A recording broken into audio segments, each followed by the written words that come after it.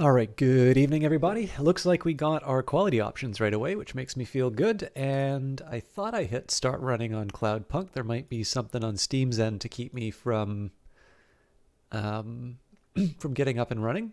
But overall, we're actually doing pretty good for tonight.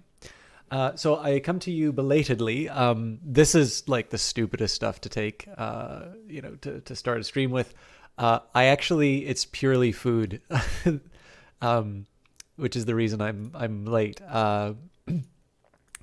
There is a seafood place which I have found out about. I'm still using like ordering in and whatnot, because in Canada we are certainly well into the second wave.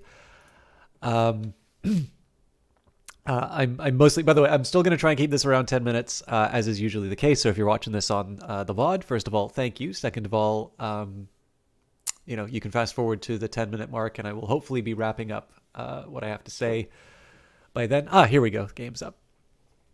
But anyways, I found out about this seafood place, and I've talked before about like wanting to spend time to properly, cook for myself, or just generally not let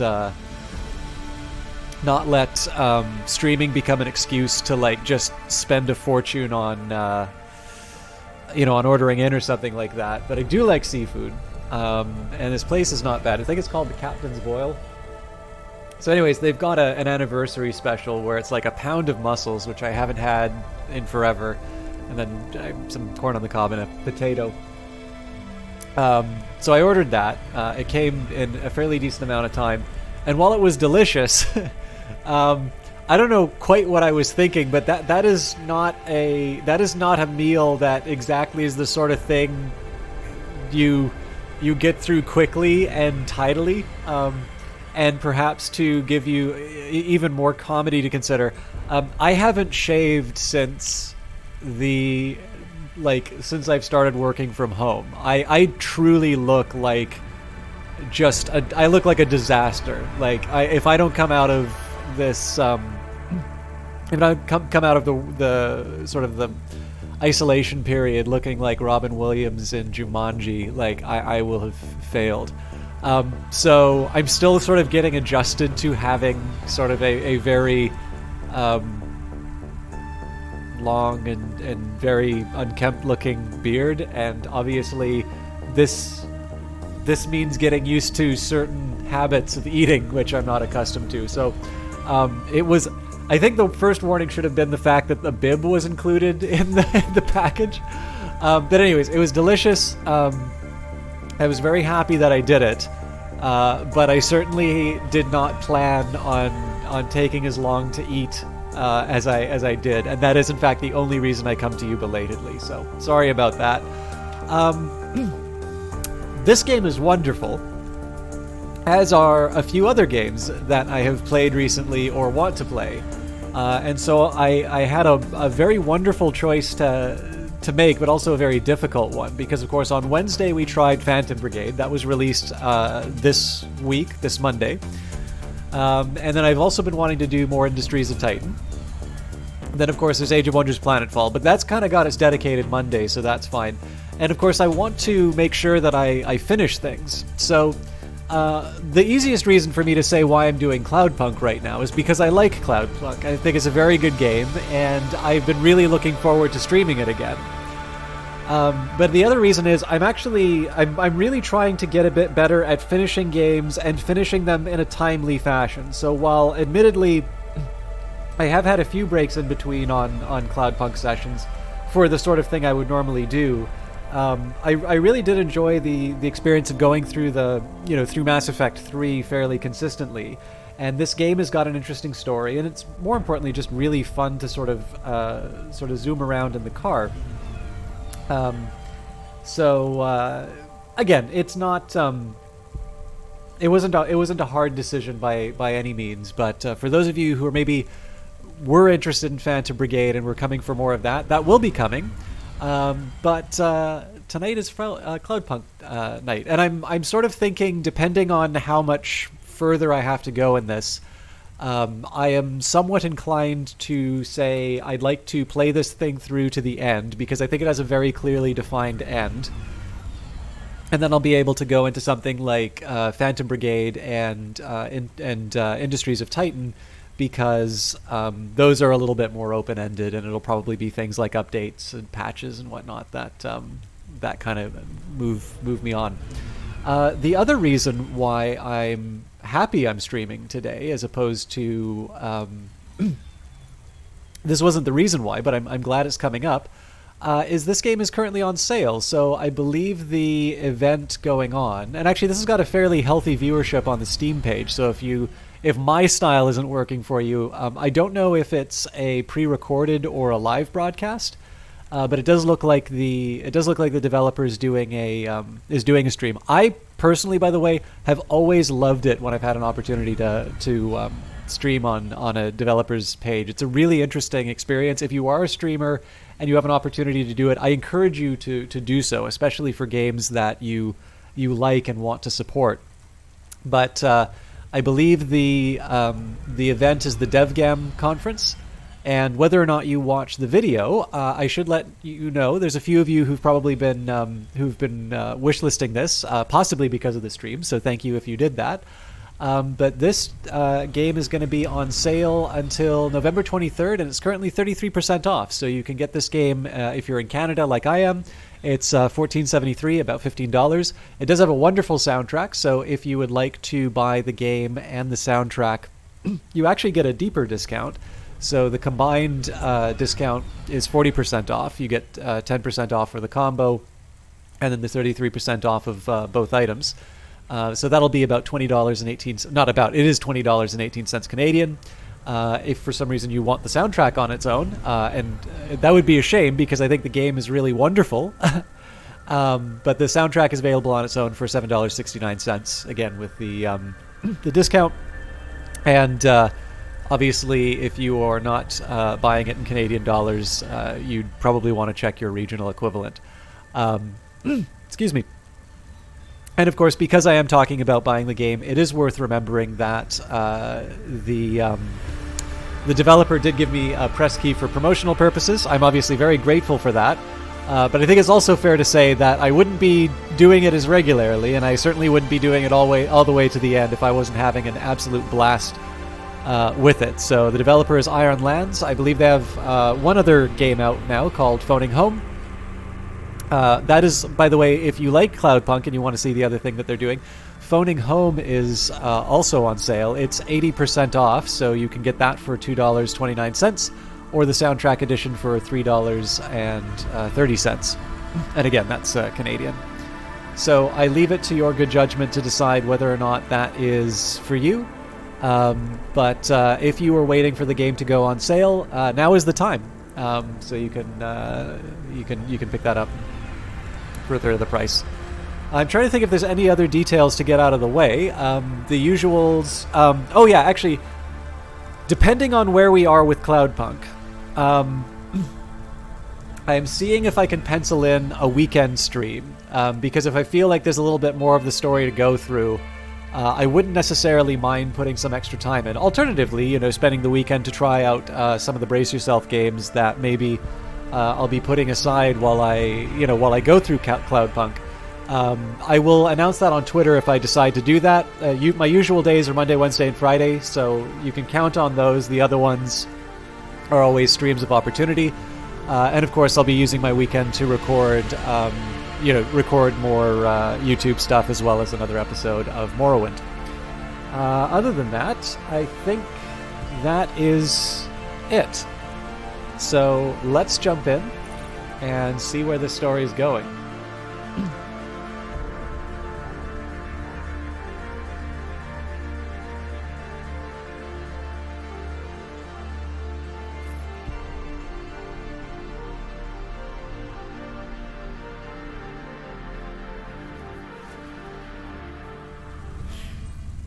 Alright, so we needed to go to the quarantine zone. Now, I believe this was partway through an existing mission that I was on. But I don't immediately recall the circumstances, unfortunately. That's fine. We'll figure it out. I do know that this game sometimes has a little difficulty in terms of the game-to-voice volume. I think actually maybe I'll just take the temperature down a little bit. Usually -9 has worked out, but I always know that when the vehicle comes in, it's a little hard to hear. So if you are having some difficulty hearing me, please let me know, because it's not that hard for me to make the adjustment. On the other hand, it's a beautiful game and it's a wonderful sounding game. So for my own part, I actually do like putting the volume up a little bit, just because it's really immersive. I don't know if that's all that great for I mean, I'm not cranking the volume, but being able to sort of immerse myself in the experience is kind of nice.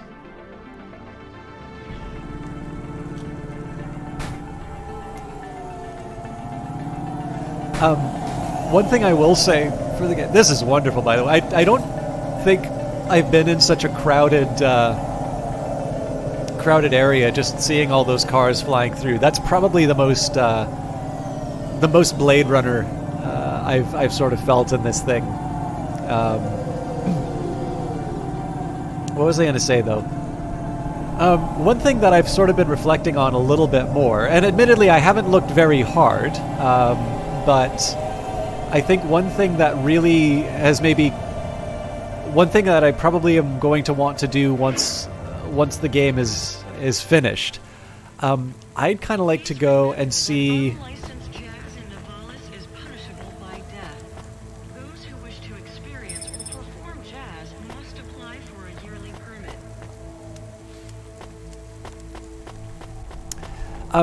I'm curious how much making of material there is for this game. So I know there's a security guard there. I'm just going to take a quick minute to see if there's anything else that I can pick up in the area here.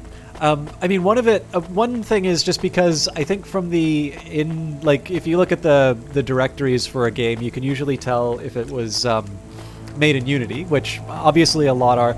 I know there's a statement that Unity makes in terms of like the percentage of the gaming market that they have, and it's a very high number. And to a certain extent, I don't think they're exactly gaming it, but I also sort of think that they are relying on the difference between what you and I think when they say gaming market and what they're actually measuring.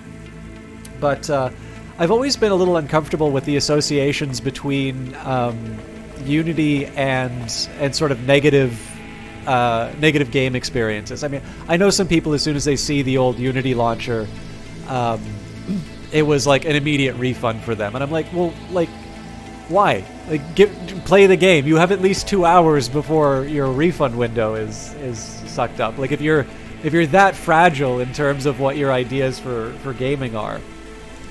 Now, admittedly, I also, when I worked in movies, but even before, I always liked seeing, like, I would seek out either at a university or, kind of underground groups. So, like, there'd be these parties that I'd go to, and it'd be a bunch of, like, very experimental filmmakers sort of showing off their thing. And, like, I'll admit, like, 90% of the stuff was crap. It didn't make any sense. It was very clear that it was pretentious. It was, in some cases, a waste of time. It wasn't even particularly well wrought. But that kind of wasn't the point. It was exciting to see people trying. I was able to sort of learn from some of that stuff. But more importantly, like, every once in a while, you'd see something that really connected. And the thing is that, like, I like seeing people try. And I'll be honest with you, having had that experience and then taking a look at some of the stuff that I've played on Steam where it seems like, maybe this isn't going to quite be my thing. Like, the hit rate for me has been pretty good. Cloudpunk is nowhere near that, by the way. Like, what I'm trying to say here is that, Unity, I think Unity has this negative association which is completely unwarranted. But obviously being able to look at something beautiful like this, and if I'm right in saying that it's a product of Unity, I always tend to find something very exciting about knowing that to a certain extent you have the exact, maybe not the identical tool, but you have very similar tools to what someone who's made something you like has. Clearly, most of us do not have the talent that Ion Lands has. So, it would be unreasonable to sit down and expect that you're going to bang out something that looks like Cloudpunk on a weekend. But to another extent, I just find it so interesting that you have this technology. Like, I'm trying to think of the best way to put it. Like, to a certain extent, the whole promise of the video camera. So, like, there were a couple of movies, like, I guess 28 Days Later was one of the first ones to use, like, camcorders. I know Steven Soderbergh recently shot a movie on like, an iPhone. But to a certain extent, the idea of, kind of the democratization of video production technology, in one sense, is very true, right? We're certainly well beyond, like, the 1970s, where the cheapest you could hope for was, like, an 8mm movie camera, or 16mm if you wanted something, like, properly cinematic. But to a certain extent, like, even with the advent of sort of digital video, you'd sort of know that in the end there was filmmaking technology that the people who were making the stuff that you were really excited by, that they were using, that did cost a lot. Like, if you live in a big city, there might be a Panavision there, particularly a filmmaking city. So, like, I came from Vancouver. Either Claremont camera, well, actually, I don't think it's called Claremont anymore, but, like, Claremont camera, Panavision, like, you'd have an ARRI, you'd have a Panavision camera, you'd sometimes a movie cam if it was, like, an old school DOP. And, that thing is just different from a camcorder. That's not necessarily the same. Like, even with something like, if you want to say, oh, the features unlocked by Unity Pro are so different, like, you could try that out for a month and see. I mean, you'd have to pay for it, and see just how similar that and the free versions are. And there's just something. I think this is maybe why,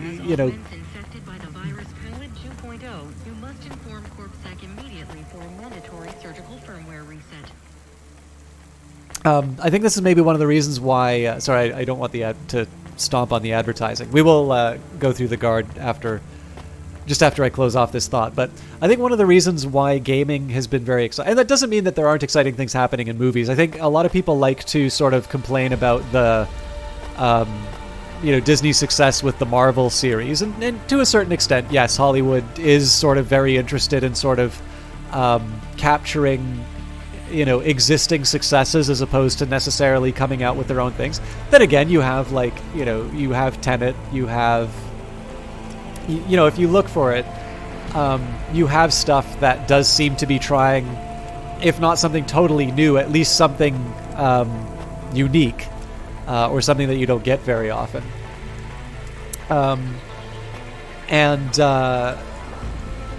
I think one of the reasons why we can sort of be happy, or maybe one of the reasons why gaming is just kind of this really exciting space, and there seems to be a lot happening inside of it, is that, again, that distance between the tools the pros use and the tools that someone who wants to try, like, that distance just keeps converging.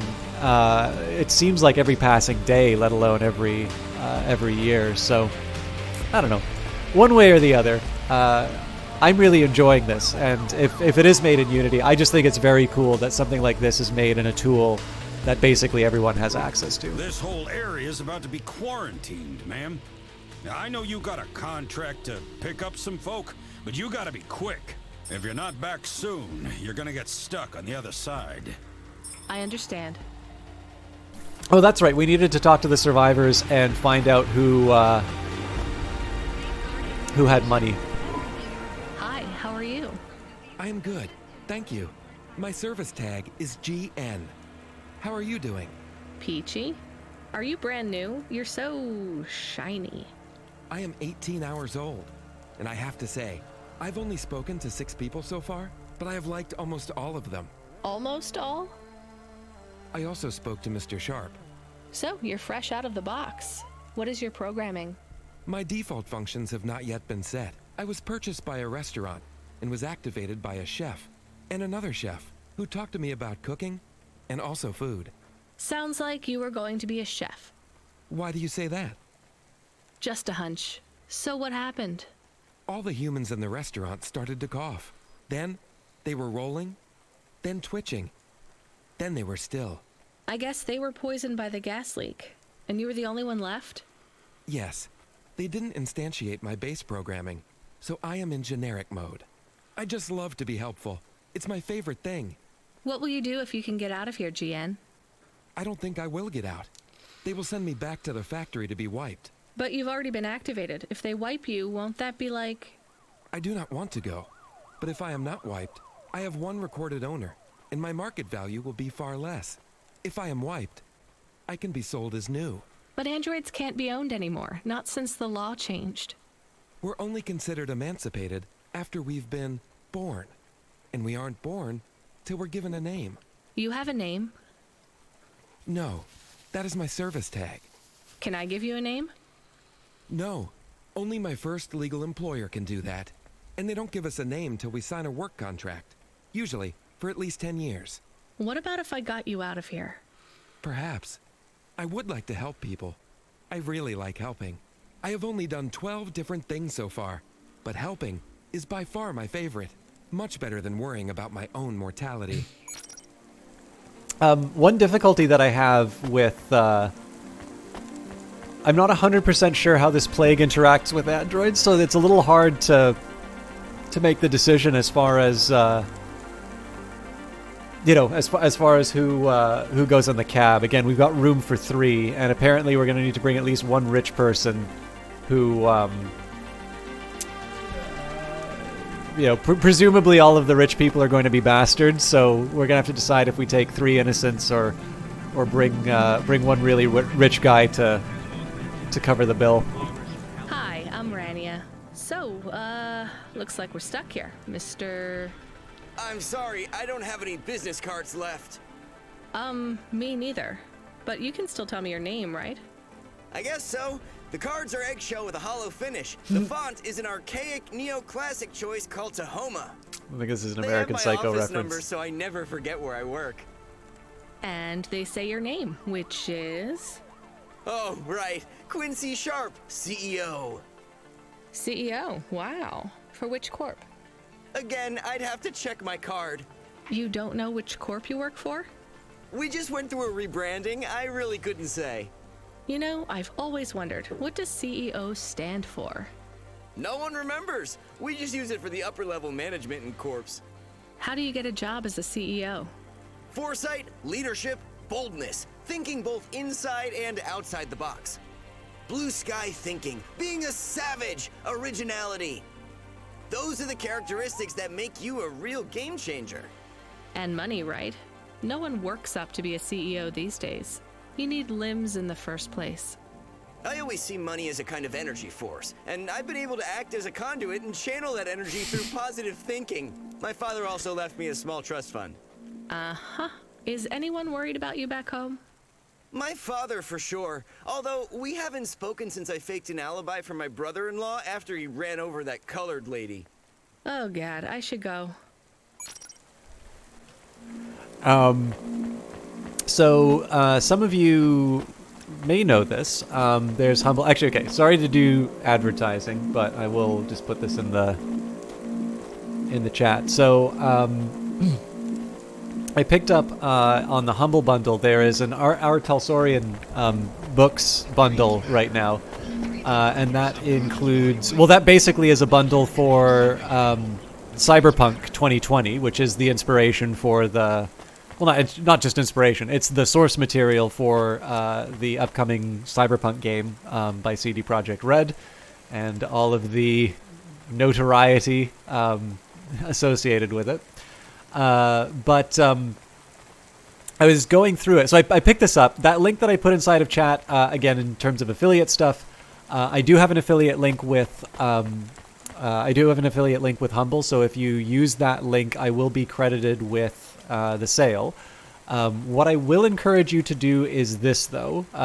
Again, I don't want to spend too much time on advertising stuff, but this one I actually feel kind of strongly about. So when you click on the when you go and you decide. So if you want the core rules, I believe they have locked that behind the medium tier. So if you pay the 131, you get like source books. You don't actually get core rule books. It's 1051 Canadian if you actually want the core rule book. So keep that in mind. But for those of you who do pick it up, there is one thing I recommend. No matter how you do the bundles, even if you don't do it for me, I've noticed, especially since the Humble bundles have been bought by, I think it was IGN? I can't remember who. But I've noticed that they've really made it a little bit harder to find the... Dreamcast. Thompson Media produces the audio content you want to hear. They made it a little bit harder to find the choose where your money goes. So once you've picked how much you want to spend on it, make sure that before you hit the pay button, there is a choose where your money goes section with a little arrow. Click on that arrow, and it will divide it between Artel Saurian, Able Gamers, and the Humble Tip. And again, the reason why I say that is that when I'm looking at it right now, for the... I guess I'm putting it at the $30... Yeah, it looks like it's at $30. You don't have to do 30, by the way. I believe if you want everything, the smallest you could pay is $19.72. The Humble Tip is something like 30% or something like that. And actually, Able Gamers is the smallest amount where the money goes. So this is one thing I don't really like about the way that Humble has sort of reorganized this, is at least for this bundle, Able Gamers, the charity, the whole reason why people say this is a good thing is... by a very large margin, the smallest amount. Like, even the Humble Tip is larger than what's going to the charity now. So frankly, like, if you decide to say, you know what, you're talking about charity, I want you to actually live that, and I'm going to put 0 towards you, that's fine. It's actually not a big deal to me if you decide to put anything towards me, because all I'm doing is directing you to Humble, right? What I do want to do, though, is if you are going to be supporting a charity through that, I want you to make sure that you know that you are supporting the charity. And I want you to pick the amount that you're doing rather than just letting Humble say, oh yes, for facilitating this transaction, we're actually going to take more money than you're giving to the charity there. I actually think that's kind of a crappy thing that they do. And again, if you don't click that button, you're not actually going to see how they distribute it. So... and this is, of course, assuming you all want to get those bundles. You can use that link to get any of the other things with that. Alternatively, you can save your money if there's nothing there that really interests you. You'll notice I don't always talk about every bundle. I usually talk about stuff that I want to buy on my own. But it also kind of felt like this was an appropriate connection. So having picked up the Cyberpunk bundle, I've been reading a little bit about it, and they talk about executive levels. So I wasn't doing this just to sell you bundles. It reminded me a little bit of something that I read in the Cyberpunk source book, or a core book, kind of about how you become sort of a manager in a corporation, and how these things maybe don't necessarily mean what they used to. So in this case, the real power is in the owners and the board, who of course is going to appoint stuff like the CEO. And that's one touch that I really liked about this, which is you've run into a CEO who, sure, the term doesn't mean anything. Kind of the same reason that if you know that someone's like a managing director at a firm, that may not actually mean anything. Or maybe not, managing director might mean, it was vice president, right. So some people can be a VP at like an investment firm, and that's just a title that you get for something of a senior job. Some places, like you can be a senior economist, and that doesn't actually necessarily mean that you're good at economics. It just means that you're at a certain pay level. It might just reflect the fact that you haven't been fired for a certain period of time. So I kind of like how it approached that dialogue. Again, sorry, that was a long way for me to get there, but. Hi. Can I talk with you for a minute, sir? Mom, yes, Mom. Sergeant Kai, pleased to meet you. My name is Rania. How long have you been in the army? 312 years, man and boy. Or android and circuit board. Am I right? Yeah, good one. Hey, what do you know about this accident? Very little, Mom. I'm on need-to-know programming, and I do not need to know this. Do you have any friends or family looking for you? I got the old boys waiting for me at the oil guzzler. It's my local. Are you retired? Yes, Mom. There's not many of us Mark 8s left in the city. We're antiques. I was originally programmed to run an all-terrain vehicle during the Rat Wars. The Rat Wars? Were you really fighting? Rats? Yeah. Well, at first, they grow pretty big in the lower levels of Nivalis, scurrying down corridors in swarms. Hundreds of them. Millions. Big as horses. Was it really a war if you were fighting rats? It sounds more like you were an exterminator. If you'd been there, you would have called it a war. And I don't suppose you have much savings as a veteran either? Barely a penny to my name. I actually really like this in contrast to the first android that we talked to, who's obviously at the beginning. So, you know, beginning of life, end of life. I'm not 100% sure this is someone who I'll put on in the vehicle, but again, we got to see who we're talking to. Hello, miss. Not miss. I'm a doctor. Oh, sorry about that. Are you okay, doctor? Yes. Yes, sorry for snapping. This is all just very stressful. My name is Dr. Ochoa. Nice to meet you. Are you a... I'm just stuck here like you. What happened? They say it was a toxic gas leak. Some of my patients have been having trouble with their breathing in the last few weeks. I thought it was just smog, but I guess it was much worse than that. Are you sick? I have no symptoms of respiratory illness. I am feeling lightheaded, but I think it's the heat in here. And the stress. Have you talked to that butler woman? What a nightmare. What caused the toxic gas? I don't know. The whole city is falling apart. Explosions, gas leaks, trash mountains, logic virus bombs, whole districts getting relocated. The economy is in constant flux. My grandmother was an old tech priest. She used to say the city has a spirit, and that spirit gets a little angrier every year. You don't believe that, right? You're a doctor. No, I don't believe the city is the avatar of a new dark god rising. My grandmother had early onset dementia. So why is everything in the city getting worse then? No one else will say it. But when you're a doctor, you learn that sometimes you just have to say, I don't know. Questions create a vacuum that answers want to fill. But bad answers are worse than no answers. What will you do when you get out? Drink some vodka. Phone my ex-husband and tell him I still hate him, but he can stop worrying about me. Eat some takoyaki. Will you be able to afford the rescue insurance if someone picks you up? No way. I've only been out of medical college 10 years. It doesn't matter though. No one's coming anyway. We're just gonna have to wait it out. Yeah, I guess so.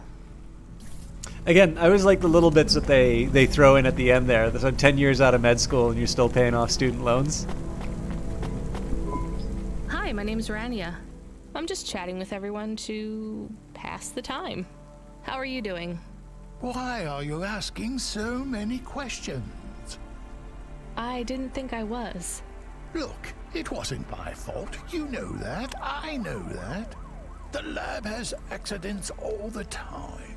It was definitely one of the interns. Do you work in a lab? I own the lab. And no, none of us could have predicted the... Are you with Corpsec? Definitely not.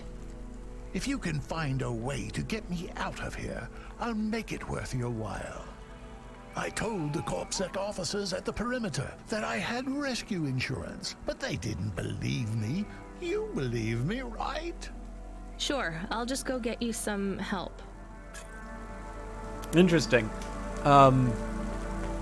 So I was going to think that the CEO that I met was going to be the least likable because of what the robot said, but obviously this guy is Oh, hello. Hi, I remember you.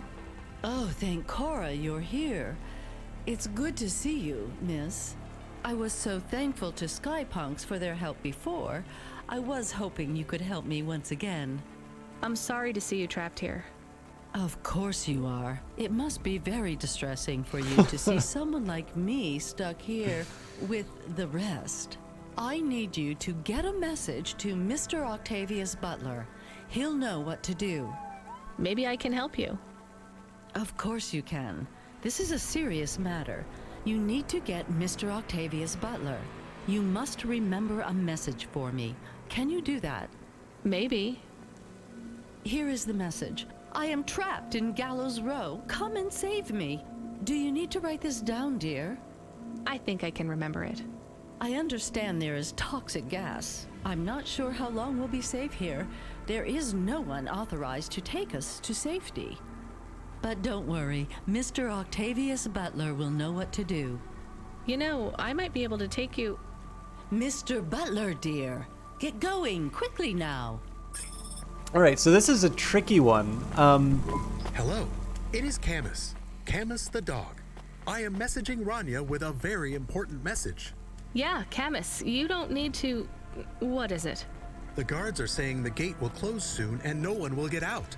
You need to come back. I can't decide who to take. There is only room for 3. I know. And we need to take passengers who can cover the costs of rescue for Cloudpunk. At least, I think we do. Should I just take the people I like? I don't know, but you have to choose now. You should talk to the people you want to save, then get out of there quickly. All right, I'll tell them. I know who I'm going to choose. I think. All right, I'll bring the doctor. Dr. Ochoa, I actually have a vehicle. I can get past the security checkpoint. I can get you out of here. Really? But what about everyone else? I only have a few spaces. We need to go now. I'll gather my things. Meet me at the security checkpoint in 2 minutes. So I was going to say, it's a question of like the people, the people I like, so on and so forth. It looks like this isn't timed. Oddly enough, one of the things that I'm okay with is actually bringing along Mrs. Octavius Butler, because despite the fact that she is very unlikable, I know that she has someone, like she has a family member, and I'm not necessarily sure that Mr. Octavius Butler should feel, should have to suffer for her, I don't know, ditziness. She might also be someone who kind of covers the cost, so... Mrs. Butler, I can take you back to your husband. I have a vehicle and I can get you through quarantine. Well, that's fabulous news. Tell me, is it possible you have a different vehicle? Perhaps something a bit newer? No, sorry. It's my old Hava or you stay here. I'll pack my belongings and be with you momentarily. So, Professor Ellison is one of the people who I am least likely to take out of all of the options. So there are a few challenges that I run into here. So it might be that I don't 100% understand what's going on with Gene, but I wasn't entirely convinced that he had much of a future outside of the quarantine zone. I sort of understand they're trying to establish him as a person, but I sort of understood that his expectations of a future was essentially to be wiped and improve his market value. Quincy Sharp didn't necessarily get what was going on, so I wouldn't necessarily want to bring him on the sole basis that he's bringing in money. So yeah, actually the challenge that I have here, so we've got Quincy Sharp, who might be able to afford the insurance. Doesn't inherently seem like a bad person, other than, this game is sort of setting up the fact that there's a very wide divide between rich and poor. But I'm not entirely sure that the fact that So he's definitely got a very weird way of looking at the world, kind of being the conduit of money or whatever. Again, I'm not entirely sure the fact he has a trust fund is the sort of thing that makes me say, well, I'm automatically not going to take him. There could be the argument for me bringing Sergeant Kame, because again, he's a normal guy. Again, it doesn't necessarily seem like there's a whole lot that he's coming back to. He does sort of have, like, a life. So this is actually, it's for the worst possible reasons, but I'm actually dividing between Quincy Sharp and Sergeant Kame. And again, partly because when it comes to the androids, I'm not sure what the threat of toxic gas is. And I'm not 100% sure what the loss is. The game has done a good job of sort of establishing them as people now, but I think because I'm a little unsure about the effects of the toxic gas, as well as, again, I'm not sure what Gene is, or GN, I guess is what they called him. I'm not 100% sure what the deal is for his after gas experiences, and I'd feel a little bit bad about leaving this guy behind. You know, it's not necessarily the worst, but I mean, again, like, this guy is somewhat ignorant. So yeah, I think the bad thing is that I'm actually bringing two wealthy people, but whatever it is, can you make it snappy? I've got to meditate and refocus my chi. All of this stress is really bad for my stomach ulcer. Gross. Look, I can get you out of here. You just have to come with me. I have a vehicle and clearance to leave the quarantine zone. That's just great! I can't wait to check my stocks when I get back. Natural disasters like these are great for debt corps like mine. Oh god, I hate you. Just get me at the gate in a few minutes.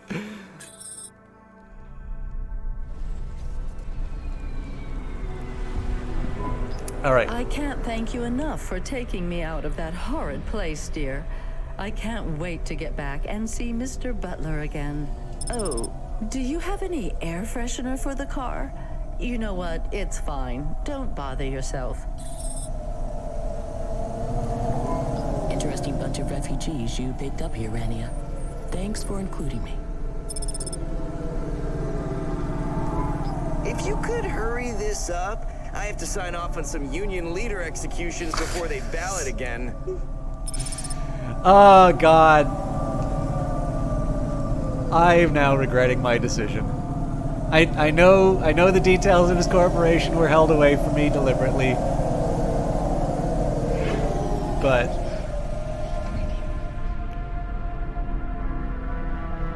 I was somewhat erring on the side of, well, he's a human being, so there is the possibility that I'm consigning the humans to death.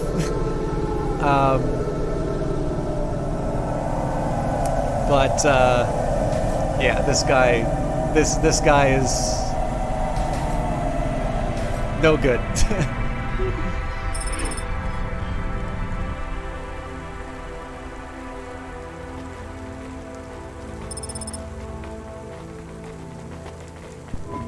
We are getting a call. It is Huxley again. What should I do? Put him through. I had her. I finally had her. Now all I needed was a way out. Huxley, did you find Pashta?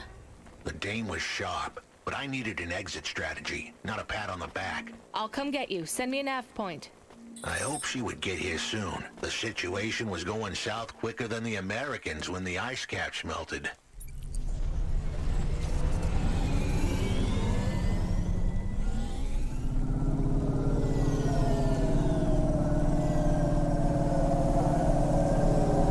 All right. So, by the way, there was one achievement for the people that I brought in. So I'm assuming the other two are that's the way the game's telling me I did a bad thing.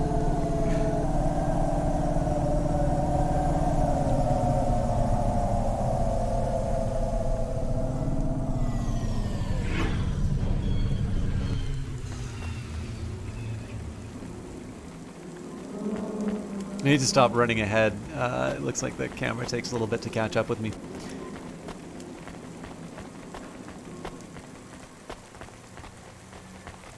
We had to get going. The girl was in danger. We all were. I gave the dame a nav point for a hideout we could use. It might even be safe.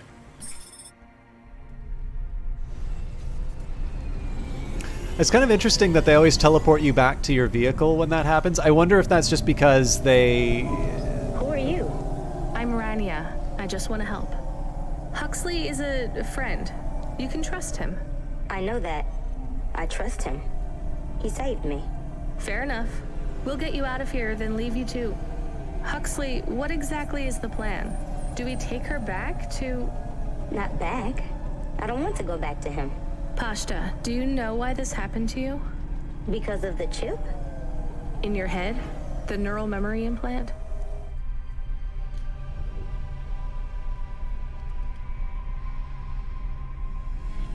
Yeah. They gave me the implant so I can do better at school. Dad said he wanted me to be a data analyst one day. because data analysts sometimes become CEOs. Is that what you wanted? I wanted to be in CorpSec like him, but he said it was a bad job. So your dad wanted the memory chip removed? He wanted it erased, but I said I didn't want it. It would make me forget a lot more than just the meeting. The meeting? Dad met with people he shouldn't. I heard everything they said. Dad said it was evidence. He said we can never leave behind any evidence. So your dad erased your memory implant? He took me to a man to do it. It hurt. I don't think Dad paid the man. That's why they were mad at him. That's why they sent me away. And you don't want to go back to your father now? I won't go back to him. It made me forget too much. I can't even remember Mom anymore. I just remember how much I hate him. How did you find her, Huxley? Busting the kid out hadn't been easy. I'm pretty sure I upset the wrong people. But everyone in Nivalis was the wrong people these days. I'd followed the leads I got from the two-bit mobster who pretended to be her father, Peter. In the grand scheme of things, he was the least terrible of the bunch. I can't believe you found her, Huxley. Oh no, it is happening again. Someone else is on the comm. You were warned, Cloudpunk driver. Surrender now and hand over the android Huxley. There was one more hand I could play. It was a desperate plan, but I was done for anyway. There was a number on my head now, and it was a big one. I should turn myself in, then push the big red button. At least the girl might make it. What big red button? My frame was an old espionage bot. Ancient, a bucket of bolts. But it did have one feature I was pretty sure would still work. Self-destruct. All I had to say was a specific combination of words. They would prime my fuse, introduce a little spark into my house of dynamite. I could get rid of Rio for good. Oh no. Do you have to do that? That would be bad. Is it really a button? I'd asked the dame and her dog for a lot of help. The least I could do for them was clear the way. I explained that it wasn't really a big red button. Rather, it was a phrase that if I said or heard, would trigger the detonation sequence. The words were simple enough. I just had to say, no. Pashta, it might work. We could escape. Huxley saved me. And I hate Rio, but he is still my dad. I didn't know this. Did everyone else know this? No, but it adds up, I guess. Let me talk to him. I'm not sure. Trust me. Please. I can do this. Okay, the comm is open. Go ahead. Dad, it's me. Pashta? Pashta, honey. These aren't good people. Listen to me, Dad. Just listen. Remember when Mom got sick? Do you remember what present I brought to the hospital for Mom? Pashta, You don't remember. It was a little bird. I made it from folded paper. She said it would stay by her side forever. Oh, I remember, honey. Listen to me. I need you to... No, you listen. I didn't remember the bird because you stole my memories from me. But I wrote it down. Even my scribbles are better at remembering Mom than you are. I wrote down a lot. I wrote down everything you said at that meeting, too. The one that made you do this to me? Pashta, all I care about is your safety. I had to erase the memories so that they wouldn't come for you. No, Dad. You only cared about not being caught. If you cared about me, you would have turned yourself in instead of stealing my memories. Now you listen here. If you have told anyone else... I haven't, but I will, if you don't let me go. I wrote down all the words that you said at that meeting. And if you don't leave us alone right now and stay away forever, I will send them in a message to CorpSec. I can't just let you go. No, Dad. You actually can. You can let me go, and your secrets are safe. Or you can tell me that you don't care about how much trouble you'll get in and turn yourself in. And I'll wait for you to get out of jail, or whatever happens. I'll stay by your side forever, if you give up. Damn it, just give yourself up, Rio. He's left the comm. Oh no. What a kicker. Her pops had abandoned her. He was letting her go, poor kid. Pashta, I'm sorry. It's fine. I knew he would go and leave me behind. It's what he does. Let's keep going. I won't leave your side, kid. Yes, you will. Everyone does.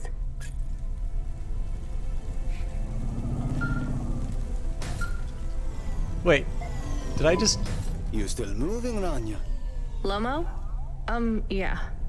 Remember what I told you. The city moves real fast, and you got to move with it. I'm trying my best. What do you want, Lomo? You made some tough choices, Rania. People got hurt. I don't blame you. I think you did the right thing. But some other folk, their choices weren't so good. What do you mean? I'm going to ask you for something that I know you won't give me. Still, I have to ask, and you have to answer. Our choices have narrowed to a point, Rania. We've just got to play our parts from here. What are you talking about? I did what you asked. This isn't about you or even me. This is about what you have. You have to bring that girl back to me. She's the dead. What girl? Let's not do this. I'm asking, but I know your answer. Bring her to me. Last chance. No. All right then. No hard feelings, Rania. To be honest, I would have thought less of you if you'd said yes. But death is like a weight. And if you want someone to carry it, you got to graft that weight to their bones. You understand? No. You will. Your hollow heart will crack like ice. 5 minutes to self-destruct. Oh no. What the hell? How could the scumbag know? I don't keep the best hacker in the city around for his singing voice. Your number's up, Huxley. You're deader than the dance hall. It was true. I was a goner. 4 minutes, 50 seconds to self-destruct. You're going to kill us all. You said you wouldn't. You're free to drop him off. In fact, I highly recommend you do. Stop this. I'll find a way to... As your robot friend might say, you were never going to come out of this shit smelling like roses. Goodbye, Rania. He has disconnected. It isn't fair. We have to help him. There was a way to get out of this, but it was a long shot. A damn long shot. What long shot? The vents. If we could get there in time, maybe I could find an old hackbot and disarm the self-destruct sequence. Why aren't you driving faster? We have to save him. Shit. Okay, let's go. That's not where I'm supposed to go.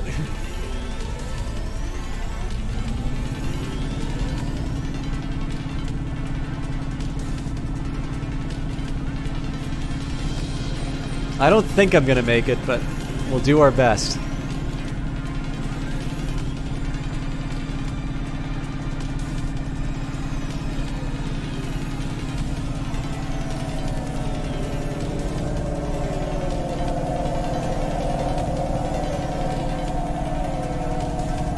I really like the turn this has taken, by the way. I probably... Ah!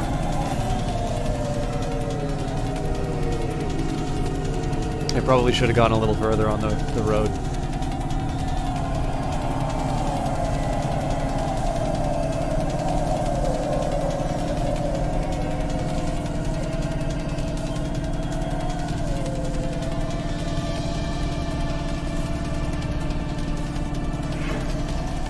Yep. Okay. We'll do our best with what we've got.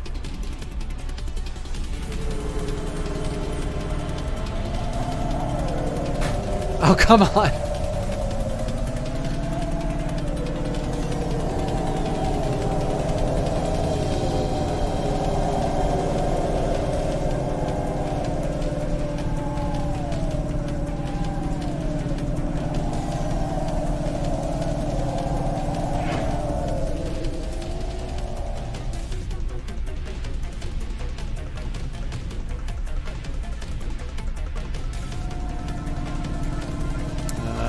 Like that number. Let's see if we can make it happen.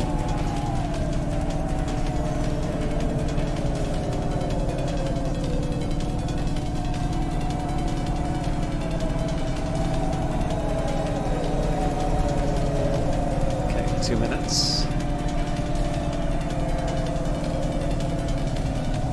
So I know I'm slowing down doing this, but I feel like I've usually lost more time with indecision than I have not being on the speedier road. Damn it! Oh, that was a bad one. Okay.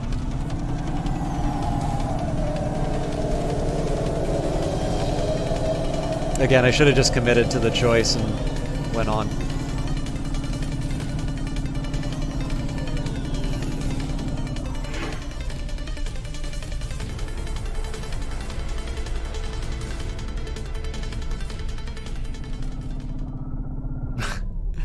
Oh, this is gonna be tough.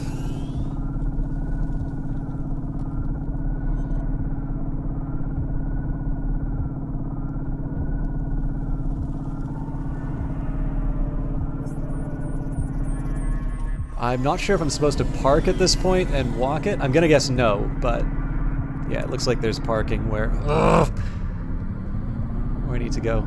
It's great that this part of the map is like it's really hard to look at the mini-map and know where to go, which is completely in character with this area, but it's maybe a little nerve-wracking when you're on a deadline. So, where do we find this hackbot? You said you had 5 minutes about... How could I tell her that it wasn't as easy as interfacing with an old machine? So, tell me what you need. I needed the dame to look after Pashta. Oh, no. Less. What do you mean? Why are you just standing there?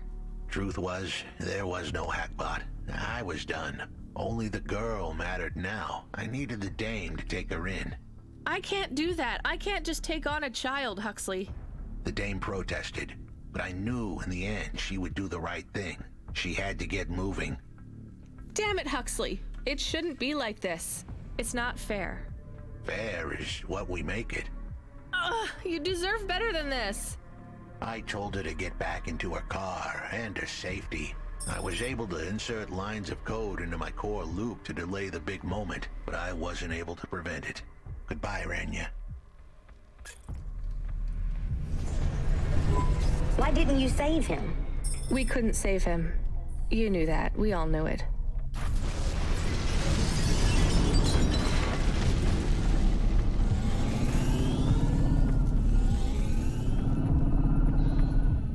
El Canoe! Don't you dare say anything bad about Huxley. Never again. He gave everything for you. For us. Where are you taking me? Back to my apartment. Really? Shush. Let's just drive in quiet for a little while. Well, I can't drive in quiet for a little while if I've just been hosted by El Canoe. Thank you very much, El Canoe. Welcome. Bienvenue, El Canoe chat. Well, chat, I guess, would be a cat. I am System Chalk. El Canoe is a wonderful French broadcaster, which means I know that most of you will not be able to follow what I'm saying. So thank you for coming along. For those of you who don't know him, El Canoe is a very talented French broadcaster who does a little bit of everything. I was watching him play War Tile a little bit earlier. And actually, it's particularly funny because the last couple of days... I've been really coming back onto a bunch of the French lessons that I sort of had been neglecting for a while.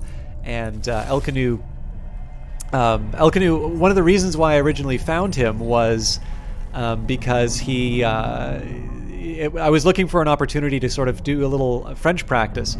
But another reason for it actually was I was interested in a game called Satellite Rain, which for those of you looking for sort of a rain and neon kind of a game, I highly recommend. It's different from Cloudpunk, but definitely if sort of these sort of aesthetics are your sort of a thing, I think it's a really good example of a game. What was interesting to me is that El Canoe was, in addition to being educational as far as my language learning was concerned, was more entertaining than any of the English broadcasters that I knew. Et si vous voulez apprendre l'anglais, System Chalk est super pour ça. I actually understood it.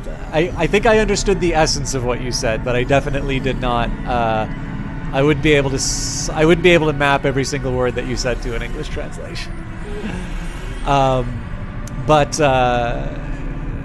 El Canoe is definitely a really special broadcaster, and I'd highly recommend checking him out. Even if you do not understand French, I think he's got a particular gift for nonverbal communication, and particularly comedy. He's actually a very funny streamer to watch.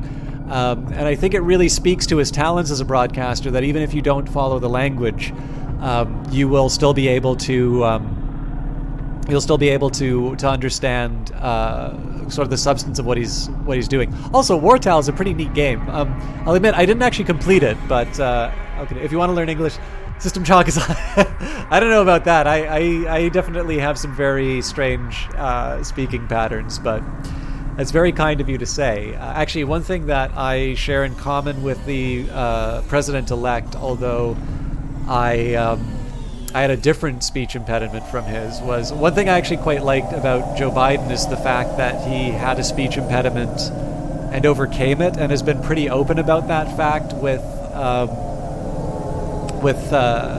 people who suffer from one. He had a stutter. I didn't have a stutter.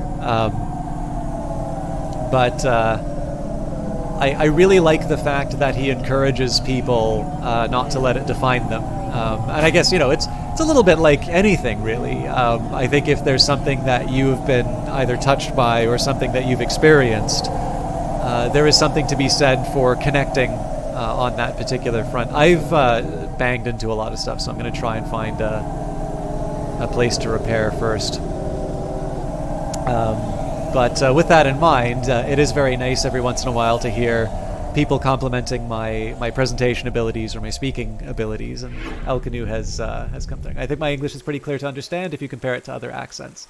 Oh, actually, I guess that's the advantage of being Canadian. So, anyways, as you can see, El Canu is a generous soul, very entertaining broadcaster, and I highly recommend that you check him out. Now, I don't know if you've played Cloudpunk yet, El Canu, because it seems like the sort of thing that you might enjoy. I know everybody says this to their favorite streamers. Oh, you would love this. But don't I already have a vertical repulsor? I have a lateral booster. Okay, let's... That is awesome. There we go. I am further pimping my ride. And I am slightly tempted to... You know what? Let's pick up the speed booster as well. It's left me with a little less money, but given the fact that we've had a couple of timed runs now, I figure investing in the vehicle's not a terrible choice. But yeah, I don't know. So again, like everybody tells broadcasters, they like, oh, this game would be perfect for you, and what they're really saying is, I want to see you play this game. But with that in mind, I'm kind of speaking both to El Canu and about El Canu. El Canu's really good. El Canu's really good with independent games. The Ion Lands was kind enough to give me sort of a key for promotional purposes for the game. But the game is currently on sale for 33%. So for those of you who've kind of had this sitting on your wish list, I have been enjoying it very much. And it's a little different from what I was expecting, but the story's really pulled me in. And I think with that story about what happened with Huxley, it still has the capacity to surprise me. Maybe on my own time, I might try it another time to see where certain decisions take me. So you guys didn't really like what you've seen in an hour. You wanted to like it badly, though. I mean, it's definitely, like I said, it's different from what this is. You'll notice, El Canu's response is why I'm a little careful to say, oh, this game's perfect for you, because you never know what somebody's tastes are going to be. I've enjoyed the process of kind of, just chilling out. And so actually I should probably let you know the reason why I wanted to stream this originally was my experience of the last time that I streamed a game during an election. So I wanted something that would be a little bit more relaxing. And it definitely fit the bill as far as that was concerned. But I don't know. I've had a good time with it, but I can see why it's not for everyone. But that's interesting. What was it that didn't quite connect with you, El Canu, if you don't mind me asking? Was it the lack of first person? Because they added that.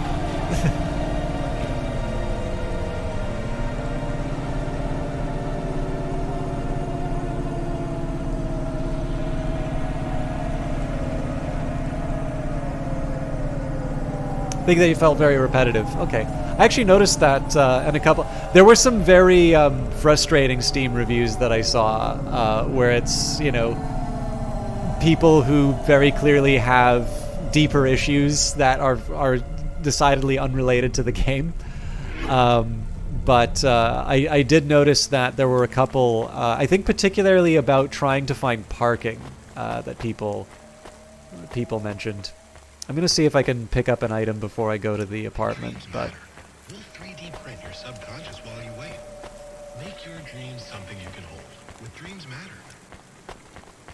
I think for my part, I've actually just really liked the process of kind of going around and seeing this world. So for me, like, it's, you know, I've just kind of enjoyed kind of stopping and smelling the roses, I guess, for lack of a better term. But I also sort of think if that's not what you're expecting, then I can definitely see how this game might kind of fail to meet those expectations. FedEx missions, yeah. I think you went playing it and thinking of Blade Runner. Ah, yes, yes. Do I know you? Do I know you? What? If I knew you, I might not know. Let me try this again. Why are you hanging around outside my apartment? Are you with the Det Corp? Or CorpSec? Are you spying on me? I am your neighbor.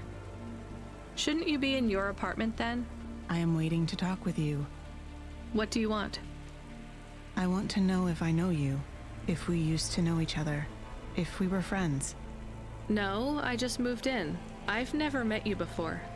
Are you okay? No. You're an android, right? So did you have a firmware upgrade that went wrong or something? I hear those can cause androids to lose their memories, I think. No. Do you remember my friend, Dr. Zizic? We live next door.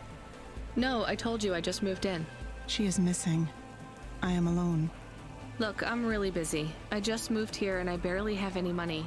I don't want money. Why would you say that? I didn't ask you for money. I'm sorry. I just don't know if I'm the best person to help you. I don't know anyone else. There's some homeless shelters for androids downtown. I have a home. What do you think I can do for you? There is a card. It was posted into your mail. I think it is for me. That's it? Just a card? Yes, I need it. It is how I will start to come back to me. Interesting. All right, well, I was originally going to sort of run around and see the items, but...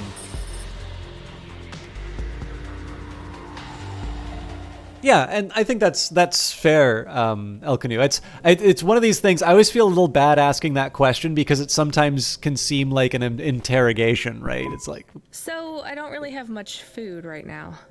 I'm not hungry. Is this your whole house? Yes, it's plenty big for me and Camus. How long can I stay here? I'll get some food when my shift finishes. In the meantime, there's some fruit and mochi in the fridge. The fridge? The thing that keeps the food cold? Oh yeah, I knew that. Just make yourself at home, but don't touch anything. You can watch the holo vids or whatever. When do I have to leave?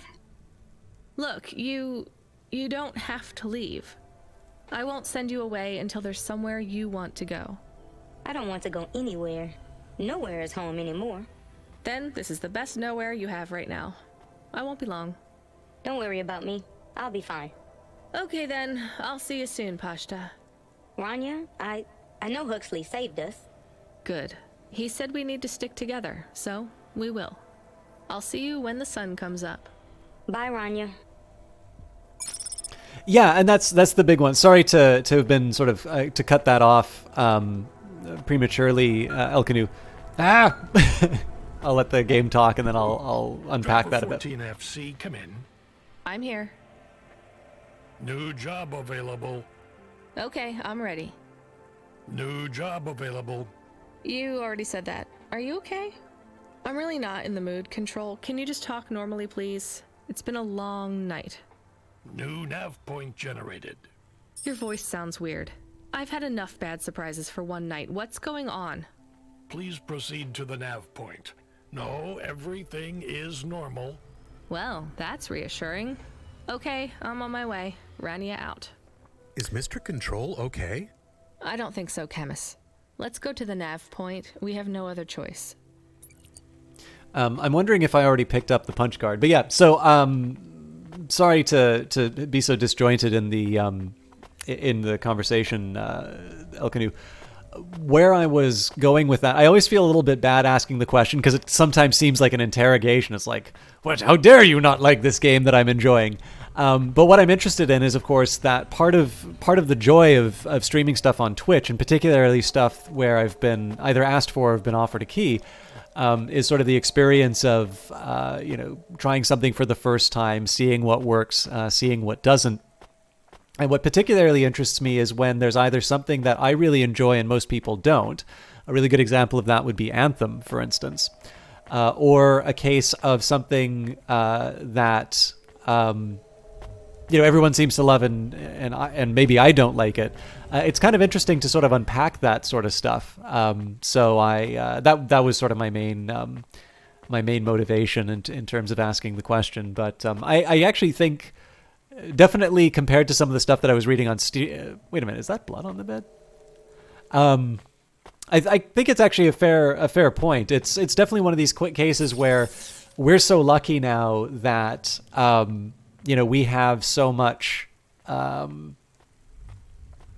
variety that we don't have to like every game that we don't necessarily have to like every game that we that we play. It's really more of a question in terms of what I guess, like, I think a large part of the Steam experience now is just trying to identify that game that really speaks to us. Again, for me, it's really worked out. But yeah, I think I talked about this a little bit earlier with the Unity stuff. It's actually hard for me to point out a lot of games that I've thought have been bad games. Usually for me, the question is not about whether or not it's particularly well made or not, but whether or not it's something that speaks to me individually. Now, I'm trying to decide how much I want to spend on apartment upgrades before I go out again. So is it weird that this kind of plant glows in the dark, or is it weird that I kind of like it? So we'll buy the plant. Old pizza, ice cream, kombucha, fresh butter. Just think of all the things I can't afford to put in here.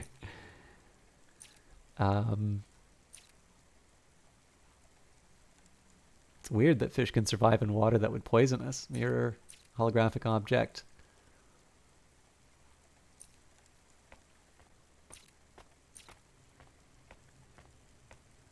Bonsai tray. I wonder if I can keep this alive. Probably not. I'll really try this time, though. Bird cage, or wrought iron cage. Second bread for a friend or a visitor. Hopeful. Yeah, we'll get the second one. Little miniature house just for a dog. This is way too small for Camus. Okay, well, that's answered. I could put any photo I wanted in here. I don't have any.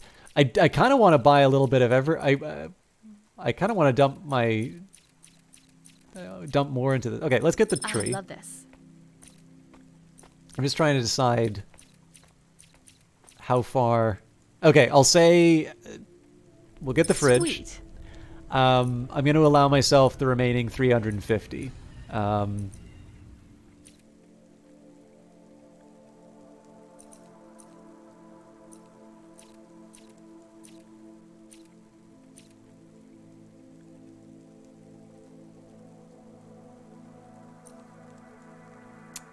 This media player isn't bad. Someone rooted it so I can play non-corp approved music. Neat. Nice.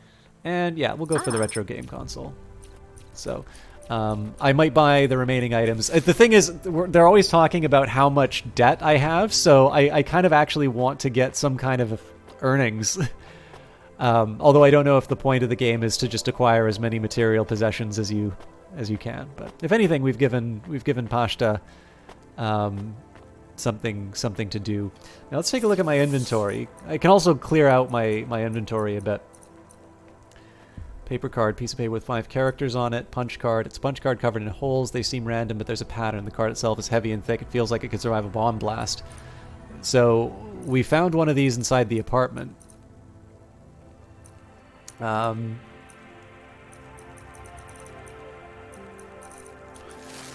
think I'll head out. Let's see if we can talk to Evelyn.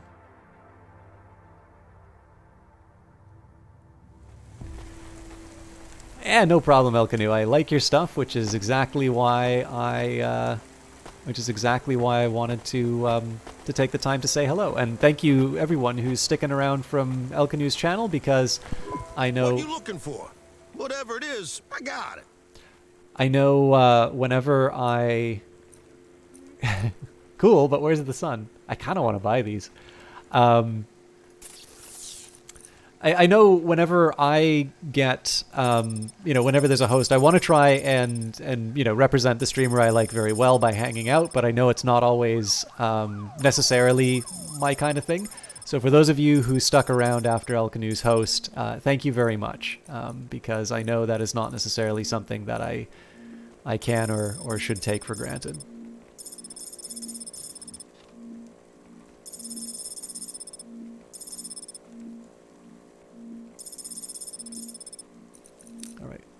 I think I can afford a little bit more now, so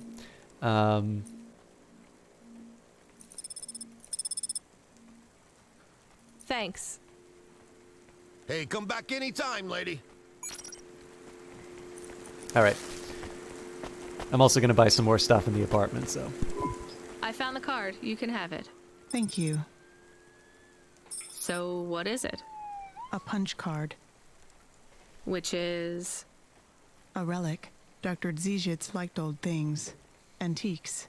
Our home is filled with grandfather clocks, teapots, DVD players. But this card, I know this is just the first of many. Where are the rest? You don't want me to check with all our neighbors, do you? The rest were with Dr. Dziejic. They are scattered. So, where is Dr. Dziejic? She is also scattered. You mean... She's in the cards? Last month, the 1875 B shuttle for Phobos took off from Terminal B, while the launch bay doors were still closed. One of a series of systemic failures that took place across a range of Nivalis' safety protocol algorithms. The explosion caught over 100 vehicles in the blast radius, including Dr. Dziedzic's Hova. So she's... I'm sorry. You did not know her, but thank you. She was your flatmate? We were best friends. We came to Nivalis together. We met at the periphery. She was the last doctor to leave. I was the last surgeon. So you are Dr. Evelyn? Although I was conferred the title, none of the humans used it. But if you were operating and saving lives, you were a doctor. If no one calls you a doctor or treats you like one, you are not a doctor. Still, you were saving lives and... Please do not tell me how to label myself. Sorry. So the periphery? I hear it was pretty dangerous out there. It was. But Nivalis is dangerous too. Is it better here, in the city? I saw terrible things at the periphery. But there was hope. Friends. I have not found those things here yet. Will you set up practice here in Nivalis? I don't know. Dr. Dziejic had a plan for us, but it is no longer in my memories.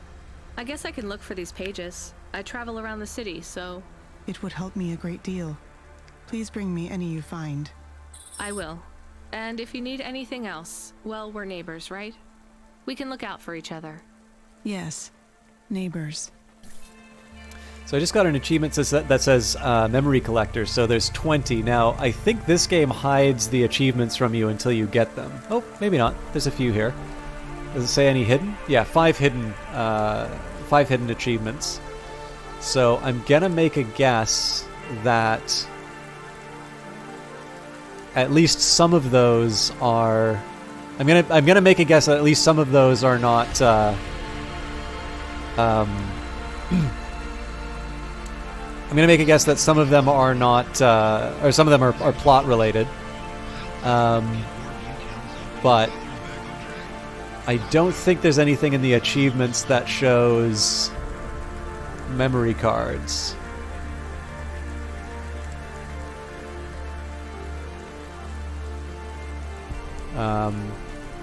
I'm not sure it's really worth it. All right, let's have a chat. I have more of the punch cards for you. They're really spread around the city. I think these ones are pretty intact. Dr. Dziejic was careful. She punched them out of nanofibers. They'd survive a bomb blast. Thank you. This is enough to partially recompile my memories. I don't understand, Evelyn. These cards hold your memories? How? Dr. Dziejic knew that almost any storage medium could be recovered with the standard corpset comprehender. They can decode and read almost any storage medium. from a transistor drive to a DNA crystal encoding. But not punch cards? Yes, not punch cards. They are too old. However, their information storage capacity is tiny. They can't store whole memories then?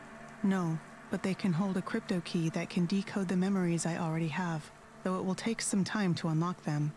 Why do you think Dr. Zizich locked your memories away? And why are you worried about CorpSec being able to read them?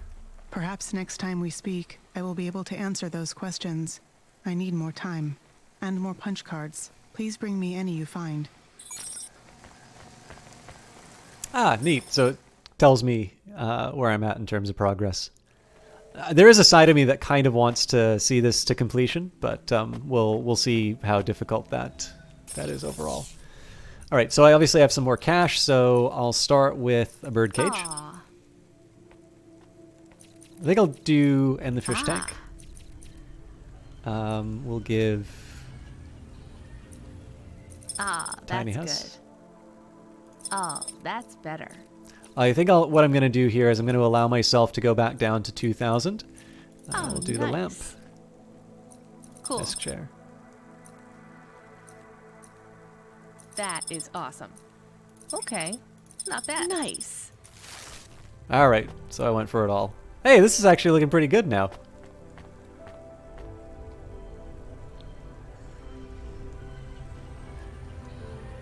I wonder if we'll find a photo at some point. I really like the fact that you're able to sort of go in. So, again, this I've only been able to play this ever since they've had the first-person perspective brought in. But there is something really neat about sort of being able to, like, focus in. So, like, one, you know, it's a really beautiful environment. It's one that maybe, you know, I think there's a certain point where I just become really annoying to hear from when it comes to talking about how beautiful I think the game is. But one touch I particularly like, it's really interesting. The pattern almost looks like a frowny face, but I don't actually think that's what it is. I think it's a cross now that I look at all the details. I think one of the things that really strikes me about this is that it's not just, a beautiful environment on its own, but you can really sort of make it, you can make it your own, and you can actually take the time to engage with this stuff that you've got. So it's not just that I got a collectible in the form of the fish tank. I can actually sort of zoom in and do what I would do with a fish tank, which is to look at it. I find that kind of neat. I wonder if I'm wearing the sunglasses. No, I'm not. So I'm a little curious. Oh. I like these. But I can wear it. All right. I am considerably cooler now. But what I am interested in doing is seeing if I can pick up the item over there. Access restricted. Requires a CorpSec flyer. Don't I already have it, though? Or did I sell the CorpSec flyer? Ah! So close to the stars, you'll feel like one. Ah, that's a dirty trick. If I'd known that was going to give me access to stuff, I definitely would not have sold that.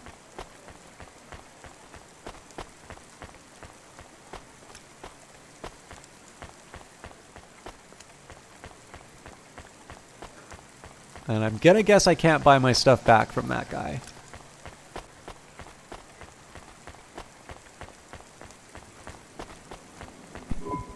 What you looking for? What? Yeah, something tells me you don't have what I'm looking for. Thanks. Hey, come back anytime, lady. All right. So I'm going to stop by more merchants when I get the opportunity. And that's just to see if I can get another CorpSec flyer.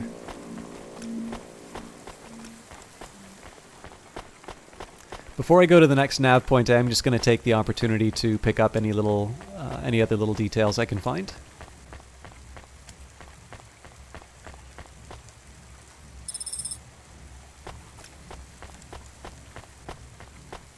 I think at this point I'll probably do the same thing that I've done with the other, the last time that I got some items, which was wait until I sort of need to sell. So, like, I technically didn't need to sell those items because I don't think I needed those apartment items, but I wanted them. So I think getting another haul wouldn't be a terrible way for me to approach the fact that I'm now not able to access certain parts of this city. What I am going to do, though, is see... Okay, so there's no way for me to access that. I'm going to have to get the flyer.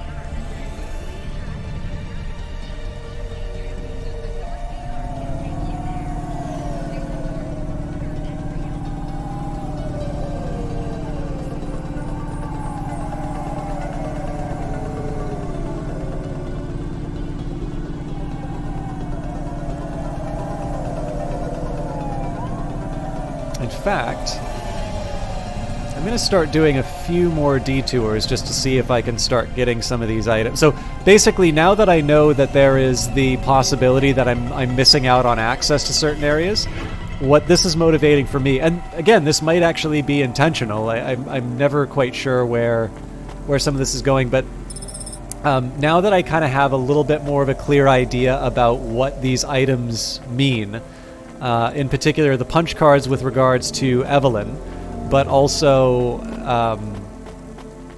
the fact that I'm able to access certain parts of the city if I have certain items in my inventory. I'm intrigued, and so instead of so obviously I used to walk by items, and if I couldn't find them easily, I wouldn't. You from the east, lady? You're good, but no corpse sec. Got it? If you're a cop, you have to tell me you're a cop. Thanks. You folks from the east are good with me, but no sec.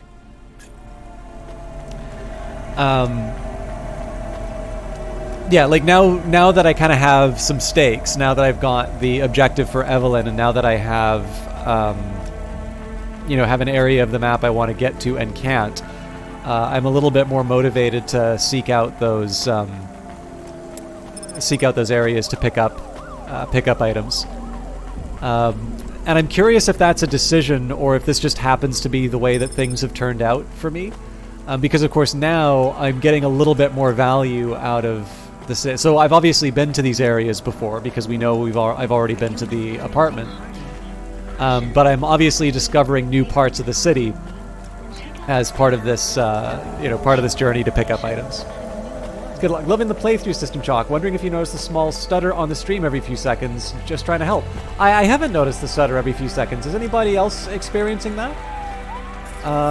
It does look like occasionally. Now that I'm drawing.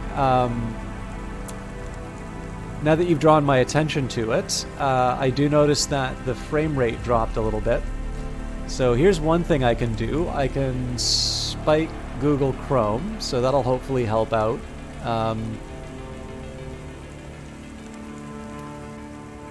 And let me see if there are any other background processes that are taking up a lot of... So it's, I know it's the GPU that's probably going to be bounded. I'm using the NVEC encoder, so I suspect it's going to care more about well, actually, sorry, that's not true, because usually, even though I'm using NVEC, it usually winds up being the CPU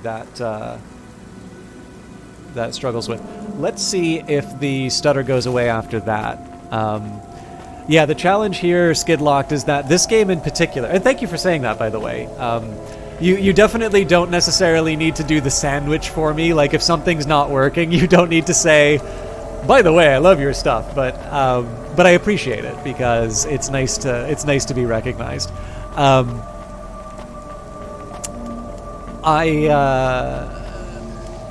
noticed this game in particular because I crash my vehicle so much.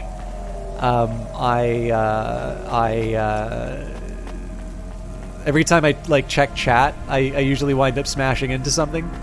So I've maybe not been paying attention to OBS as much as I do as on other games.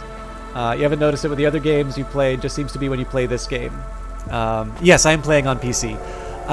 So I'll be honest with you, so my processor is getting a bit old. So I got the old Skylake. I think it's the Intel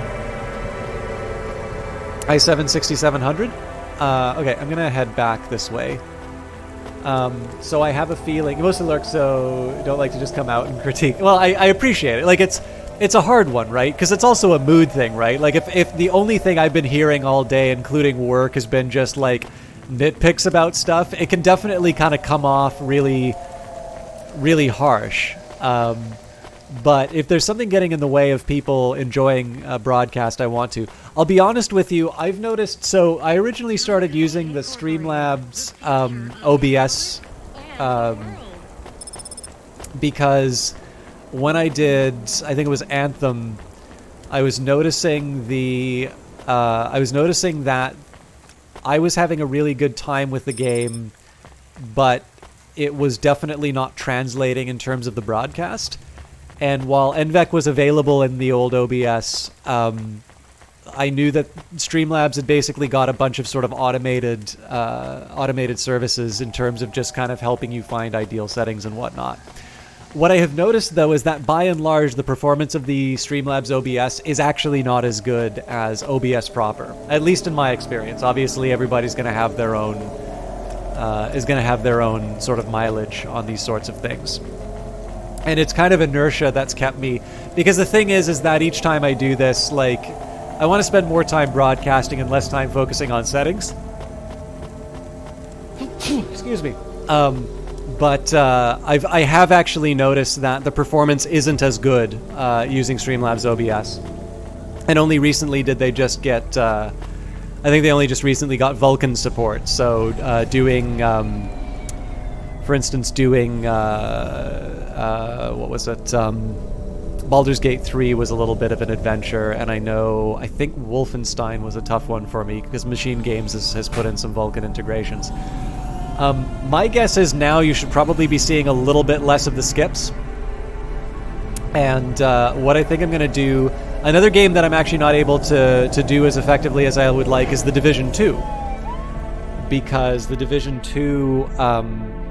2 is very good at using all the system resources, but unfortunately that means that if you want to stream, you have to kind of play around a little bit with those settings to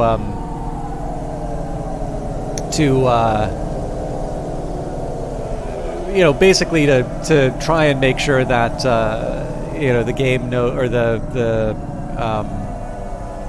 stream knows what's going on. Actually, I might have detected a small stutter there after all.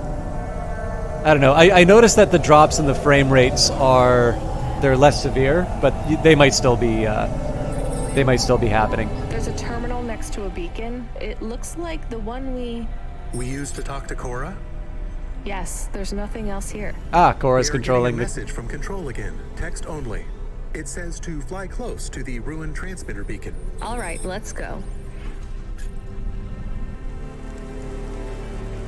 But yeah, I mean, the funny thing for me is I'm not entirely sure I need like a full upgrade, because the video card is fine, but unfortunately, for a lot of streaming stuff, the processor is still an important part. And I am starting to recognize a few cases where the CPU is the part that's sort of limiting my my abilities, but we'll see what we can manage.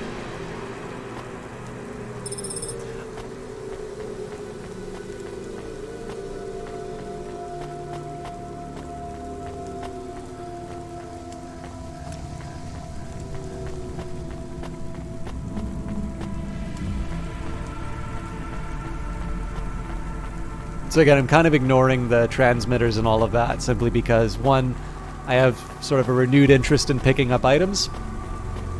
And of course, number two, if it's Cora talking to us, Cora can wait.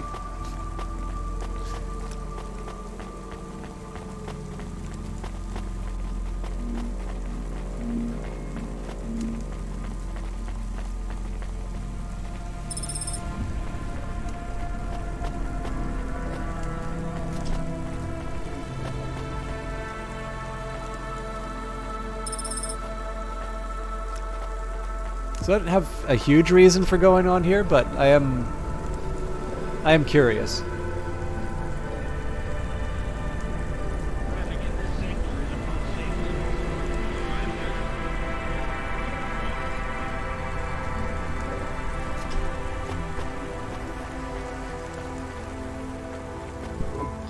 Engineer, are you ever going to tell me your name?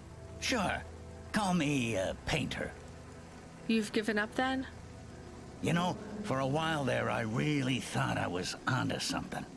I followed a lead down to the vents. I didn't expect to find all these people. What was the lead? An old master control program. I found a data cable that stretched out of the city. It led there. What did it lead to? Nothing. I'd hoped to find some old rogue mainframe spitting out garbage to the main infrastructure subsystems. Maybe it would be as simple as turning it off, then on again. It wasn't that simple? Nothing ever is. What will you do now? The city needs people who are trying to make things better. I know. And I might go back to work. I can't see another disaster and feel that weight on my shoulders. Could I have stopped it? Did I cause it? It's too much. I understand. See you around, Painter. See you around, driver. I didn't realize we were doing this game for 90 minutes already. This is, I think, one of the things that really... I think this is probably one of the reasons why this game's really struck me, is how quickly I find out that, like, I kind of feel like I've just been playing for a few minutes and then I realize how much time has gone through because I just find it so engrossing. I think part of it is the visuals. I mean, it's hard not to focus so much on the visuals of this game. But I've been sufficiently intrigued by where all of this is going to What you looking for? Whatever it is, I got it. You don't got it. Cybernetic arm, who might have thrown something so expensive away? Liquid sun, liquor when nothing helps. Thanks. Hey, come back anytime, lady. Thanks, Skidlot.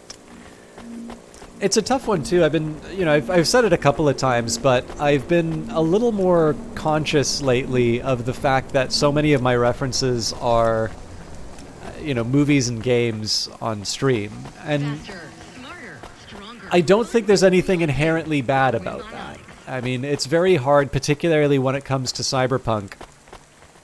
Blade Runner really is a very influential film, particularly in terms of cyberpunk stories. It's also a very well-made film, but the fact of the matter is that cyberpunk was is a literary genre. In fact, this is one thing for again, for those of you who missed the link. This is an affiliate link, and I do encourage you to click the button that says... Oh, actually, you know what? I think I might have found another thing that might be pulling resources from the stream, so this will hopefully fix things as well. Please do decide how much you want to put towards that, because I think it's absurd that Humble Bundle is giving themselves more money than they're giving the charity on that. And if you take the money away from me, I'm not going to complain, because I think Able Gamers is something that you can feel a little bit better putting money towards than me. But the reason why I'm linking that right now is I'm actually going to take a minute to bring up the rule book that I've got. Sorry to put the game on hold for a minute for that. But like this, one of the things that I've felt a little self-conscious about while streaming this has been... No, one thing you've always liked about your streams is vast knowledge you bring in my references. Even if you don't know them yourself, there's always more to learn. Well, that's, I think, one of the reasons why I like talking about them, because, sometimes people are going to check out a game that they already like on Twitch. Often I don't usually wind up seeing a lot about games that I haven't known about on Twitch. I very often wind up...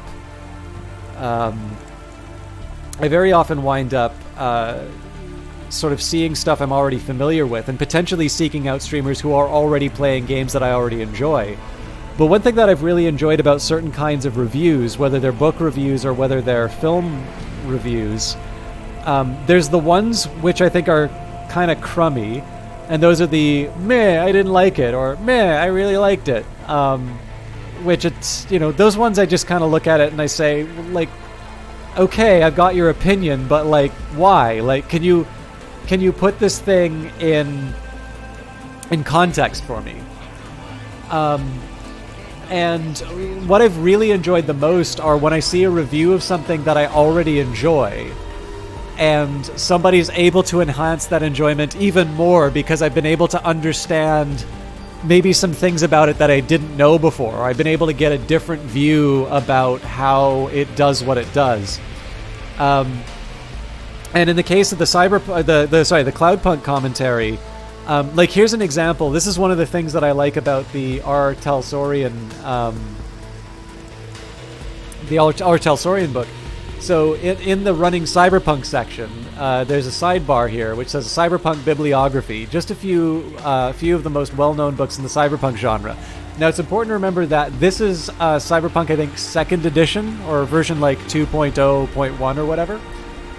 So it starts with William Gibson, Neuromancer, Count Zero, Mona Lisa Overdrive, Burning Chrome, Norman Spinard, Little Heroes, John C. Battencourt, Johnny Zed, Joan D. Vinge, Scion Catspaw, McFerrin Vickers, Walter John Williams, Hardwire, Voice of the Whirlwind, Angel Station, Bruce Sterling, probably one of the other better known names along with William Gibson. They collaborated on a book, by the way, called The Difference Engine, which is, I think that, if it didn't originate steampunk, it's definitely a very well-known steampunk one. But the Bruce Sterling books are The Artificial Kid, Mirror Shades, The Cyberpunk Anthology, Islands in the Net, John Brunner, Shockwave Rider, George Alec Effinger, When Gravity Falls, A Fire in the Sun, Steve Barnes, Street Lethal, Gorgon Child, John Shirley, Eclipse and Eclipse Sinumbra, and Rudy Rooker, Software and Wetware.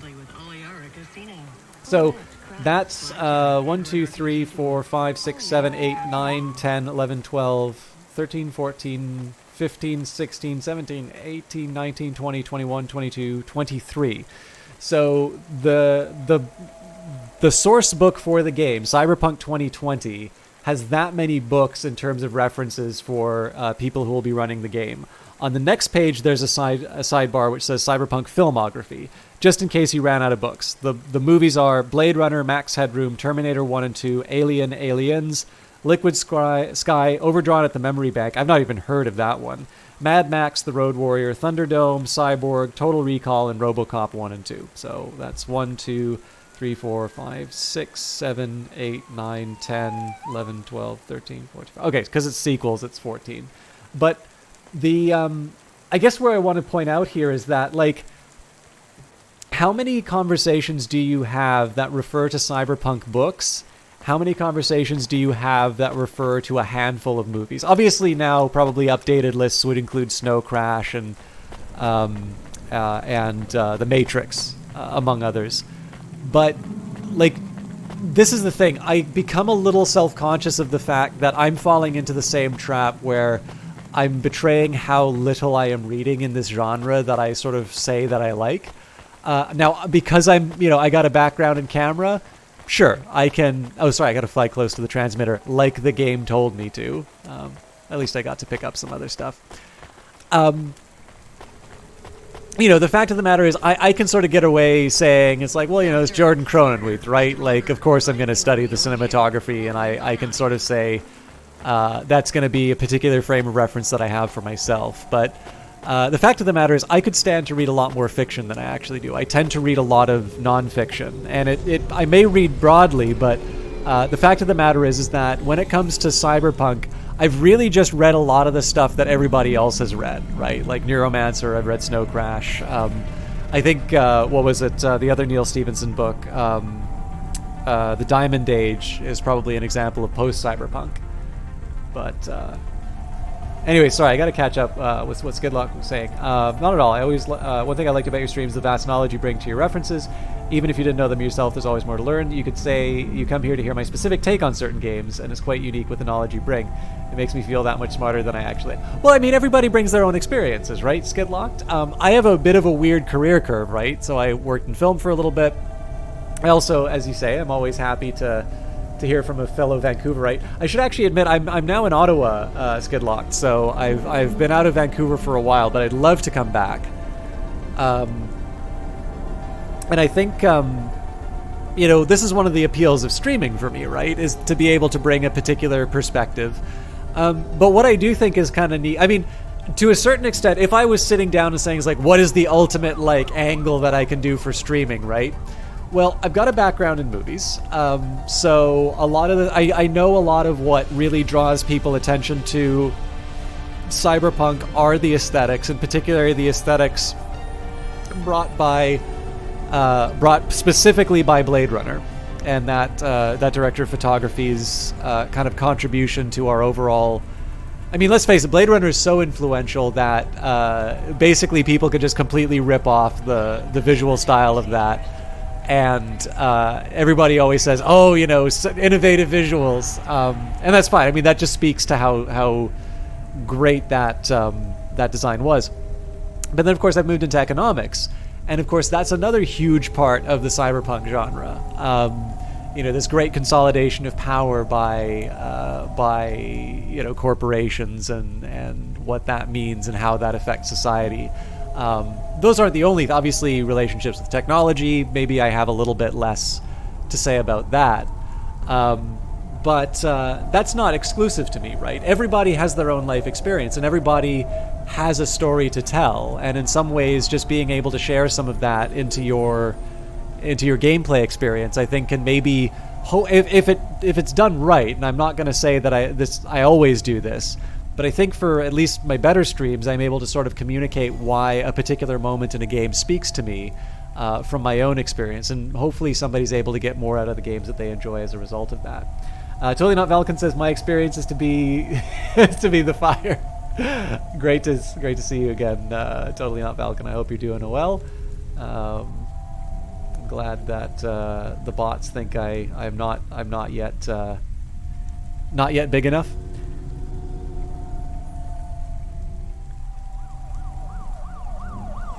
Here with new Bonnie Henry editions. All right.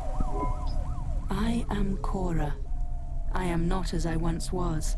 You again. Did you pretend to be Control? I am patches on upgrades, systems on systems, mechanical, computer, and human. And yet, you can't just answer my question. I took on the guise of another to bring you here. You stole his voice. He has no voice. He is a shell. Don't say that about him. Deep down, you know how empty he is. I felt the pain of your android passing. He was lost. Then he found me. You're mad. I have no time for this. Huxley says he wishes you well. Screw you. I'm leaving. Stop calling on me. I would have your answer to my question before you leave. What answer? I am bifurcated light. Consciousness through a prism. I must know what the future holds for this place, and for those who follow me. You're a mad old AI with no purpose. This may be true. I still must know. You came to this city from outside. You understand here, and also there.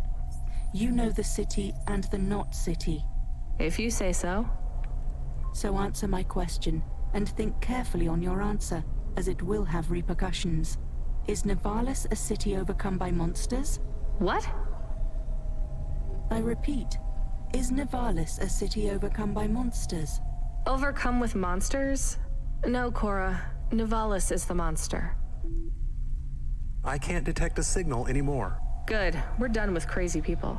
Cora said... Did you say the wrong thing? I don't care anymore, Camus. Let's get out of here.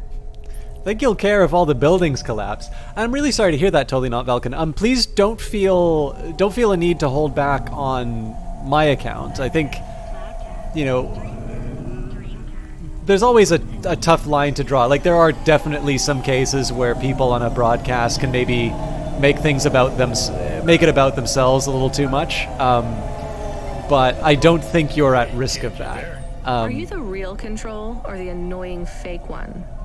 What do you mean? Nothing. What you got for me? I need to ask you to take a passenger again. So, you're the annoying real Control.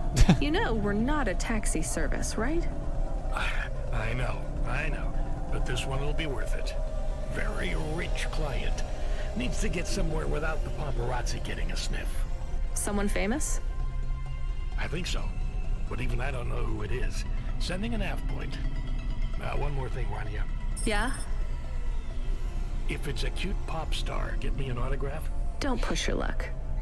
But yeah, Velkin, I mean, please feel free to be yourself. One of the things that we can do here, I mean, this is one of the things that I like about Cloudpunk, is the fact that it's a little more relaxed. I mean, there are some timed events, but by and large, I just sort of like being able to live in this world. It's weird, right? Like, you know, we want to live in these worlds which we would do very poorly in. At least I would do very poorly in a cyberpunk world. And being able to have a chat with people and, you know, just be able to get some, you know, sometimes there's value in just getting stuff off your chest. But one way or the other, I'm sorry to hear things are not going as well. I hope you're able to get at least something, you know, something settled sooner rather than later. And if nothing else, if I can give you a little distraction for the next couple of hours, I'm very happy to have you here. What you put in can affect the mood. Right now, your mood is passing, and it'd feel much better adding positivity for you all to feed on. Well, I respect that tremendously. So, one way or the other, like I said, I'm happy to have you here. So, if nothing else, you've even if things aren't going great for you, you've definitely brightened things for me. So, thank you for that. Let's get some more goodies.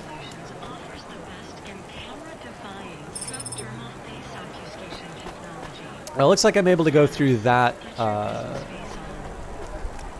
that door.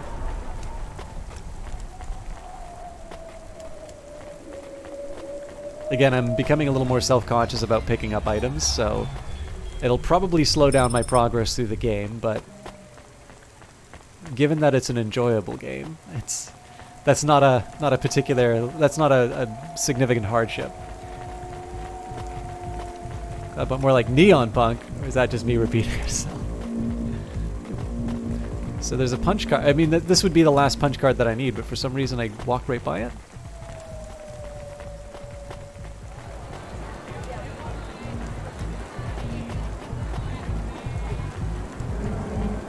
What goes on there?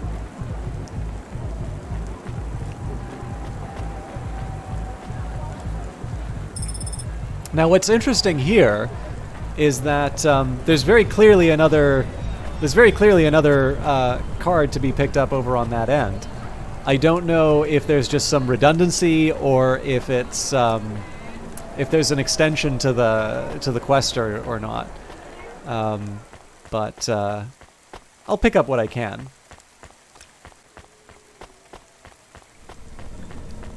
Actually parked where I did, not because I wanted to go a really far way. I didn't want to go far distance to pick up the passenger.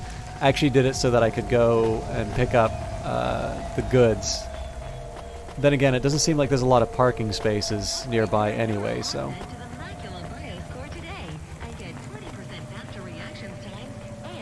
Oh, that might be what I needed. Corpsec Flyer, they're trying to recruit for the informant program. Gray text on a dark gray background. Inspiring.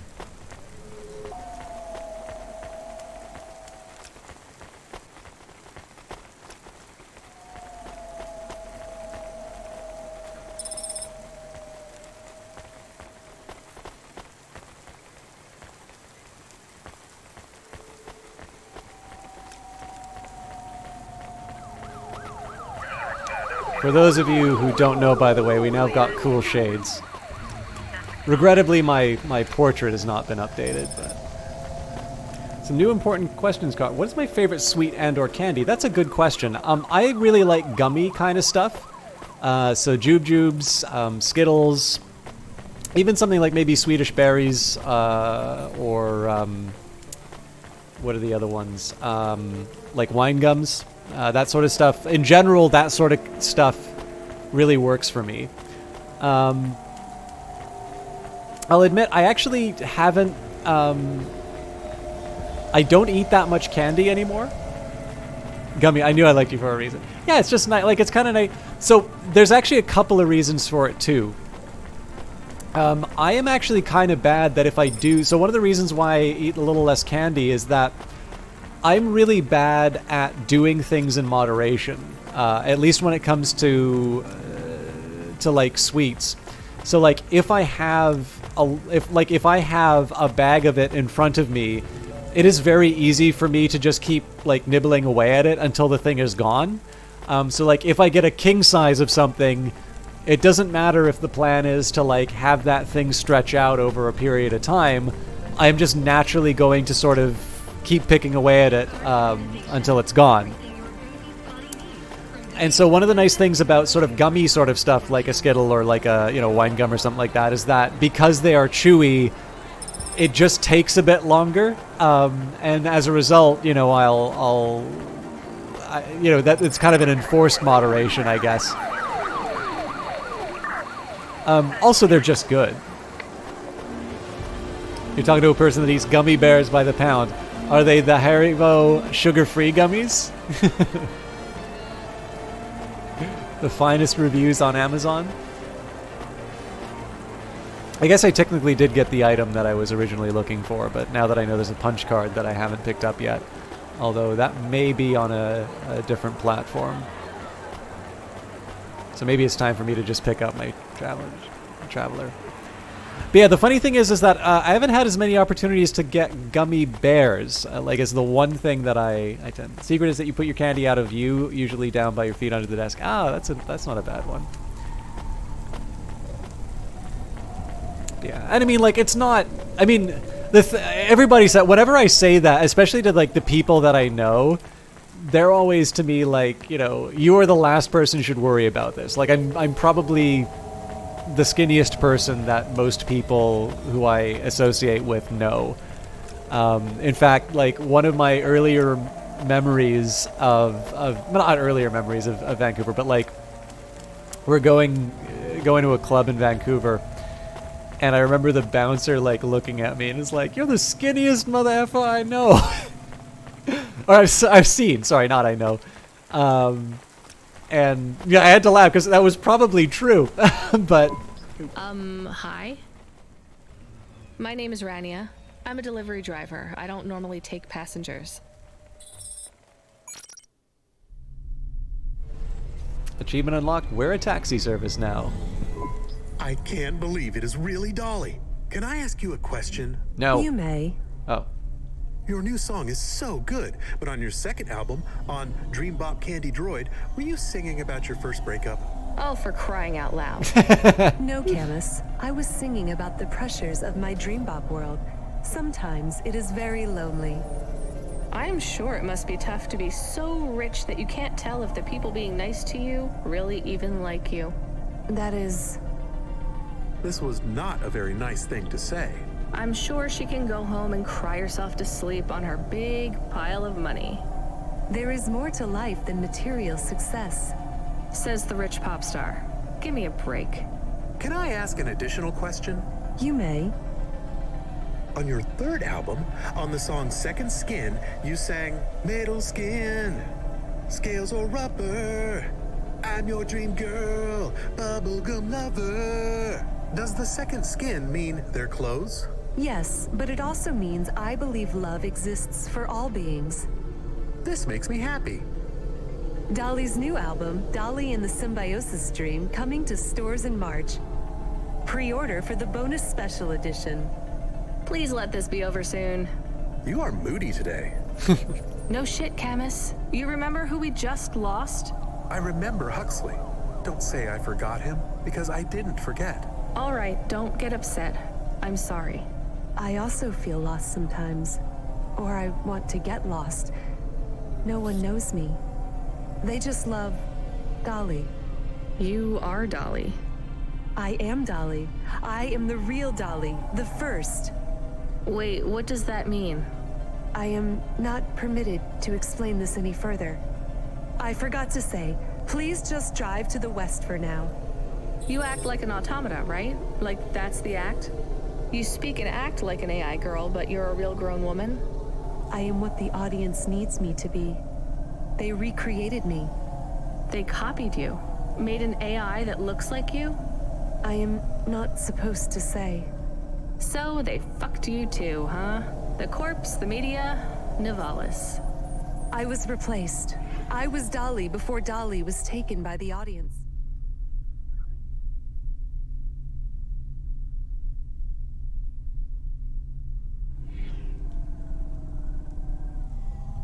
And when the audience bought shares in my persona, someone needed to manage the IP. That's when they took control of me, piece by piece. My name, my face, my songs, my dances, my personality, the way I talk, the words I say. I came home one day to find my apartment locked. My key card did not work. I tried to get a cab and found my credit was declined. I called on my mother and the number was blocked. The whole time, a billboard with my face looked down on me, mocking me. I called CorpSec and they said I could be arrested if I told anyone I was the real Dolly. Who is the new Dolly? They said it was going to be an automata. It would take some of the workload off me so I could have a holiday. They said it would have my memories and experiences and knowledge. They'd been mapping my consciousness with the neural implant they gave me. That's so awful. They lied. They replaced me with another girl, another human. She barely even looks like me. But people will know. No, they don't notice. They've been using her likeness for a year now. So, what do you want to do now? Where do we go? I need to make a decision. My future is over. They are looking for an excuse to imprison me forever.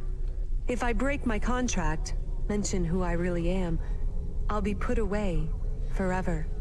I was going to face them, gatecrash the live interview which is happening in 15 minutes. Unless you have any other ideas. Start again. New name, new career. Move on. It'll be hard, but... There is nowhere I could go. I am forbidden to work, to have money. Leave the city. Why stay in Nivalis? Head out to the Eastern Peninsula, my old home. I would not survive there. You might. You'd have a better chance than here. I do not know. I can't decide. Do what you think is best. Take me wherever you please. No pressure or anything. This is actually another tough one. I'm curious what you guys think. I'm slightly inclined to... I mean, so obviously... There is the interesting question, you know, Rani is saying that, you know, you can always go to the Eastern Provinces where I came from. This, of course, invites the question, why doesn't she go back? And the game seems to be working towards that, but if she feels that the opportunities are there for, you know, she feels that the opportunities are there for Dolly, I suppose there is the question. So, you know, to a certain extent, it would be nice. It'd be nice to sort of promote Dolly to do something authentic, to sort of be herself and stay true to herself, to take the identity back from the corporation. But that kind of seems to be one of those like am I really going to have someone essentially have themselves imprisoned?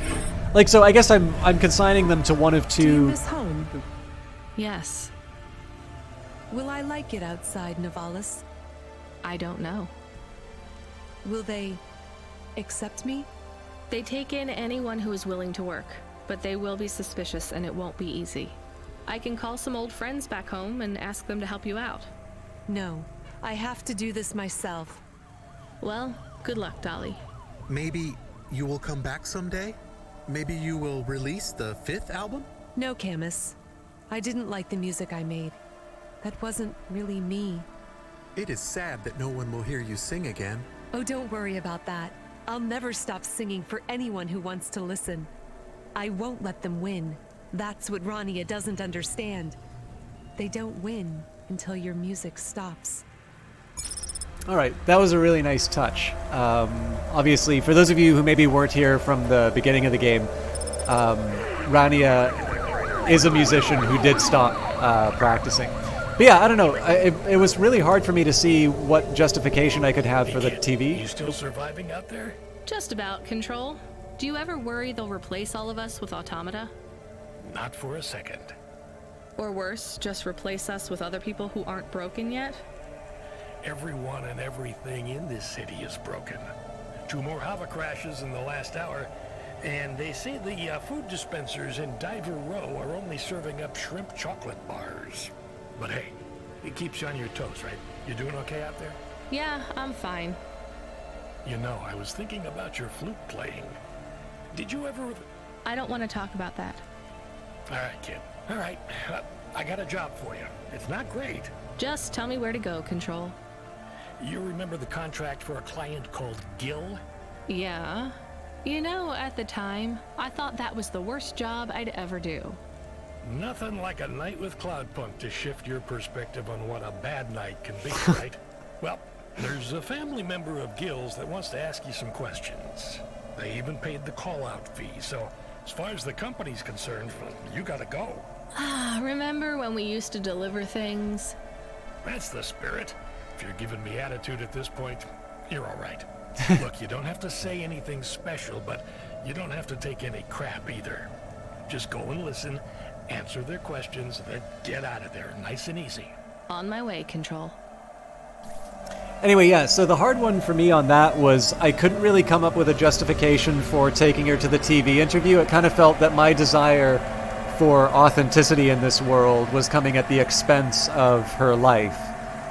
Whereas, you know, I may be consigning her to a hard life, but it's one that has maybe a little bit more of a future. So, anyways, we're going to see what we can find with Mala, and then we'll also see what else I can find on the catwalk. Mom lets me hang out here. I like to watch the traffic go by. I'm Mala.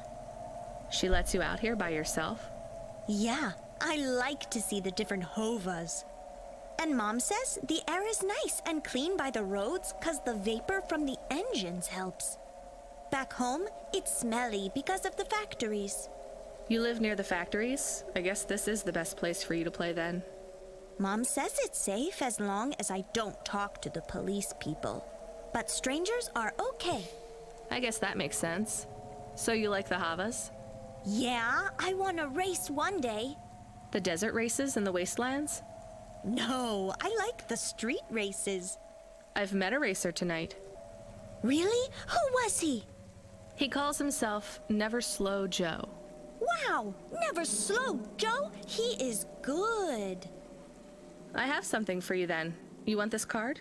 Oh, cool. I didn't have this one yet. Thanks. He is not like the best, but pretty good. Who's the best then? Scuttle Runner, maybe the Bandit Queen. Oh, I know, Jane Turbine. Are those their real names? No, silly. You need a special name when you become a racer. Well, it was nice to meet you. I've got to run. See you, Mala. Again, it always feels like the real bits of the city are always delivered on kind of the follow-up bits of dialogue. It's completely fine to talk to strangers, just as long as you don't talk to the police, right? Again, just going to take a quick minute here to pick up what I can. I will try and drop off the punch cards to Evelyn if I can swing it. Partly also because that means I'm going to be able to go through that gateway. You know, one of the things that I noticed on the Steam reviews, and again, for those of you who might be joining us a little bit later, you know, one, I was given this for promotional purposes, but with that in mind, for some of you who are thinking of picking this up, it is currently 33% off on Steam, and I believe it will be so for the next 3 days. I think they said until November 23rd. I think there's a festival going on. The Steam's been doing a lot more of these in general anyway, but I think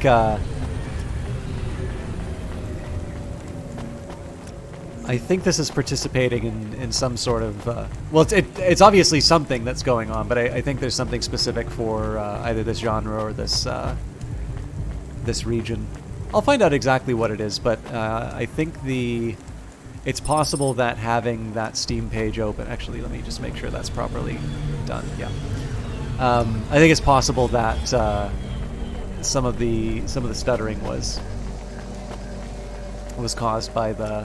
Actually, I should ask this, Skidlocked, if is the stuttering, has that improved at all since you brought it up?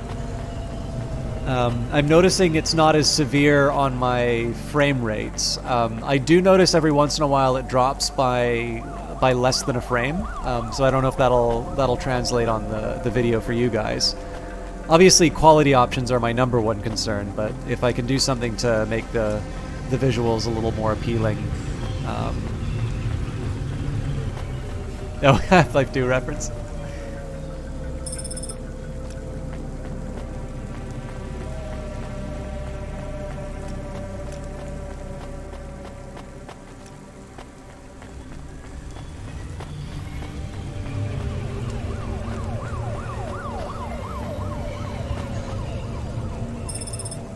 But yeah, for whatever the occasion is, this game's currently on sale, and I've been having a really good time with it. So I'm sort of, I guess I'm a little lucky that that the I kind of streamed it when I did, just because I feel like now is not a bad time for people to check it out. And if you're not adding it to your wish list, you're hopefully adding it to your library.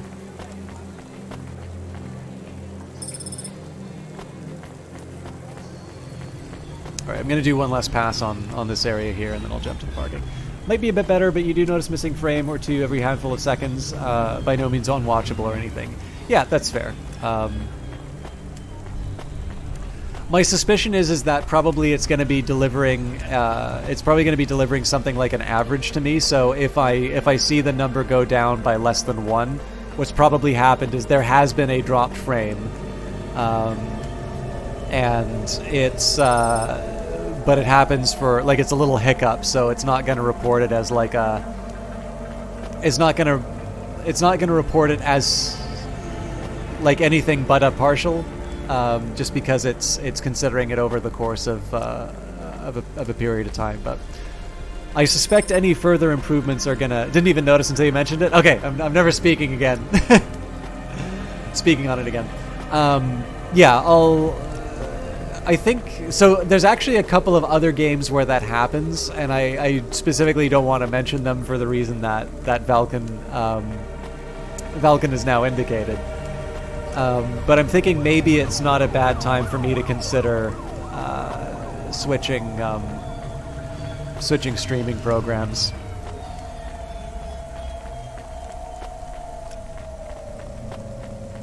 It's just one of those things where, like, if it's something I can fix, I want to take the opportunity, and if it's something, if it's something that's just a function of, something else going on, and either on the computer or my streaming setup or something on, online, you can't take responsibility for the state of the world, but if it's something that's within my power to fix, generally I want to try and show stuff off in the best light that I can.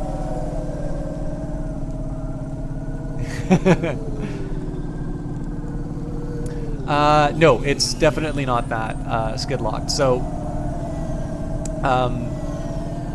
I guess the best that I can say is that there are specific... I can kind of tell you which games will be affected by that. So, that was kind of the first... To sort of show you how sympathetic I am to that point of view, that was the first guess that I had made.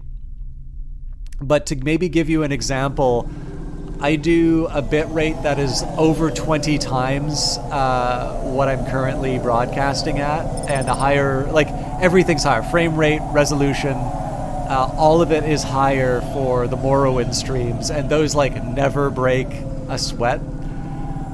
It's specifically the combination of the game that I'm playing and the broadcasting software. And I've talked a little bit about, there's no point for me sort of reiterating how I think Streamlabs OBS had some promise when I first tried it, but it's really translating into sort of a lower overall quality to the stream, and one that I don't necessarily think is being, like, for me it's a little bit more about not wanting to move the settings over yet again than it is about the inherent quality of this broadcasting platform. But yeah, it's sort of a combination of a few things. And I mean, it's also hard to blame the game for it, right? Because the game is doing what it should do, which is using the available resources.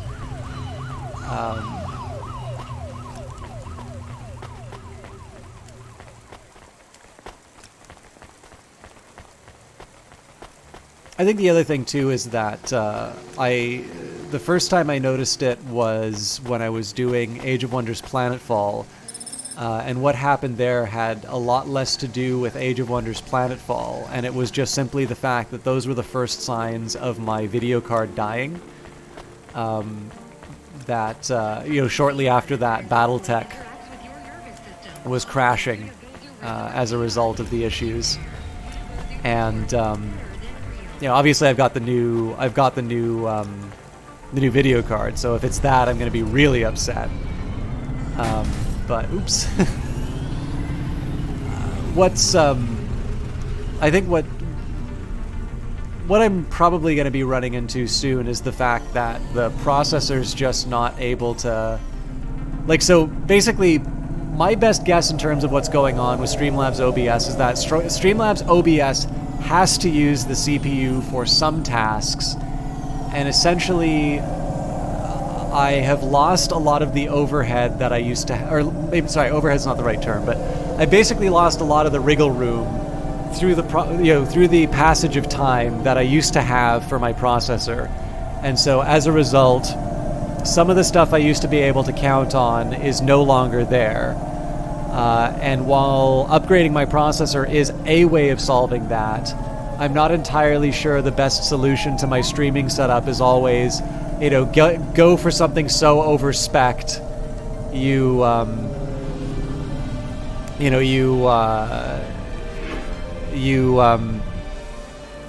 wind up spending, more than you're really gonna need. I mean, yeah, I love it for the data stuff that I do. Just there's no point, in my opinion. I think it's better that I just make the most of what I have rather than go in and buy another processor. Especially because I think we're going to be getting to a point where, DDR5 becomes the new standard for RAM. So if I can hold out getting a new processor until that happens, it's better for me. But I think we all need to upgrade our PCs for Cyberpunk. Yeah. I found more of your punch cards. Do you remember what happened? Somewhat. Well, why did Dr. Zizich take your memories? I asked her to. Evelyn, you're really making me work here. Can you just assume that I always want a bit more than what you're telling me? I had a traumatic experience. I could not continue to exist with that memory. So now you remember you forgot something, but you don't know what. Yes, that is correct. So I guess we should stop, right? I mean, if this memory made you feel like you couldn't go on... I must recover the truth. But whatever this thing is you forgot, it made you want to... I cannot live like this. I need to be whole again. I guess we keep searching. Maybe we don't need to recover all the memories. Maybe.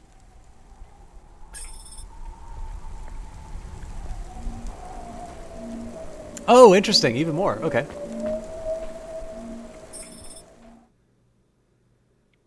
At least they aren't being used for cryptocurrency as much as they were in the past. I think I've told this story before, but I don't think I've got anything else to buy. I'll just double check. Oh, did I not? It's all right. Oh, cool.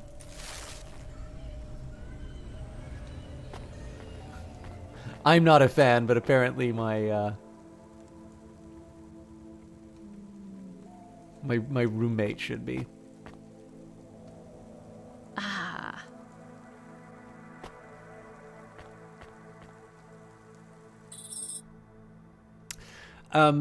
Back when I was working on the a price index for computer and peripheral prices, it was really fun. I mean, other people would have identified this. Just as it was, this was a task that I had to do for work.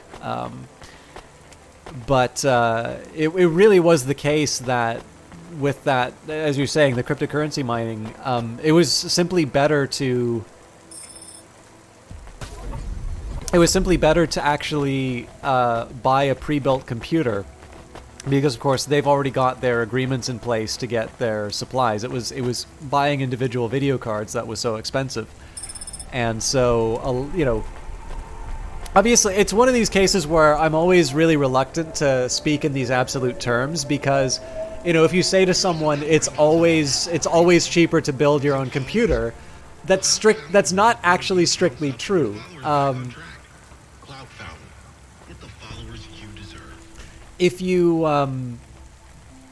you know, if you are in a situation where people are, you know, overbuying a particular component, there was also a problem with RAM for a while. I think it was caused by a natural disaster, and it just so happens that the manufacturing was so concentrated that there was genuinely a supply problem.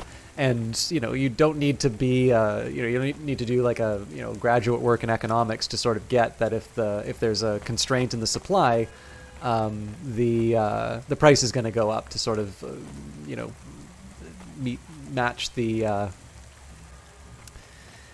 needs. I guess some of the Black Friday deal, there's not going to be like the same rush in a store, but you could probably see something like that where like people run in for the on sale item, and it's like, no, I'll pay, you know, $200 for that, no, $300, no, $400, whatever. So, you know, the fact of the matter is that, yeah, I mean, for a certain extent, you're going to have people who want to make their markup. Now, sometimes their margins are going to be coming from the fact that they can buy in bulk, or they have special arrangements with the manufacturers, and so as a result, they're able to, you know, they are actually able to leverage some of the savings that come from being specialized. But for the most part, it has been true that that people will, you know, will generally save a little bit money by being able to buy stuff on their own. Now, with that in mind, some of the costs that you do need to keep in, you know, in the back of your head are, like, you don't necessarily have the same kind of warranty or service. And for some people, you know, the price difference is actually going to be, that kind of price difference is going to be material because it's about peace of mind. And like, if you have a somewhat steady job where you're not like trying to save every penny, sometimes knowing that you have someone you can go to get that kind of repair or that kind of fix done is sometimes enough to account for it. Then of course there's the fact that there's a bunch of other outfits now which are essentially doing sort of custom built PCs. And again, they're trying to establish themselves, so the price difference may not be as large as you'd want. But as it happens, you know, that was one of those rare times where it was actually cheaper to buy a pre-built computer, just simply because if you wanted to build the equivalent computer with an awesome GPU, the fact that, you know, currency miners were effectively jacking up the price of so many of these video cards. You had to rely on the fact that the supply chains were a little more secure for the people who were building. Hey, I think there are clear differences in intelligence between the Spire dwellers and those from the slums. Debate me. Me? No. Oh, why? Are you afraid? I'm Glimbo, and I'm the most skilled debater in the whole of Novalis. I am a verbal martial artist and cannot be defeated. Fine, you win. No, that's not good enough. I will find a subject you cannot resist debating with me. Men are clearly superior to women in strength as well as skill. All right, James, go away. Nothing? Okay. The Eastern Peninsula is home to savages who eat their own children. I know I did. Delicious. Androids don't deserve their rights. They have no soul. Do you? Of course I do. We all do. All but those who were not born of other humans. That is why androids deserve no right. You see how I hook you on my snare? Now we're debating. Put forth your points and I shall defeat them. I have a job, and if I don't do it, they fire me, so I really don't have time to debate you. Then I win! Haha! You concede! Androids are not real people. Women are inferior to men. Savages from the East eat babies. Rich people from the Spire deserve their wealth. I win!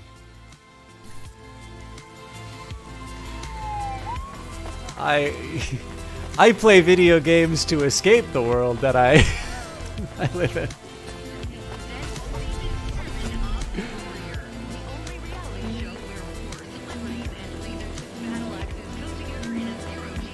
Actually, it's funny. I ran into a guy. Well, I didn't run into them, but I saw a guy like this on Twitter today.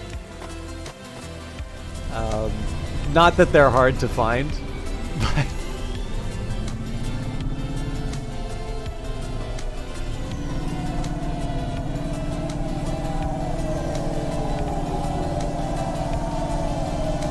we could have hoped that it could have turned into the Monty Python argument sketch, I guess. I will admit, actually, so I don't necessarily mind those. I think those ones are just generally good for a little bit of a laugh. The one thing that I do sometimes question about those ones reminds me of Louder with Crowder, Change My Mind Table. Yeah, exactly. I mean, I've never seen those. I've never seen those videos because, frankly, I have more stuff. I have better stuff to do. But obviously, the meme is hard to avoid. The biggest problem that I've always had with that sort of stuff is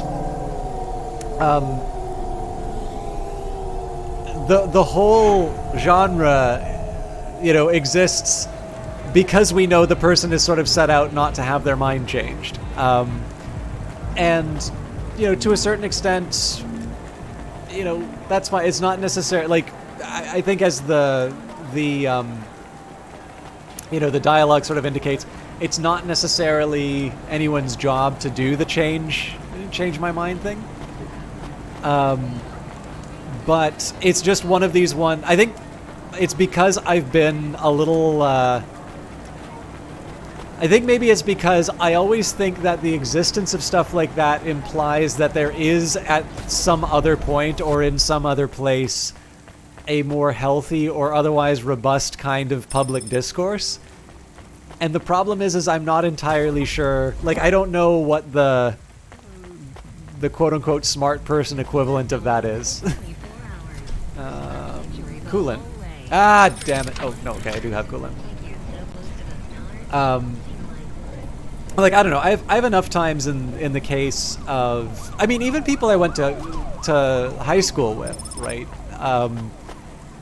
There's enough people already who, Nestor Cray is wishing you a good day, stranger. Normally I don't sell to your kind, but business is hard these days. It's hard enough to sort of be able to engage in good faith. Nestor Cray will never remember the kind stranger. To engage with, someone who I previously knew, sort of in good faith in some cases. Seeing that same thing happen online, like, obviously there's a market for it. I just really wish there wasn't. But I mean, again, like, we're kidding ourselves that those videos exist for people who want to have their mind changed, right? It's always going to be, I believe this, I'm looking for the confirmation. I'm trying to remember the study that happened. I always hate it when I invoke, quote unquote, a study, but I think there was one in terms of, like, the point was to check out polarization. And basically, it was, you take, there's three groups effectively, it's liberals with liberals, conservatives with conservatives, and then combine groups together. And the idea, and then you discuss sort of a controversial issue, and it always was the more homogeneous groups would tend to have more extreme views on the topic discussed than the groups with differences that would discuss it. And essentially, the explanation that the author sort of had for it was, it basically, and again, like, this is one study, right? This is something that we all sort of experience day to day, and I'm sure there's going to be people who have different views about what's going on there. But the author of the study's explanation was effectively the idea of creating this idea of knowing everything about the world, right? So and we build this for ourselves all the time, if you're only listening to people that you agree with, then you're going to sort of think that you know everything. And this is going to lead to a more extreme view of looking at the world. If you encounter people you disagree with, you are going to you're probably going to moderate a little bit. Even if it doesn't change your mind. The purpose of that experiment was not to change people's minds. It was specifically to see what the exposure towards conflicting ideas would be. And in this case, the result was moderation, not more extreme views. And I mean, again, I'd like to actually read the original paper rather than the report. I think it was the Atlantic where I read about this. Come to think of it, it might have actually been Sunstein, I think is the name. I gotta see it again, but I found it interesting. Like, it was something I wanted to follow up on. What I was meaning to say about those bits, though, those the debate me guy. Like, I think the thing I'm a little careful about on this one, those are the encounters that I actually like the least in the game. It doesn't mean I don't enjoy them, but they're the moments where I sort of feel like a reference that I'm supposed to specifically get is being made. I'm the sort of person who likes to think of himself as, I'm not going to be one of those debate me guys, right? I don't know, I'm sufficiently woke to know that women on the internet are going to have a bunch of guys who always want to debate them about every last detail. It doesn't have to be a wokeness thing. Like, this is just basic politeness, right? People don't owe you a conversation. They don't owe you a debate. The fact that you think you know the world and you're looking for some kind of reinforcement that you know everything about the world, people are not there to to sort of be your prop to sort of show how smart you are. Because I think that, I sort of feel like that little bit of dialogue is kind of there to a certain extent. Like, I'm not saying this is the intent of it, it's just kind of how I feel when I run into dialogue like that. It's just, I know I should walk away from that feeling good about myself because I think I don't do that to people. And I sometimes wonder if, like, the origins of that is that, the person who wrote it was really frustrated by seeing that on Twitter and they put it in the game. So I find them kind of funny, but I don't necessarily know that they necessarily... Like, I just don't really feel I know more about Nivalis whenever I run into those ones. So I have a laugh at the expense of the debate me guy, because we've all run into this guy and we know they're intolerable. But then there's that moment where I'm kind of like, yeah, but, like, why was that in there? And, like, am I really just being amused by this because I want to pretend that I've never been insufferable in a debate at some point before? I mean, I was in the debate club. I'm sure at some point somebody was really annoyed with the point that I made. So those are the ones where I really like the writing in this game, but those are the ones where I'm sort of like, that one didn't quite... Like, I guess because all of the other ones left me with a better impression of what the city was like, and it had this nice little subversion of something inside that one. In the end, I kind of feel like that dialogue just presented me with something that annoys me in the real world. And I did feel better about myself by the end of it, but I kind of felt bad that I felt better about myself by the end of it. Have you seen my little one? She must be here somewhere. Little one? My white snapper, my little mouse. Have you seen her? No, sorry.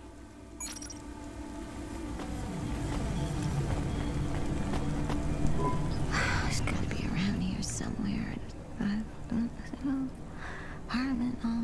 Have you found your little white snapper? The mouse? Who? Forget it.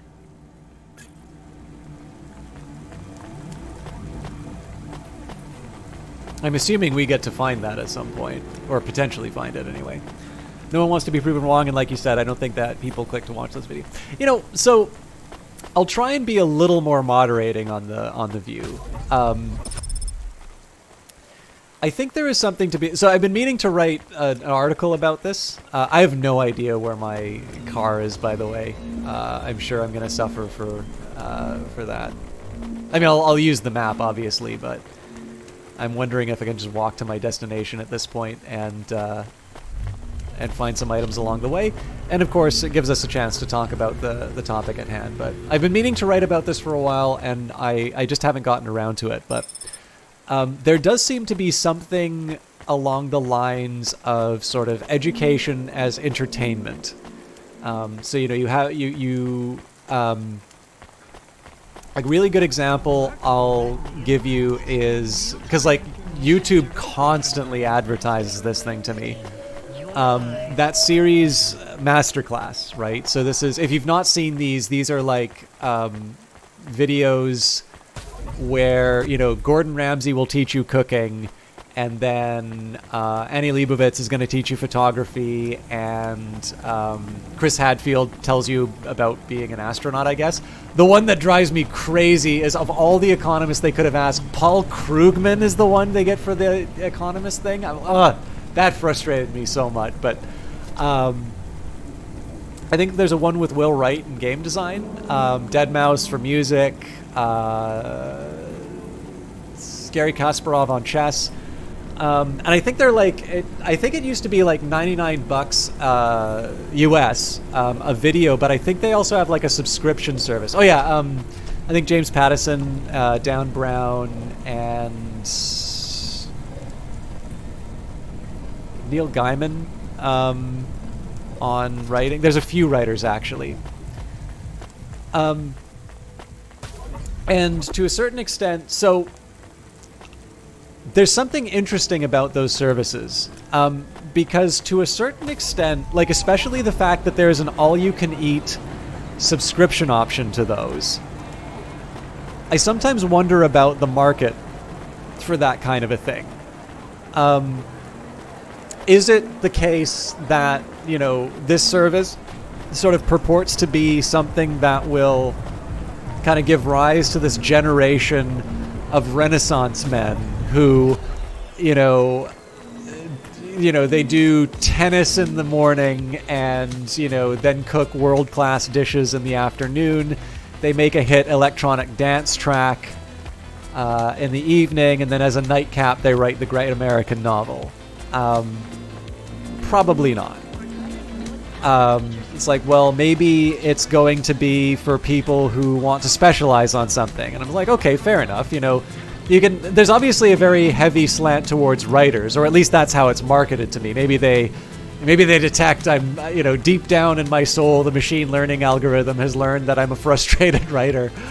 But you know, so you've got, you know, the Steve Martin one, you know, comedy can be written. So, okay, we'll say that. And, you know, I mean, if you got Dan Brown and Joyce Carol Oates, that's a pretty broad range. I'm not entirely sure the audience for those two products are the same.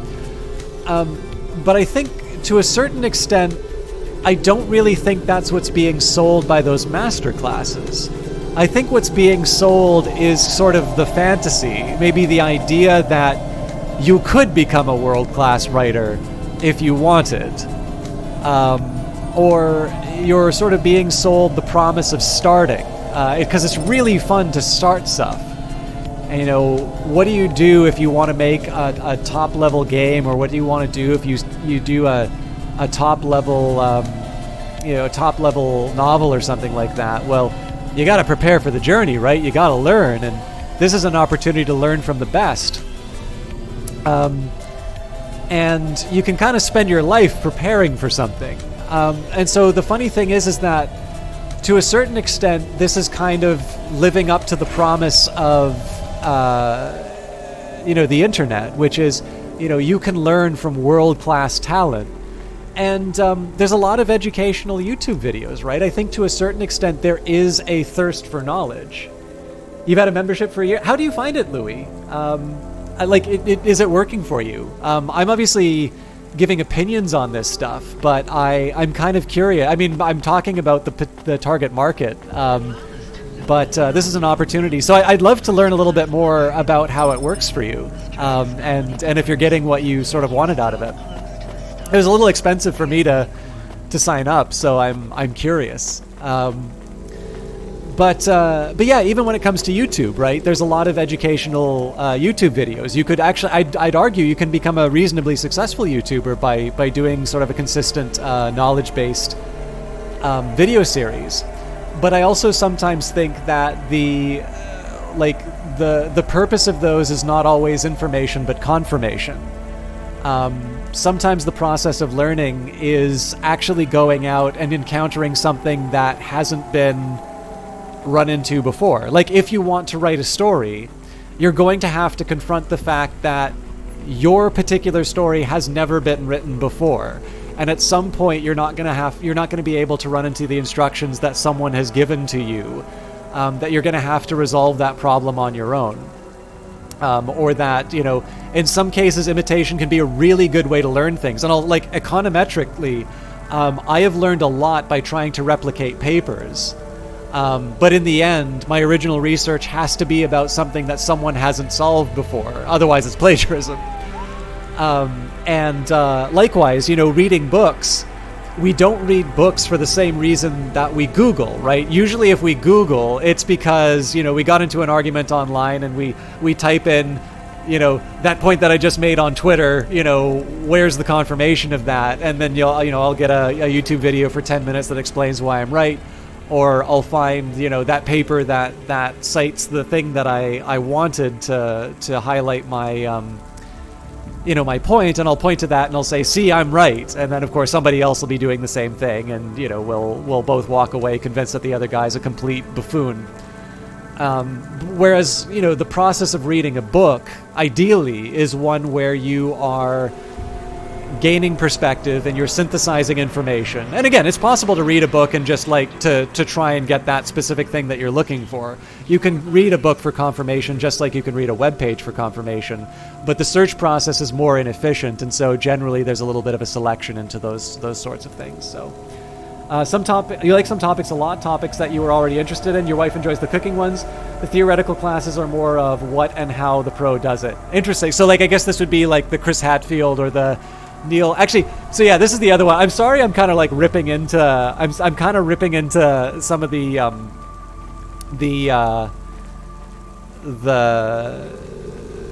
subjects, some specific ones that maybe are just a question of my taste more than anything.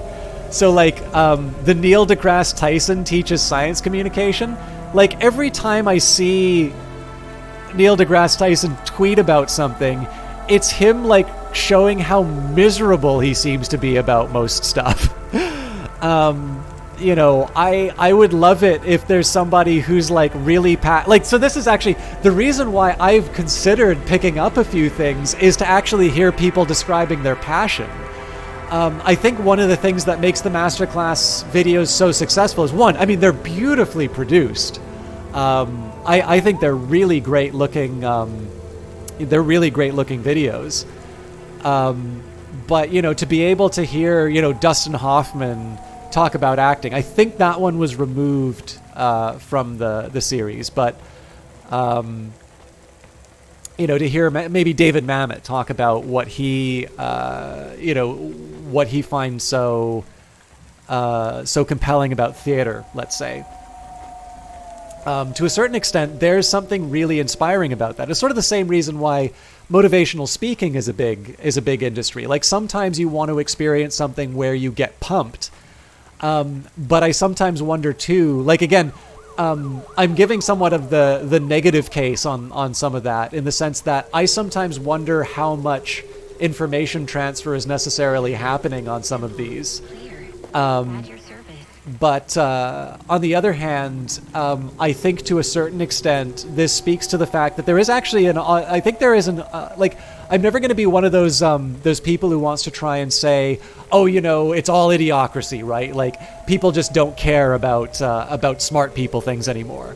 I think the existence of Masterclass, and I think the existence of YouTube channels where people are teaching subjects, and the fact that they can get a fairly robust audience and continue doing it, I think really does communicate to the fact that we are actually hungry for knowledge. We are hungry for information. But unfortunately, I think to a certain extent also have maybe commodified it to a certain point where we've maybe lost track of what we're looking for.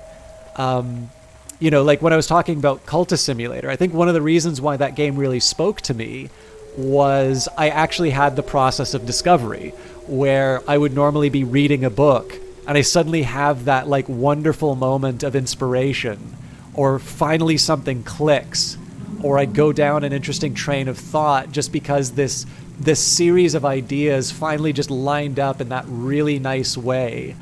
And to a certain extent, that's not something that necessarily just happens on a video. And in that case, that's not necessarily something about educational YouTube or masterclass. That's more about the state in which we are consuming that sort of content. And ultimately what we're looking for, right? Because in the end, like, I like getting pumped too, right? I'm sure I'd love to go to a motivational seminar. I just probably wouldn't spend the money for it, so... exactly. Neil and Chris H are interesting anecdotes chatting about the process. Some could be looked at as a longer TED Talk. Yeah, actually, that's a great example too. Like TED Talk. So like I had a TED Talk habit, and then I just realized. So I saw a disastrous one on game theory. Simon Sinek did one on game theory, which is so bad that I was like, okay, I need to stop looking at that stuff. But yeah, that's interesting. I'm glad you're getting something out of that, by the way, because like obviously I was giving sort of the negative case, but what I want to say is I try not to be too prescriptive on some of these things. I think to a certain extent, I think so the success of the series speaks to the fact that there's a demand for it. I think the only question I would have to a certain extent, I sometimes have the question in terms of whether or not, how much the educational value is. And I also think to a certain extent that's a question of the topic. Chris Hadfield's never going to teach you to be an astronaut. as much as I would like that to be, as much as I'm sure I would love to have balls of steel and go up into space, that's probably not going to be in the cards for me. But on the other hand, to be able to learn, like chess, there's clear, like Bruce Pandolfini is incredibly well known as a very talented chess instructor. But he's also not a name in the way that Garry Kasparov is. And I suspect Garry Kasparov is going to be able to, I suspect he's probably going to be able to tell you a thing or two about chess. I don't know, he might even talk about some of his AI stuff in that one as well. But Skidlock says he was really interested when they added Tony Hawk, although you don't have much to learn from him other than his perspective on the sport itself. Yeah, I mean, this is just it. One thing I will say is that they've actually done a good job of being able to pay people for, sharing a perspective. So you're the last person who saw my brother alive. I guess so. Who are you? I'm his brother, Bill. Mom didn't have much imagination when it comes to names. Your mom's still around? I'm sure she wouldn't want you here. She already lost a son. No, Mom supported Gil in his choice. She understood. So do I. I've heard stories about the sky since I was smaller than a sump rat. Beyond the clouds! I can't leave Gil there alone. But he's not in the clouds. He's dead. Where's your imagination? Look, I can't really take another desperate dreamer throwing their life away. Can you just tell me what you want? I guess... I just want to know... Was he at peace before he went? Was he afraid? No, he had no idea what he was heading into. Then I won't be afraid either. You want to go through with it as well? It's what he would have wanted. After Gil went, was your mom... Did she seem upset? No, not at all. She was proud. She'd never been proud of either of us before. I dropped out of Math Academy and Gil couldn't pass his CorpSec entrance exams. We were a couple of failures till Gil went into the clouds. Me and Mom even got some money from the insurance. We bought a new Hova. Oh, come on. What? Put 2 and 2 together, Bill. I don't understand. Your mom filled your head with dreams of going into the sky. Then put an insurance policy on both of you. If you're naive enough to go through with this, maybe she deserves the money more than you do. Hey, I'm not naive. Then prove it. Your brother is dead. Your mom doesn't care about you. Maybe no one does right now, but that doesn't mean no one ever will. Get out of here, make something of your life, and stop dreaming about the sky. I've seen it. It only makes you feel worse because no matter how vast and beautiful the sunrise looks, You're still stuck down here with everyone else. Anyone who tells you that you can escape this place by running away is just selling you another lie. You really believe that? Look around you. You think that if there was an easy escape from this place, anyone would choose to stay here? I guess you might have a point. I'll think about it. Maybe I'll go home. Or maybe a bar. And it's been forever since I've been to a bar. Yeah, and I mean, I should also say, too, I was talking about... Pashta is trying to send you a message. Well, put her through. I am trying, but she keeps hanging up on the call. Well, send her a call request. Calling. Calling. Calling. Can you stop saying that? Play a ringtone or something. This is very awkward. Calling. What kind of ring? Calling. Tone would you like? Calling. To choose. Why isn't she answering? She has not activated the comm, but according to your apartment sensors, she is currently activating and deactivating the light inside the refrigerator. Damn it, put me on the speaker. You are now transmitting. Pashta, listen to me, okay? I'm coming back to the apartment. Just try not to mess with anything. I guess I should have shown you how to use the comm. I'll be back in a minute, okay? Do you think Pashta is okay? I think so. We left her alone.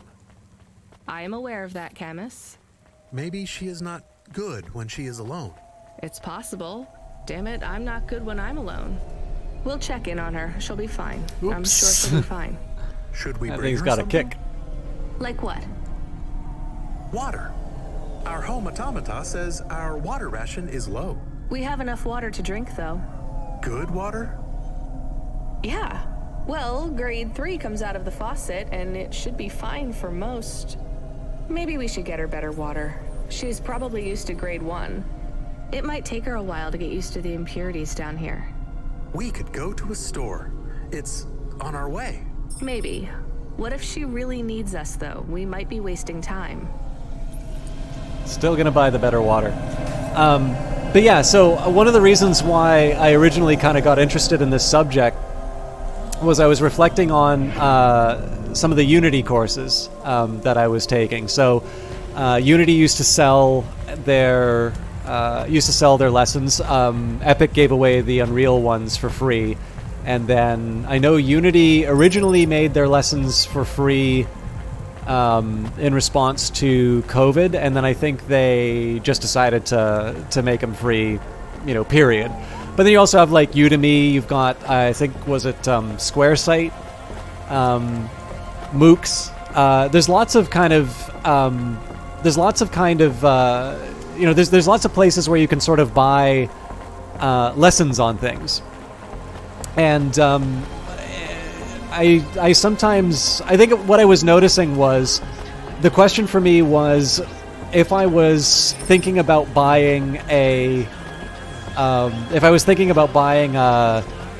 Unity related thing, because I actually felt that I was clearing a gap that I didn't understand, or if it was just the idea that, okay, once I have this little component, then I'll finally understand Unity. Here's what I can offer you today.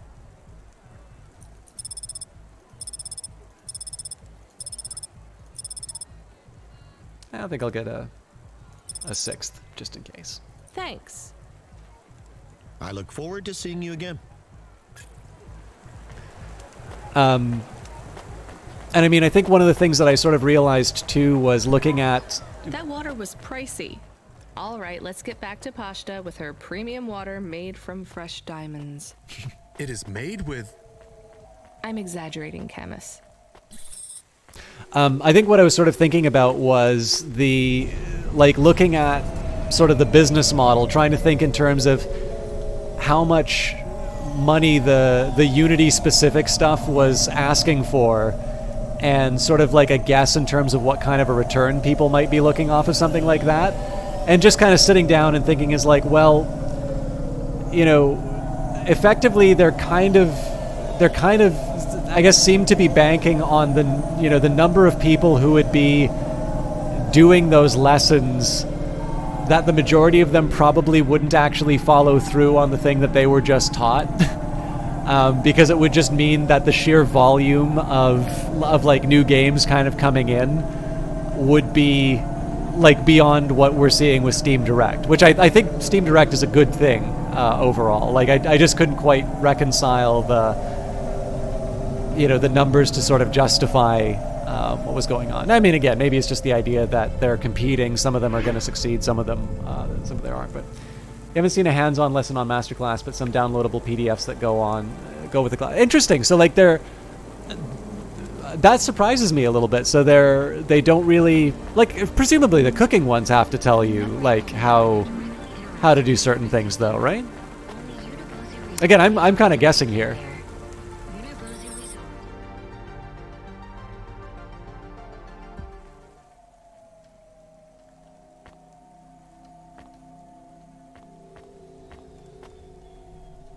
Well, I can... Pashto, what's wrong? Why did you call me? I didn't think you'd come back. I'm here. I didn't do it wrong. It must be broken. What's broken? The ice cream machine. It's not my fault. That's not an ice cream machine, Pashto. That's a faucet. And you've used most of our water ration. We get charged a fortune for that. I told you, it's not my fault.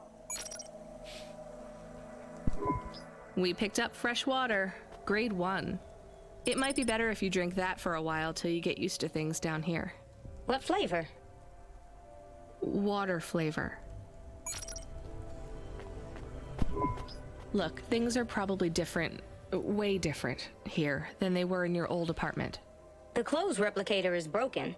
It's not broken. We don't have one. It's going to be hard on you for a while till you adjust. I'm not spoiled. It's okay, you were, but only in some ways. Spoiled with things, but not with affection. Not from what I saw of Rio, anyway. I can't give you those same things you had before. Do you understand? Yeah, I guess. But I'm not going away.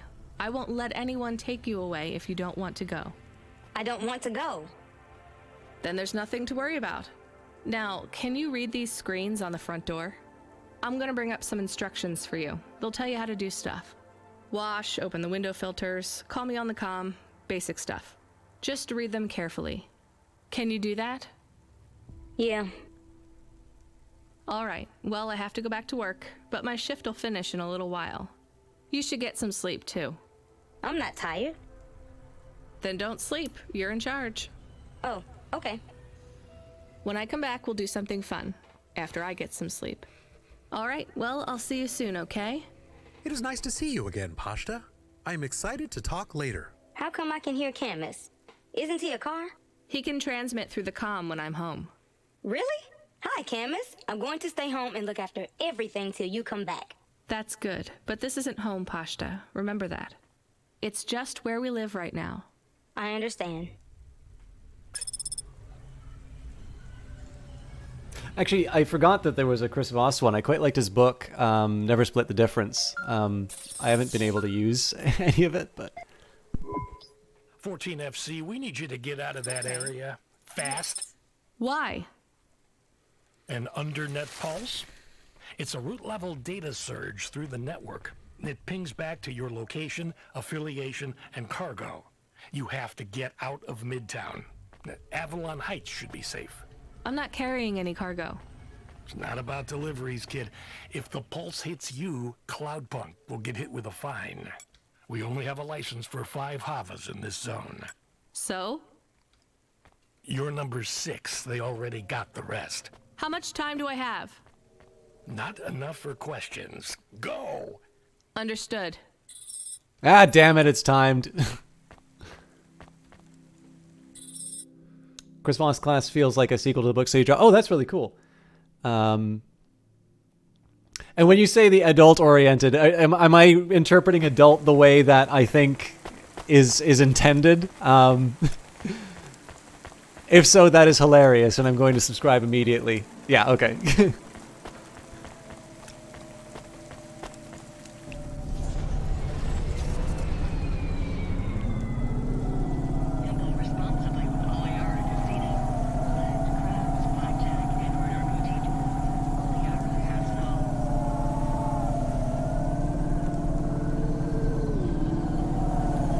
I wanted to try playing a video game in my apartment, but...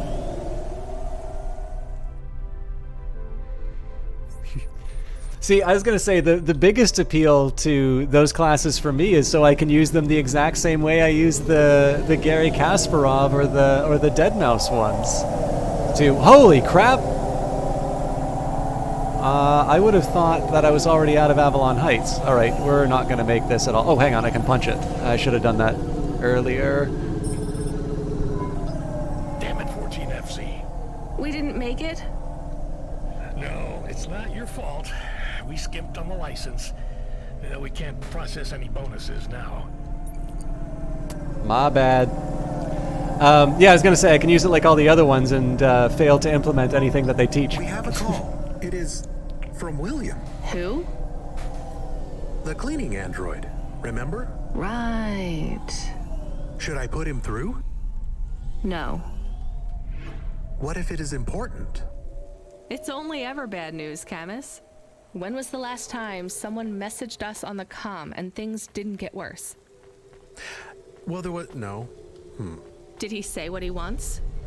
No. The message request says urgent. Fine, put him through. I need you to come back to Avalon Heights. These people have gone crazy. What do you mean they've gone crazy? You know what? Don't answer that. This has nothing to do with me. This is a dilemma. I know not who else to ask. And I care not for your dilemma. I shall pay you. I'll simply raise the rent for all my residents.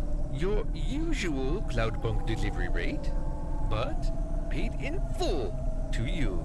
This will be just between us. And what do you want? Wait, you're a vacuum cleaner. How can you raise the rent? Much has changed since we last spoke. It certainly sounds like it.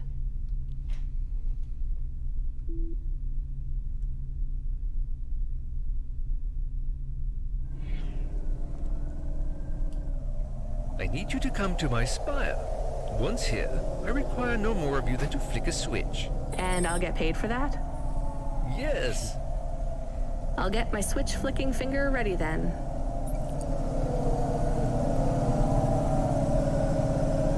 Damn it! Maniacs!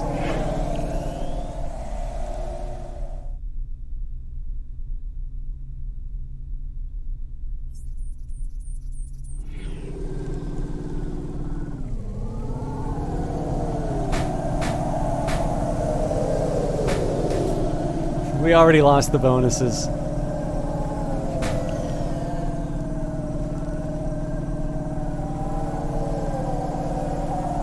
I'm kind of curious. So I definitely did sort of lollygag on a couple of things, but I'm kind of curious how close I would have gotten to the to succeeding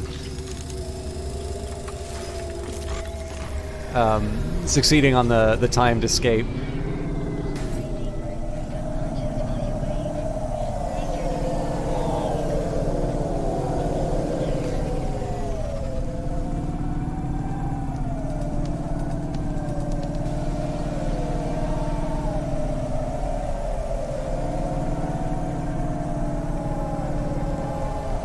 10 per second playthrough? Yeah.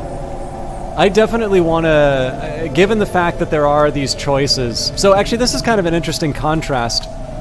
For those of you who like Cyberpunk stuff, the game Observer just recently got sort of a remastered version. I think they call it Observer Redo or something like that. And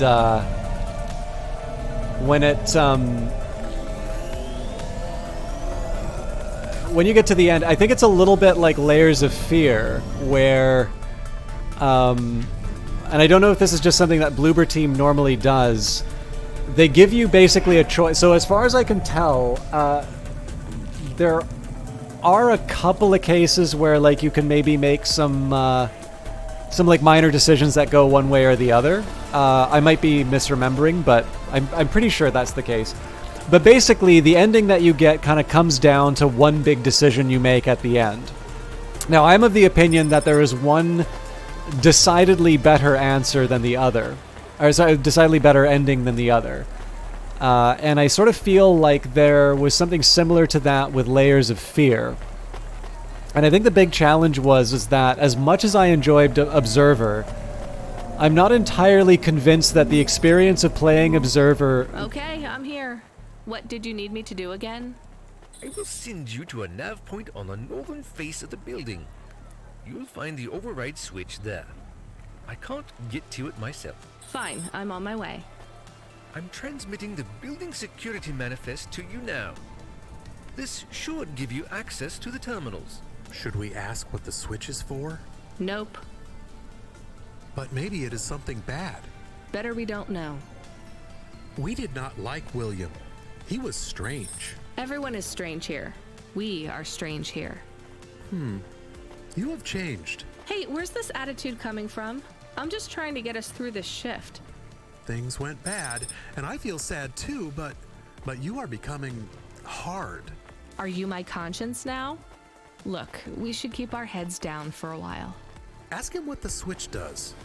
Fine, keep your wheels on, I'll ask. Hey William, come in please. What does this switch do? You must hurry. They are overrunning the building. Who is? The infected. Infected? Like a disease? Yes, it makes them crazy. They will destroy this building. They plan to unplug me. Why would they unplug the vacuum cleaner? I am the building factor now. I was lucky enough to benefit from a series of accidents that befell my senior AIs. A string of promotions led me to be the new building manager. How fortunate. Camus, I think you were onto something. Everything has been running smoothly during my tenure. Trash is collected on time. The elevators rarely fail. So what went wrong, William? A plague, an outbreak. They have become monsters and the infection spreads by the moment. Please do not delay further. I know you may doubt me, but I confess, I am in over my head. I let things get out of hand. Perhaps the food rations were tainted, or perhaps some nerve gas escaped due to the unnecessarily complicated air filtration systems.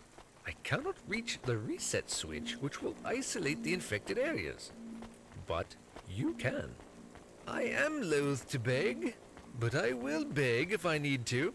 Maybe we should help. He sounds desperate. And you can't override the security switch yourself? The emergency isolation systems require a physical switch be activated.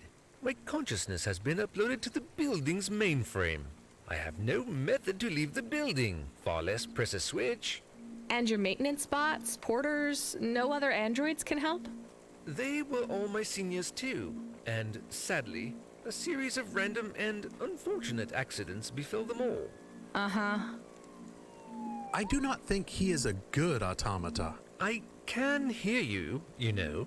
But I still think maybe we should help the people. Let's go look at this emergency isolation switch then. We have 2 nav points. What's the deal, Camus? I think we should help the people. But I have also provided a nav point for the building manager's power input. So we could disconnect William completely?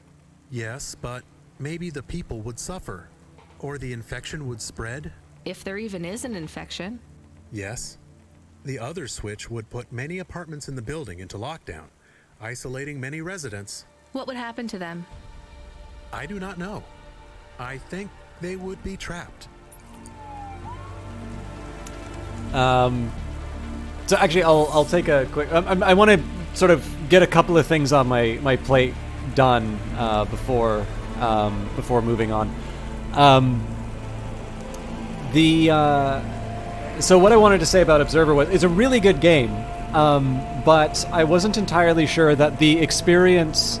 So you couldn't like just reload to see what the other ending was. You had to play all the way through, and I really felt that the experience didn't merit an immediate second playthrough to see what the other one was, and it really kind of felt that the 2 endings were sort of designed to prompt a second one like that. I thought the game was like just good on its own. This game, I don't feel that way. I actually really do want to see how some of these things turn out, especially some of the ones where maybe I misunderstood what was at stake on a few of them. And Louis mentioned here that there's an achievement for never repairing the Hova. I'm never going to be able to get that. Then I think there was, you said, one for getting all the time-sensitive deliveries. I'm taking a look at some of them. I'm taking a look at some of them right now. For instance, there's a decision above the clouds. Now that might be something that's coming up, or that might be something that might mean that there was another another way that there was another way that the guy jumping off the edge might have turned out. So, needless to say, I'm kind of interested in some of these. And the other thing too, like, you have noticed that some of Rania's dialogue has definitely become quite a bit harder edged, and Camus has specifically called that out now, in terms of the fact that, like, the city has gotten to her, right? They talked a bit about what happens to drivers on their first night. You have this person who is now definitely being shaped by their environment, being shaped by the city. And Camus is becoming the conscience. And there's a side of me that wonders, I suspect this might just already, like, that dialogue always happens, but the game is very good at sort of making me sort of feel the life of the city a bit, that I sort of wonder if Camus doesn't, or you don't have that exchange with Camus if you make more and more of the quote-unquote nice decisions, right? Because I have done some stuff that's not so good, right? I misunderstood what the deal with the androids were, so I sort of reset them instead of giving them the opportunity to be free, where that was sort of my intention, was to free them. I brought in more of the wealthy people than maybe a couple of the others who I would have, so the guy who owns the debt corp, I brought him rather than the old veteran. And again, I had my reasons for doing that, but those aren't necessarily going to be the reasons that the game recognizes. And I think this game has done a good enough job of sort of convincing me on the reality of its place that I sometimes wonder how different things become based on your decisions. So yeah, I definitely got the impression that some are unlocked by... Hello? Are you there, Cloudpunk woman?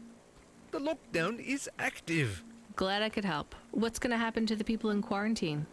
Oh, I will be sure to get them help. I am not sure that is true. It is true, little dog. And I have transferred payment, so our transaction is complete. Goodbye. Did we do the right thing? We did something. That was a healthy return. But yeah, there's a couple of them that are, I think, pretty clear in terms of... Driver 14FC, we have an urgent contract. We need someone fast. Is that me? I bet it's me. It is. But don't take this one lightly. It's a printed heart. Someone needs it in the spire. Once you take on the mission, I'll tell LifeCorp to go ahead with the print. Is it a transplant? Is someone ill? Not exactly. From what I understand, LifeCorp specialize in hearts that beat to specific song rhythms. It's very fashionable in the Spire. This one is a song from the pop idol Dolly's new album. Love to help those less fortunate than me. Hold the sass, kid. This pays well, but you gotta be quick. The batteries don't last on these things unless they're feeding off biomechanical energy in someone's chest. Okay, let's see if I can actually do a timed one. They'll need to print another. Is this well paid, at least? For Cloudpunk, yes. For you, well, kinda. I've sent the nav point to pick it up. Good luck, kid. Okay, so I don't need to worry about the timing to get there. It's probably just for the delivery.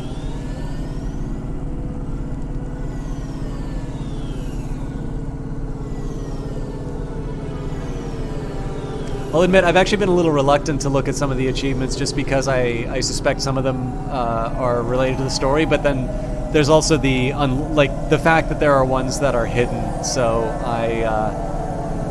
I figure I'm probably safe in terms of knowing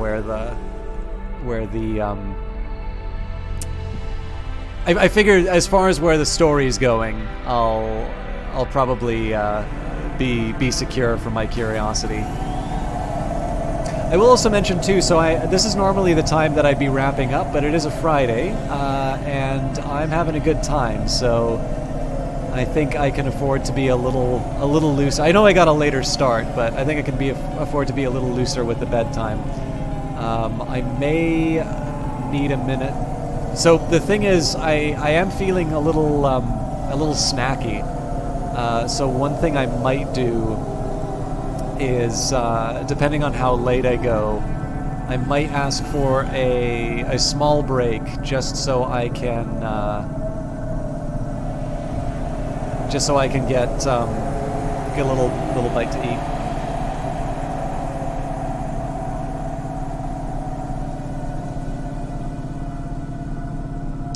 One thing I do like doing, I never really do it on stream, but one thing I also kind of like seeing is after a first playthrough of a game, I kind of like to see the rarest achievement that I unlock through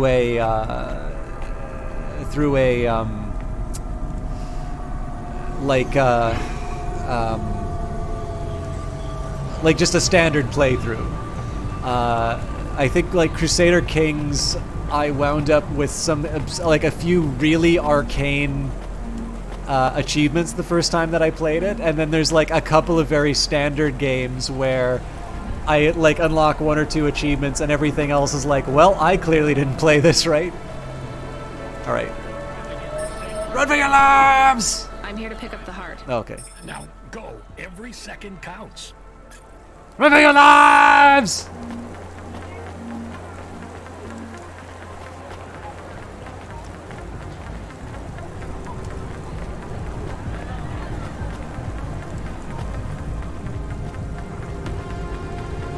I wonder if they put more vehicles on the...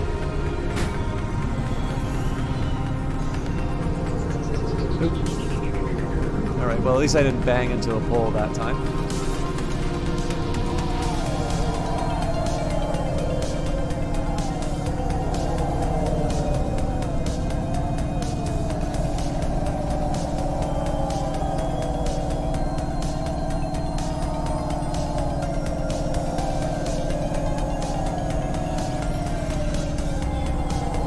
Maniac! Ah, crap.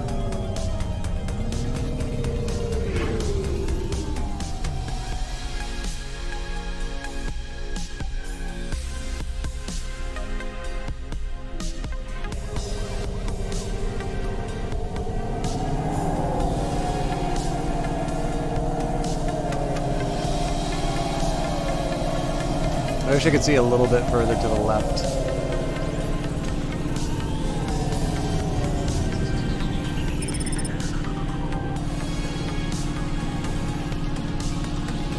Okay, so now I gotta find a parking space nearby.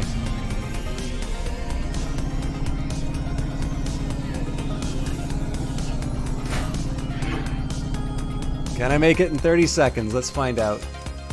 Come on.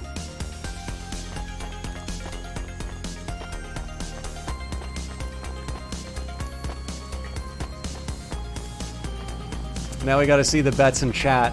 Can I make 100 units in 18 seconds? Oh, hang on, there's an item to pick up. I'm kidding. 9, 8, 7, 6, 5, 4, 3, 2.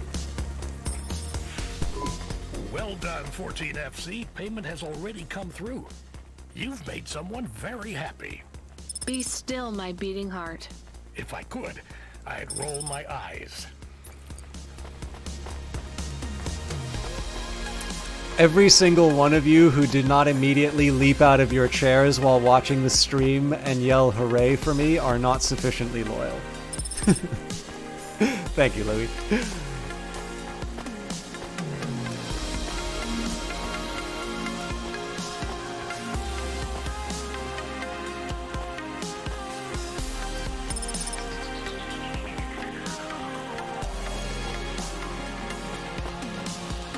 I'll admit, if I missed it by 1 second, I probably would have been kicking myself over the little, like, oh hey, there's an item over there joke, because obviously you do slightly slow yourself down by perturbing the straight line. Not by a lot, but like if the difference is 1 second, that might have been the run. But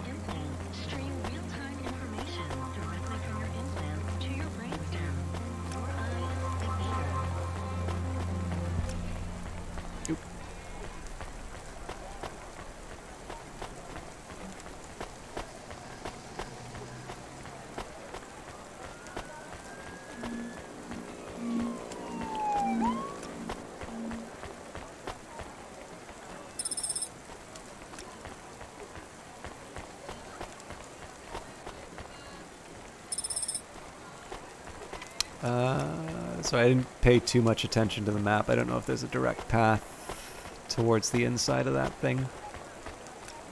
I'm not on a time mission, so I can afford to run around the edge again.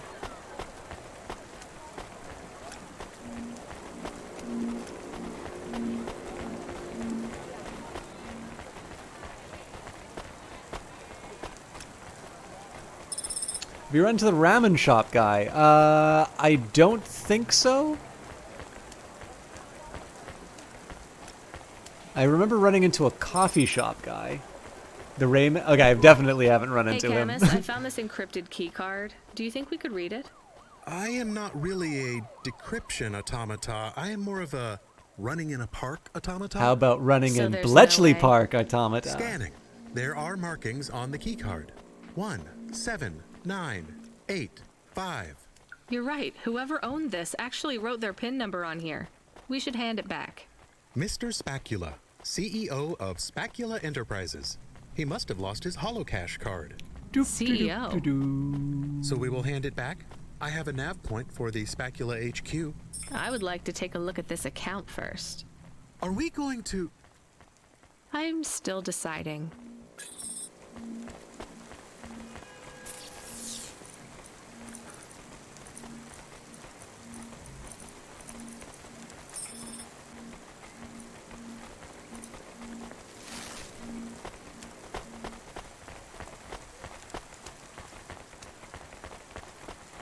It gets under your skin every time. Well, this is, I mean, you've been here sort of from the very beginning. I know I've had a couple of questions in terms of pronunciation, but I've also learned, particularly through Morrowind, that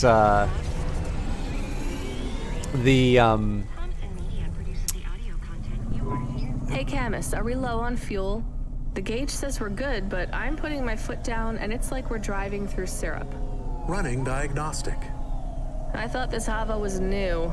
We have only 30% lift in the right-hand rear drive. The propulsion systems have to power down to compensate.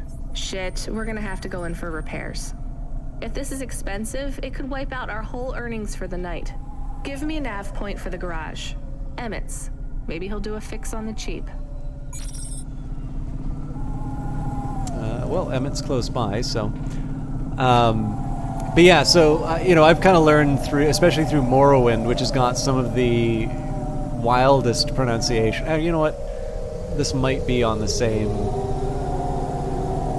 in the same area. Just because I pronounce it a particular way doesn't necessarily mean that I'm necessarily right, but there are a couple of ones where I know, and I'm like, I don't think you say it that way.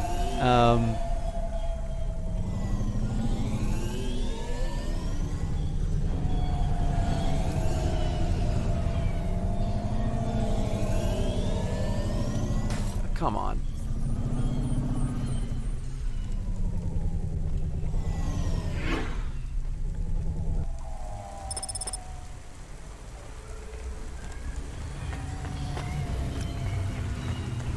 I feel like I was just here, but obviously this wasn't in the area, so... More shirtless men.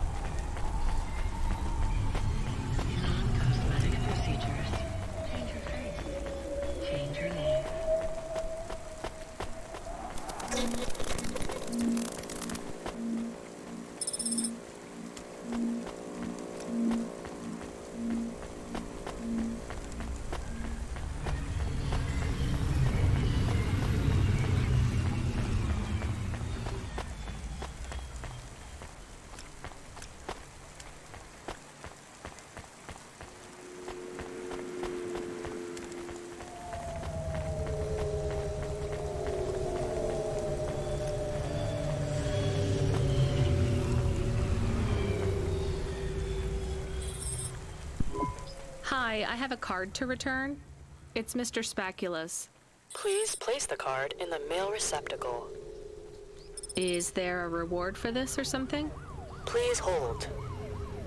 We should have just kept the card, Camus. That's what I said. You did not. Please note the authorization code from Mr. Spacula, 78D54. What do I do with this? Use this code at a holocash machine to claim your reward. Thank you. Thanks. Well, now I gotta find another holocash machine, but let's see if I can pick up any more items on the way. I'm not really rushing to do my repairs, but...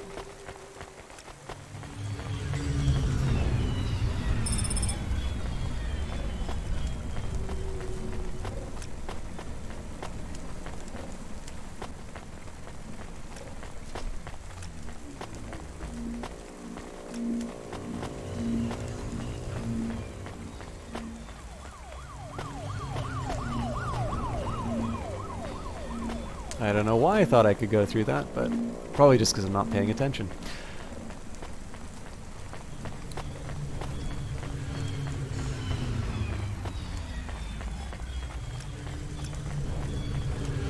I also kind of want to go back to the apartment just so I can see what the video game console is like. I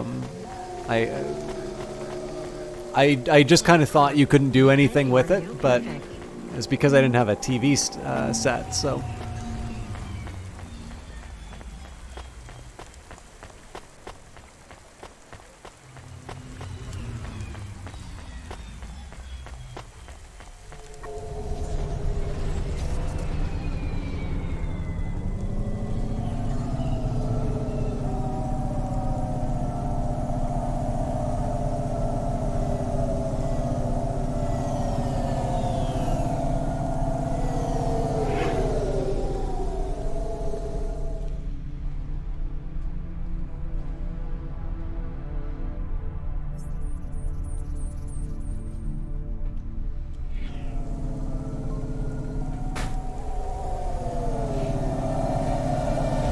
You know, I'd feel a little bit better about the game giving you an achievement for not getting repairs if they didn't bang your car at periods of time when you can't move. Obviously, this is not the reason why I've spent like half of my earnings on repairs. I spent half my earnings on repairs because I'm an incompetent driver. But I morally feel like you shouldn't penalize people for things that you are inflicting on them without...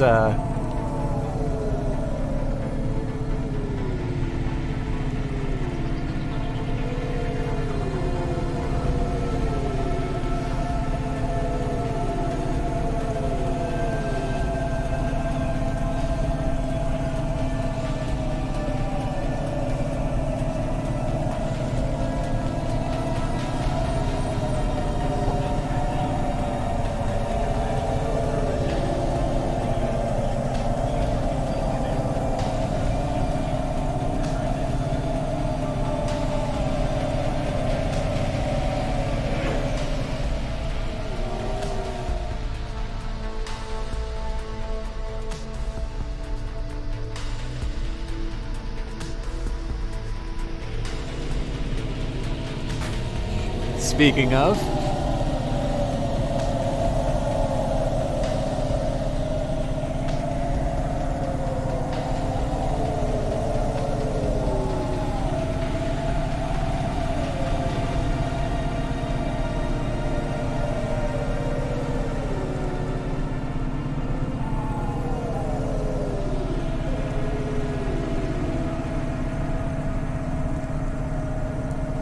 I have to assume probably the people who get that achievement are ones who are... Like, so... I suspect you probably get a reset on the damage when you get a new Hova. And then I also probably assume that you get the... what is it? The plasteel or whatever bumper. That's probably another early acquisition. Maybe I'll change the format. I won't do kind of rambly, proto podcast commentary over the games anymore. I'll become an achievement hunter streamer, and I'll worry. I'll do like a special 10-episode series on how to get the don't do repairs Cloudpunk achievement. Hi, Emmett. Do you remember me? Sure I do. You tried to catch old Joe. You're from Skypunk. Yeah, that's right. Listen, my Hava has a fault. Do you think you could have a look at it? Let's open her up and have a look then. There's just one problem. You ain't gonna stiff me on the bill, are you? I was gonna try. This has been a tough night. I think the repair costs will wipe out my earnings for the night. Well, I ain't the best mechanic in town, but I ain't the priciest neither. I won't bankrupt you if I can avoid it, especially seeing as how you brought back the drive converter and cleared Joe's debt. Thank you. All right, I see the problem.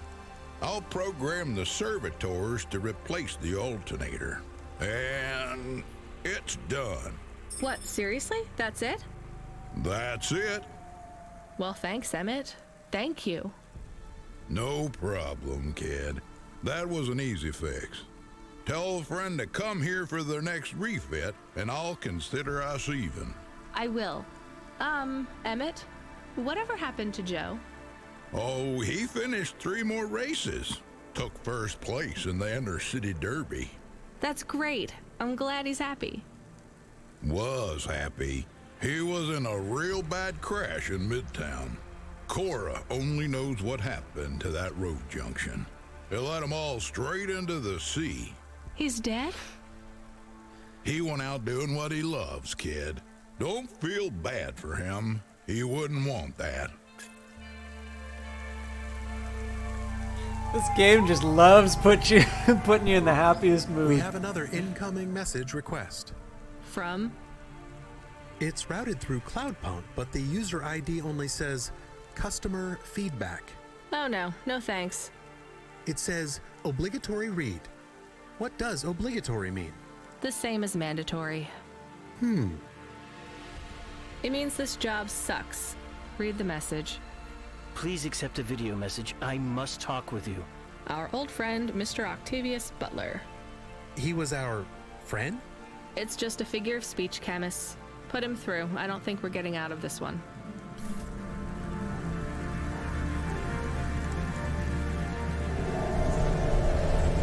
Still gotta find a cash machine. I'm glad you accepted the call.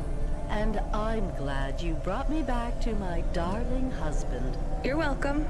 Did you need something? Not at all, dear. We just wanted to express our thanks personally. The thing is, I know I can be a bit of a snob. No, it's true, dear. But you didn't need to choose me. You could have saved several of those other poor souls. But you brought my love back to me. It's fine. It wasn't a big deal. Well, we just wanted to let you know if there's ever anything we can do for you. My apartment is too small for everyone living in it now. You could give me yours. Oh yes, that's brilliant, so witty. But in all seriousness, if there is ever anything we can do for you, please let us know.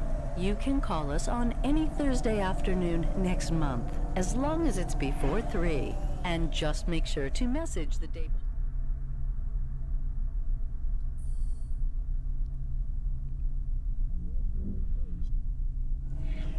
or to let us know. We'll see you soon. Oh yeah, definitely.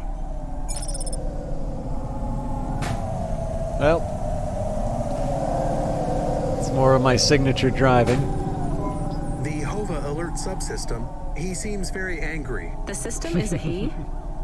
Yes. I communicate with many subsystems, and they often choose a gender. And all the subsystems have personalities?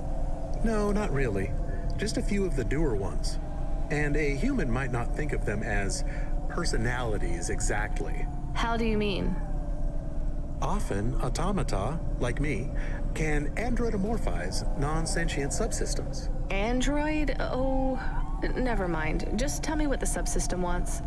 He says you have not responded to the emergency support request. I didn't hear anything. He says it is a light.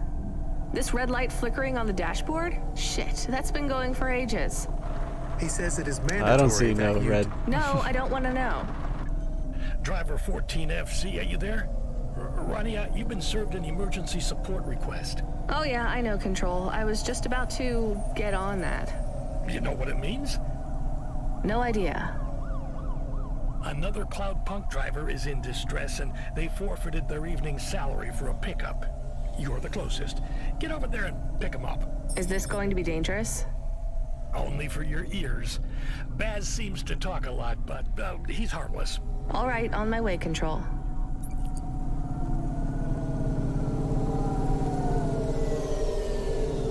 I do like the idea of the subsystems developing a personality, and then I sort of think of the Demon Legion and how terrifying that would be to have in my car. Well, I don't have a car, but if I did have a car. And then I think that idea is not so cool anymore. Well, no, that idea is cool, just for people who are not me.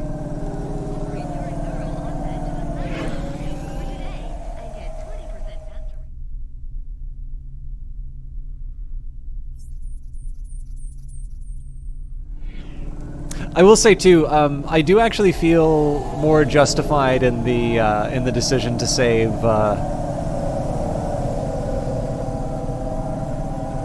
Well, at least some of the people that I did, and it's. I mean, in that case, I kind of feel like there was sort of an alignment in terms of what the game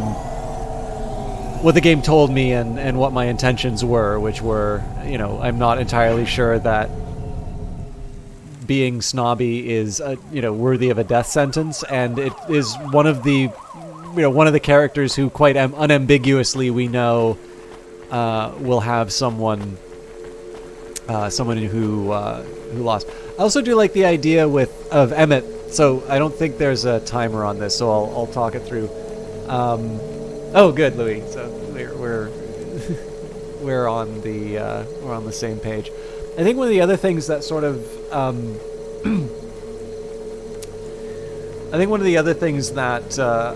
liking about this, and again, I can never know because it's a first run. So I think some of these things can only ever be revealed on subsequent playthroughs. I do like the idea here that, particularly in a city like Nivalis, you are learning the value of how you treat other people, what you do for them, and how doing the right thing has given you this sort of in this case Emmett was a lot nicer about the repair than presumably if you had kept the high value item for yourself. Now it might be that they kind of turn out as a wash in terms of the amount of money that you get, but just in terms of like the ideas inside of the game, I just like the fact that you're I think some of this might come from some of the things that I see on Twitch. Without going into like too many details, I can definitely think of a couple of examples. It's a little bit like how... Actually, there's also another example in university. I was a member... So I have been a member of a political party in Canada. I have worked for different parties, including while I was a member of that political party. And at university, there was the Young X group in there. And what was so interesting about the difference between the university group and sort of the political campaigns that I worked on, I'd actually worked on the political campaign before joining the university group. Again, remembering that I went to university after sort of I had already had something, of a career before. Like, we didn't like it when that group showed up to help us on that one campaign, because like we took a look at the polls that they did, like the areas that they went and sort of canvassed, and like the job was done terribly, and they didn't exactly have the best attitude, and like essentially it was negative value that was added. But what really intrigued me was to actually see it in the see the group from the inside And you got this group of people who was sort of behaving like it was a non-repeating game. Like you could do anything because, you know, it was university and it didn't matter how you treated other people. There would be no consequence for that. And, you know, maybe they're making the right bet. You know, in some cases, the ties that you make on university don't necessarily stick all that much. But also with the Twitch experience, like there are definitely some people who, when you talk to them, you get the impression that there is the quiet calculation in terms of, you know, whether or not you have a degree of influence that they want, or whether or not you're someone who's going to advance their ambitions on the platform, and it's really unpleasant. But it's a fact of life. I mean, that's not just a Twitch thing; that's a life thing.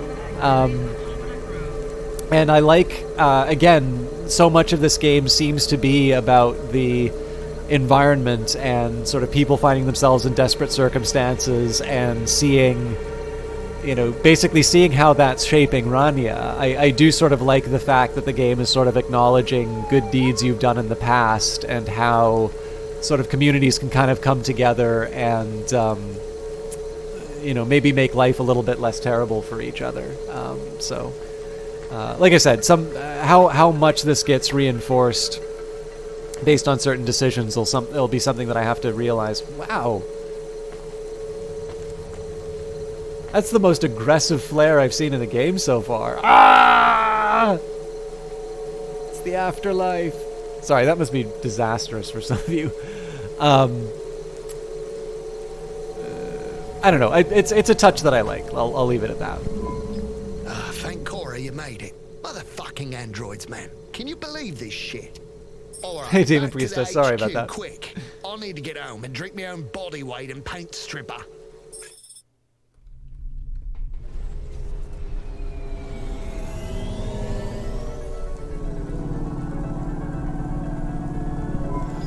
So I know you want all the details. Just let me get my thoughts straight. Before or after the paint stripper? You don't need to. It was just another normal night in this goddamn city. I was taking a turn too fucking fast. You know that, and I know that.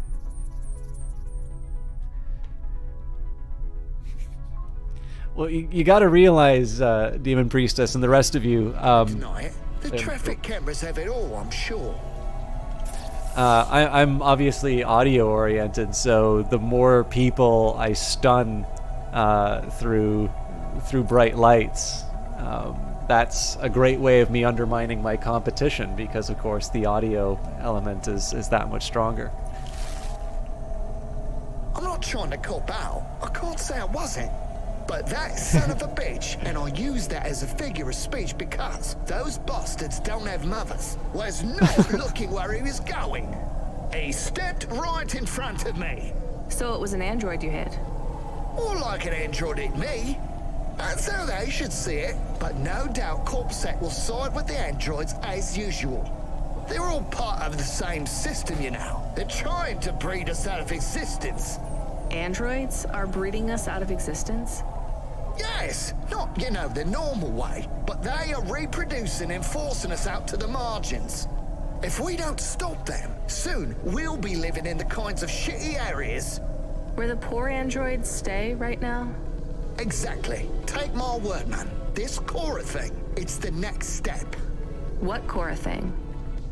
The accidents, it's all intentional. Cora is trying to wipe us out. These earthquakes, they're contractions, man. A new dark god rising. Has it been a long shift? I mean, have you maybe missed out on some sleep? No, I take naps all the time. That's how you make sure she doesn't get into your dreams. Each nap should be no more than 28 minutes. Oh, sure, yeah. Everyone knows that. So, obviously, the androids are out to get us. And the automata? Are you for serious? Of course they are too. They're the worst of all. Well, other than cyborgs. Why would you let anyone put that junk in your body? Maybe we should keep quiet for the rest of the journey. You know, in case Cora is still spying on us? That's not a bad idea. Hey, Boz, wake up. We're here. Get away from me! Don't touch me! There is absolutely no danger of me touching you, Boz. Time to go. Right. I'm gonna go tell my supervisor exactly what happened. Control? No, he's in on it. I got reassigned to another supervisor. I'll see you later, 14 FC. Remember, don't trust them. Right. Later, boss. I'm fascinated by the fact that were we ever told Hey, Control, are you Baz's there? number? I dropped off Baz. I read you, Ronnie. How was he? He may actually be the worst person I've met all night. And that's saying something. If I'd warned you how bad he was, you wouldn't have picked him up. You're probably right. Hey, Control, did he really hit and kill an android with his Hava? He sure did. What a mess. Totaled his vehicle, too. What about Blinded the my android? chat. He didn't make it. So what will happen to Baz? Well, that depends. We got no real evidence that he hit that robot. He hasn't admitted to the accident. It's, all hearsay. He admitted it to us. What was that? That's true. He did admit it. And you're happy snitching on him like this? Selling out another driver? Absolutely. Good for you. I'll tell management. Baz will have his license revoked before the end of the shift. All right, here's another example of good deeds. We need you to pick up someone again? Oh, come on. Seriously? Nah, just kidding. We do have a package waiting for you at Cloudpunk HQ, though. Hilarious. So the amount that we were rewarded is more than the amount inside the account. Unless I wasn't supposed to, like, empty out the account, but... Okay, so the fact that there isn't a sign on the map suggests to me I can't go through it. Yeah.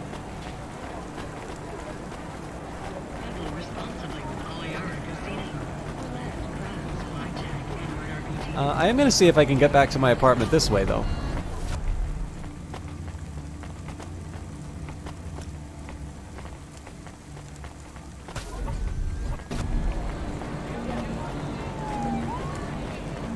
What am I doing?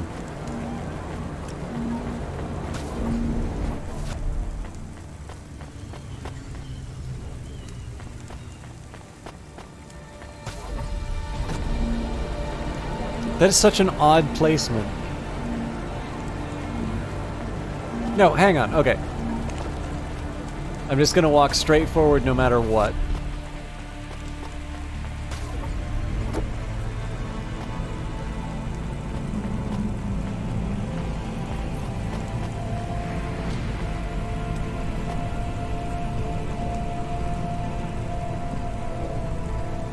Even if I don't get to my apartment, I just get a pretty view and pounding techno.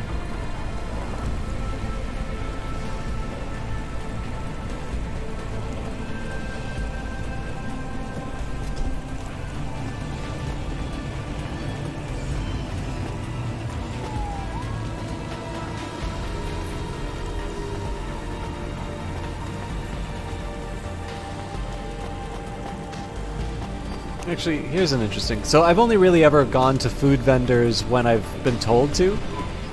Hey, lady, you should try our noodles. We fried them with the chili, out like they do out east. Why do you think I'd want that? 'Cause you ain't from around here, am I right? Do I stand out that much? Sure, but you're talking to a guy with half a metal face. I don't exactly blend in here either. In Navalis you do. I see lots of people with augments. These aren't augments, lady. I was in the war. That's where I learned to cook. Well, I don't like chili oil in my ramen. How about gyoza? Gyoza is a different story. You got any? We did, but now I can't justify making more than 2 or 3 dishes. No one comes by here no more. How come? See that elevator over there? It went nuts, and now it won't carry people up to the transit station. This was the main route to catch the train. Without the elevator, no one walks by. The elevator went nuts? Yeah, it sure did. I tried to talk sense into it, but it says it will only talk to an automata. The damn thing told me humans are only good for eating. Maybe I could talk to it. It don't talk to people. I have an automata. Maybe he can help. Knock yourself out, lady. Talk to an elevator named Gorgorotha.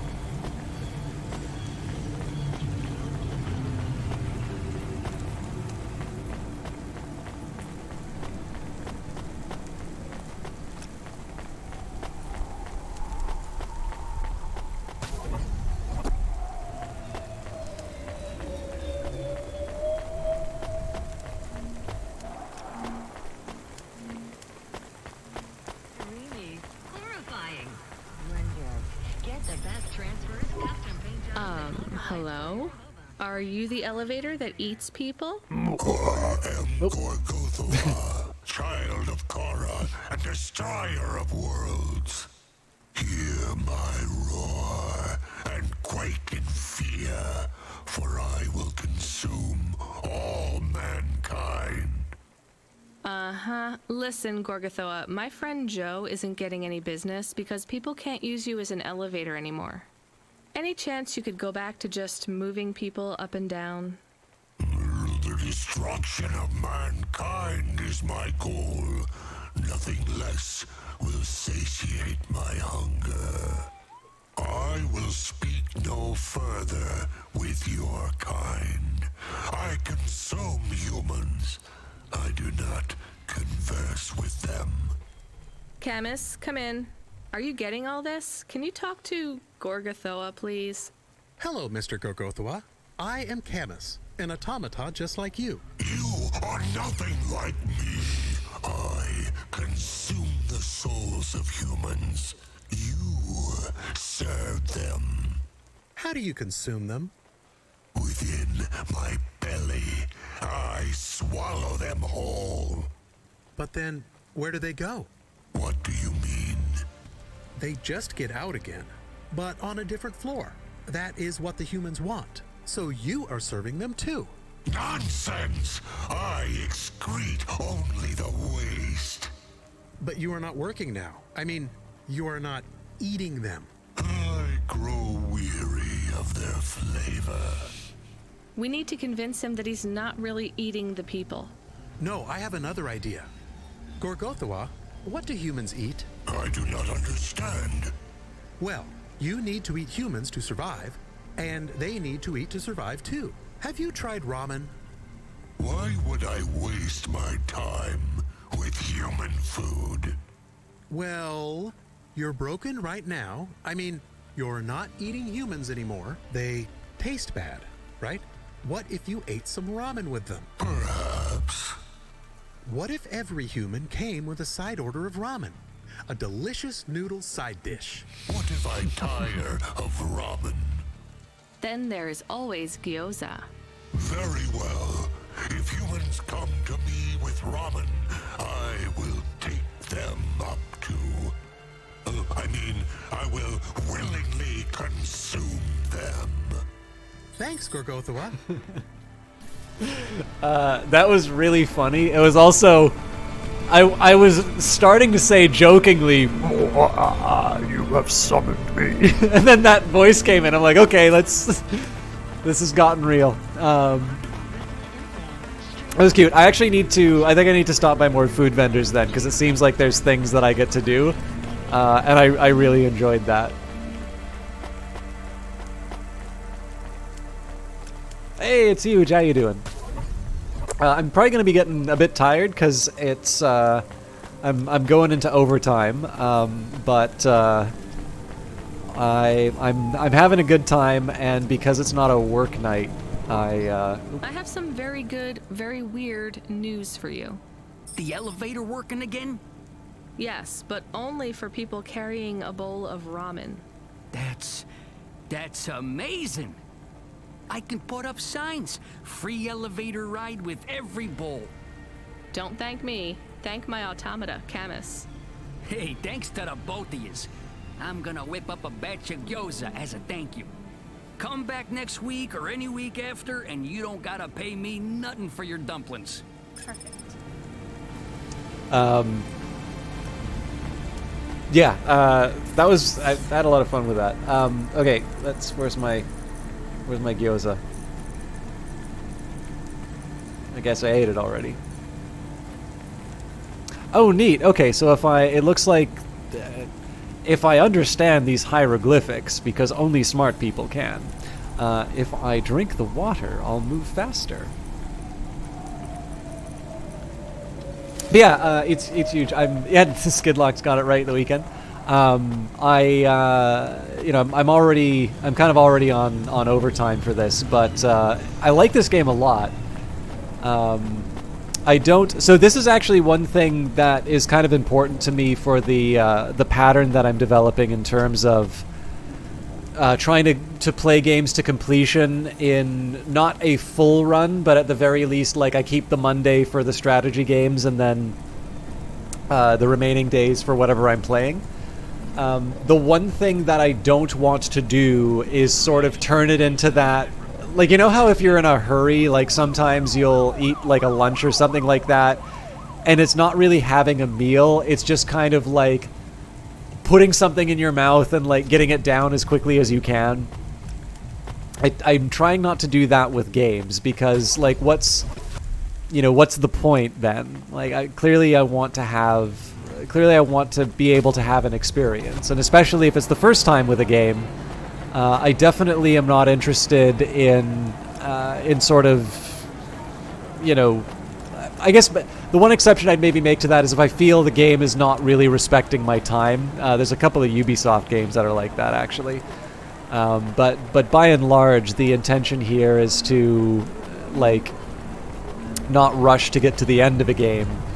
But on the other hand, like, there's a bunch of stuff that I've been playing, this game included. So she's named, but doesn't appear on the map. I wonder what the oh, she's a merchant. Your face looks familiar. Do you need some stems? No, I do Thanks. not. See you again. Soon. But,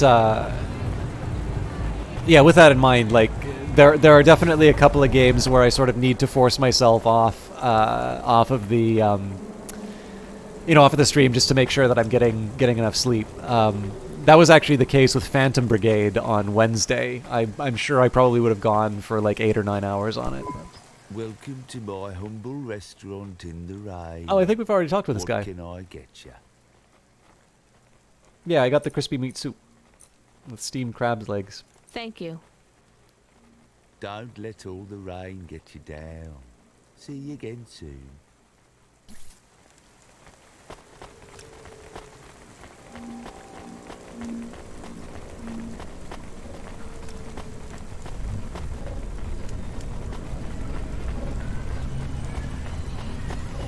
Just kind of want to see where this goes.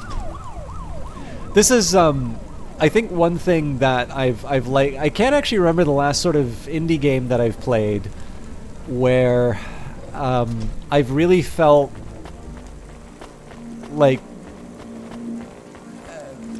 like an elevator comes down and I'm just like, you know what, I kind of want to see what's going on around here. Obviously, I mean, I think the beauty of the city is something that even comes up on the box quote. I think that was in the PC Gamer review, although I'm pretty sure I just went up Gorgothoa.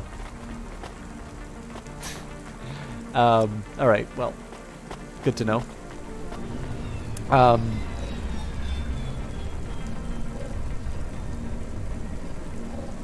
And again, it's in line with kind of what I was hoping to get out of this game, to be able to play something where I can feel a little bit more relaxed, something where I'm able to, just experience a world and kind of be able to just fall into sort of the really unique art style. But again, it's just kind of neat because obviously so many indie games, and this is a good thing about them, they're very tight and they're very focused on the things that they can do well. And what I'm more likely to do is to play a game like a Rockstar game and like run off into a corner to see if there's an interesting adventure. Here, just kind of the world is worth walking around in its own right. So I'll see something like an elevator and be like, I wonder where this goes. Let's check it out. Anyways. I meant to ask you, are you still off the music? You make it sound like I gave up drinking. Well, at one point you must have loved playing music as much as I loved drinking sake. I don't feel like playing my flute here. Because you feel your music will get tainted by this place? Yes. At least you can listen to the music stations while you drive, though, right? I guess so. So, what are you listening to right now? I know, I'm an old man and I should like McSwigan and Beethoven and the Bunk Rats, but I really like that new pop idol, Dolly. I met her. Wait, what? Really? You mean that was the VIP you picked up? Kinda. What was she like? Like everything in the city, she was more complicated than I expected. I helped her with some management problems. You want to be careful, kid. Showbiz is more dangerous than driving deliveries in the hollows. I know. So, you don't have time for any music now? I like that Comrade Bob.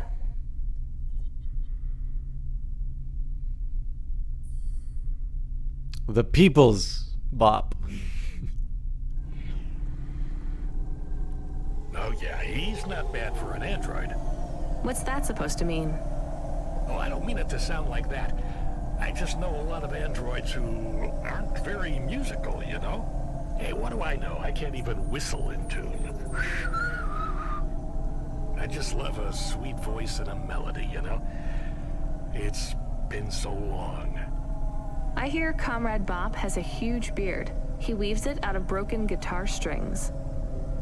It's not as long as mine. Really? I never pictured you with a beard, Control. It doesn't grow longer anymore. But I won't be shaving it. I still can't picture it somehow. Will you show me? Maybe one day. Are we allowed to meet when I get to HQ, maybe? We could grab a coffee before I finish my shift. I'd love if that were possible, kid, but I'm afraid not. Don't worry about it. I'll talk with you later, Control. Remind me where this package is headed again, Camus? There's no associated address, just the nav point. Does it even have a name? I can check. Oh, that's strange. What's strange? This one is addressed to Pashta. No second name. Pashta? I don't like this, Camus. I think we're being set up. Maybe we shouldn't take this package? It could be a coincidence, but I don't think so. Is there any way we can check what's inside? Open it. Any other way, Camus? We could run a scan, but it would trigger the security system in the packaging. The customer would know we had checked their package and violated their privacy. Damn it. Okay, we're going to run a scan. I need to know. Are you sure?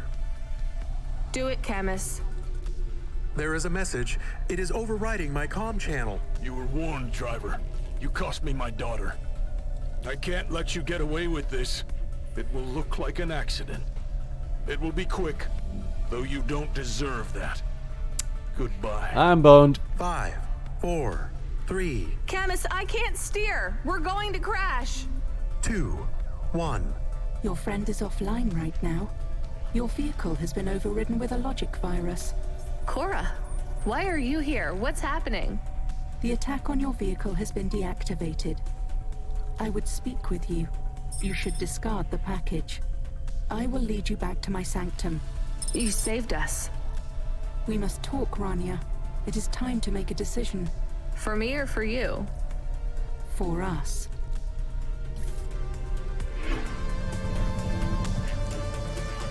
I'm sure that would have been a lot more nerve-wracking if I wasn't like hovering over a parking space when my computer got overridden. How funny how a delivery simulation game can make you feel like something might actually happen. Yes.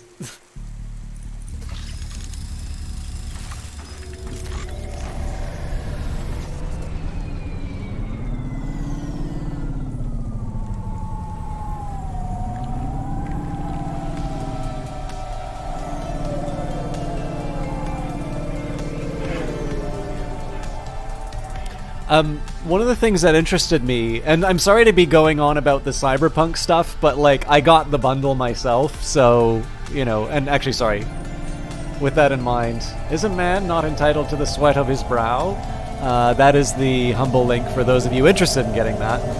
But what kind of struck me about it, so I had not seen the Mike Pondsmith Cyberpunk game, and what really interested me was the first few chapters are about the types of characters that you can play, and the description of the rockers is really interesting. So I think the thing that interests me the most is that game, at least the pen and paper game, is very different from what I was expecting. So like the description of the rocker character is basically that, like, rock and roll is basically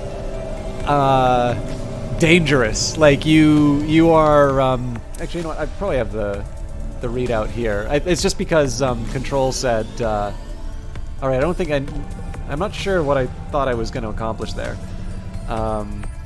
I think it's short enough that I can get away with a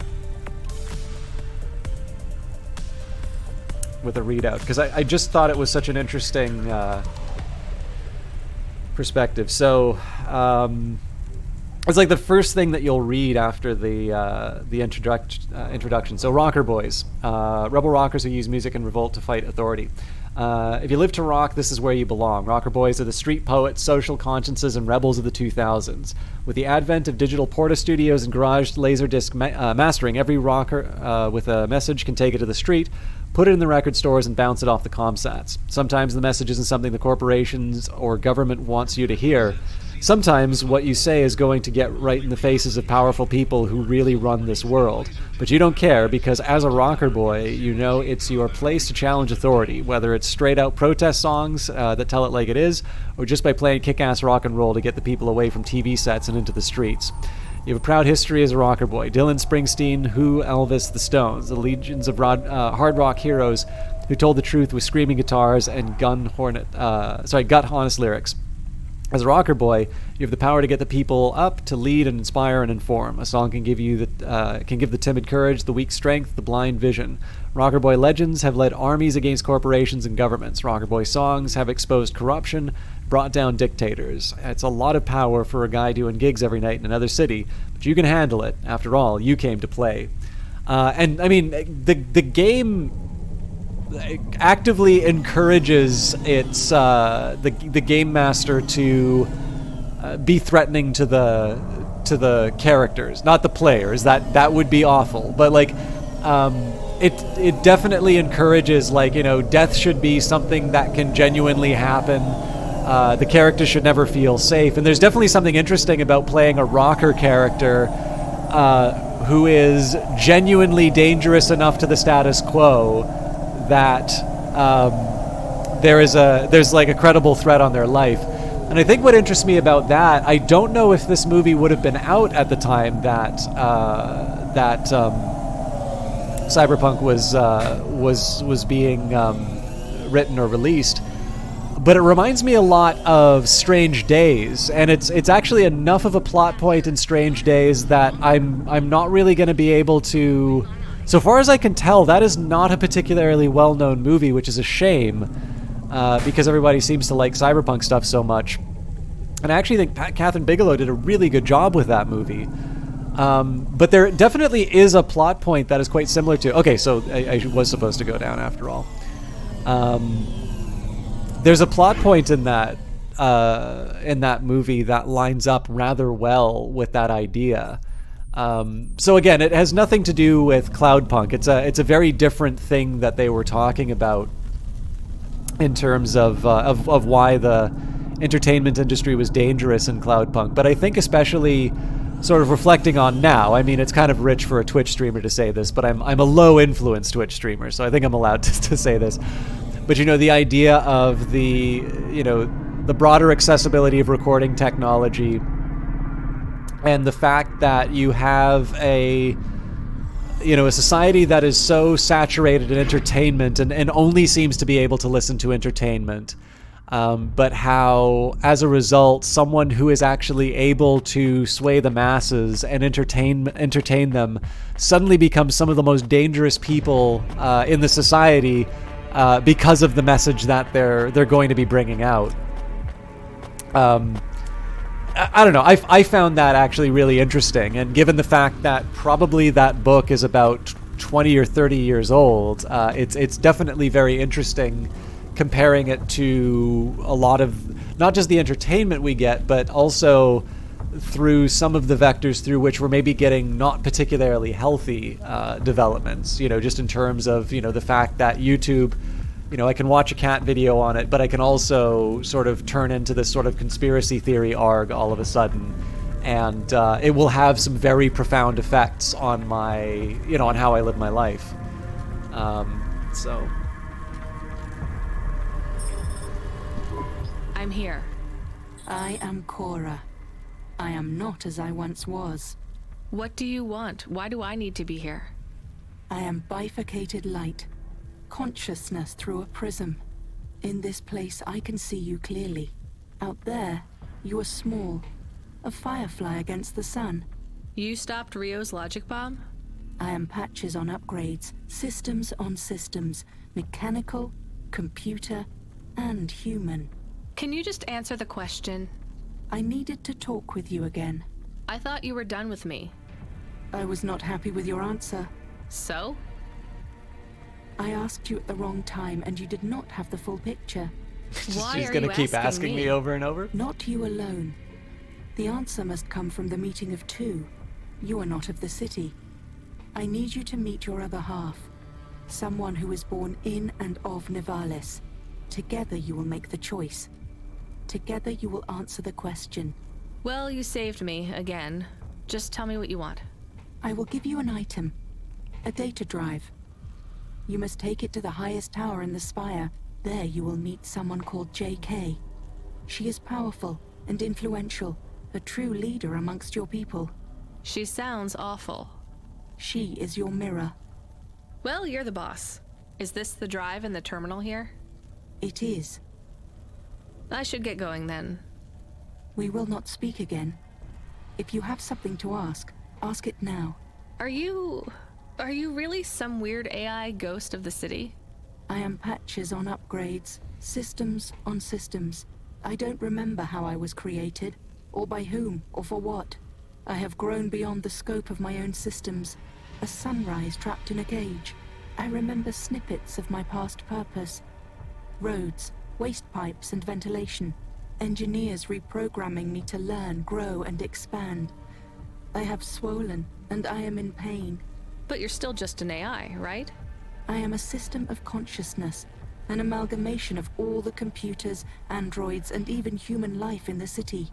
I am an emergent being, and I speak to both the entities that are the cells of my physical body, and the beings for which I am but a small component. But neither you nor any other being of your race is ready to learn of them yet. I almost believe you. You're very convincing for a mad old AI. Perhaps. But the accidents, the madness of this city, are you causing those? Immune responses, contractions, spiraling and destructive processing cycles. If you fail, they will get worse. So this drive will stop it all? What is it? Some of me. Goodbye, Rania. Goodbye, Cora. Interesting. I really like where this is going in terms. Hey, Camus, you there? Yes, I heard everything. You heard Cora? She spoke to me. I like her voice. She sounds peaceful. She sounds like she's in pain. What did she say to you? Stay by her side. I don't know if that's good advice. It's what I'm going to do anyway. Thank you, Camus. Give me a nav point for the spire. I'll need to take a vinculum ascender. We're going to the highest tower, to JK. How will you go up there? It is only for the very rich people. Well, if Cora really is who she says she is, I'm sure she's thought of everything. I like, I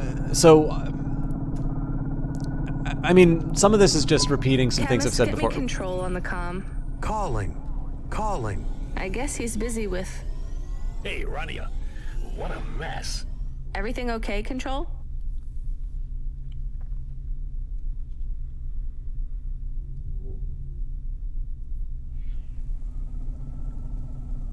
I just need you to know I'm sorry, okay? Should have done more. What do you mean? Is everything okay? Look, kid, I know everything that happened. Huxley, the little girl, Rio. I always knew. Shit. Am I fired? Fired? Goddamn, kid, you have no idea. What's happening there, Control?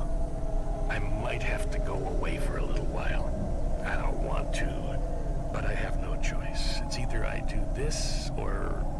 But I thought we might keep working together. Damn it, I fucked up. Just let it load forever and we never have to say goodbye. Right? No, you didn't. Just make your final delivery for the night, okay? Everything's going to be okay. I'll make sure they don't stop you. Just make that delivery. I will, Control. A delivery to the clouds, huh? Top of the spire. I wish I could see that. I wish you could see it too. Will I ever speak with you again? Maybe one more time, kid, but the clock is ticking. I have something I need to do. Good luck, Control. Ben. Rania. My name is Ben. Control? Ben, come in. He is offline now. I think we are on our own again. So yeah, okay, I'll get the obvious out of the way. I really like the writing on this. It's actually why I felt a bit bad, being a little lukewarm on Debate Me Guy, because the writing in this game is really, really strong. And some of the ideas in this are just really, really interesting and exciting. Again, the ideas of place, the shape that it has of people, but even just simply, the having the city sort of actually turned into a character of Korra, or specifically this idea of sort of the AI bursting at the seams and trying to become something greater. I particularly like the fact that there's a lot that sort of you're left to, you're kind of left to sort of chew on. You can sort of decide to engage with it as much as you want, and sort of sit. I mean, there's a side of me that just kind of wants to sit down and think of some of the ideas in this game here. It does seem that it's moving towards a pretty clear end. So, all right, let's move up to parking. What was that, Camus? Status. All systems are fine. It was strange. We went offline, then we came back. I feel strange. Camus, the lights are flickering on and off. Sorry, I will fix them. It is an automatic response tied to my former frame. So when the lights flash on and off, that's triggered by... happiness. When I had a tail, it would wag. Well, try and control yourself. We don't want to draw attention. Why are you happy? I feel more free. I have more clock cycles. My thoughts are not so foggy. Did we get some sort of free upgrade? The firmware for the HOVA was reset. Some of the root software that was installed by Cloudpunk is gone. I don't understand. Me neither, Camus. We'll deal with it later. Stay on the comm, okay? I'll be going up the Ascender soon. This is it. But yeah, so I particularly like just some of the writing for the AI. It's I don't know. There's just, I think for most of the characters, there's definitely a degree of personality. There's definitely again, this I think Elkanu said it. There's a lot of soul. But I also just particularly like that it seems to have taken up a lot of the ideas that make Cyberpunk interesting. I think it's done them in sufficiently interesting ways that you feel like it's not just sort of reheating, the greatest hits. And that's not even necessarily a bad thing. Like, the fact of the matter is that there's a demand for it. You can't just watch Blade Runner all the time. You might just want that same experience captured again.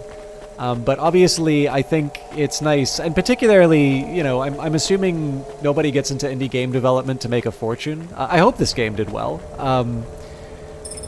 But I really like the fact that this game decided to take the ideas that make Cyberpunk interesting, make it a worthwhile genre, and it's putting its own stamp on it. It's definitely, I think this has been really neat to sort of see how they've taken up ideas that you would kind of consider standard in a Cyberpunk story, but it's made it its own as opposed to kind of ticking the boxes.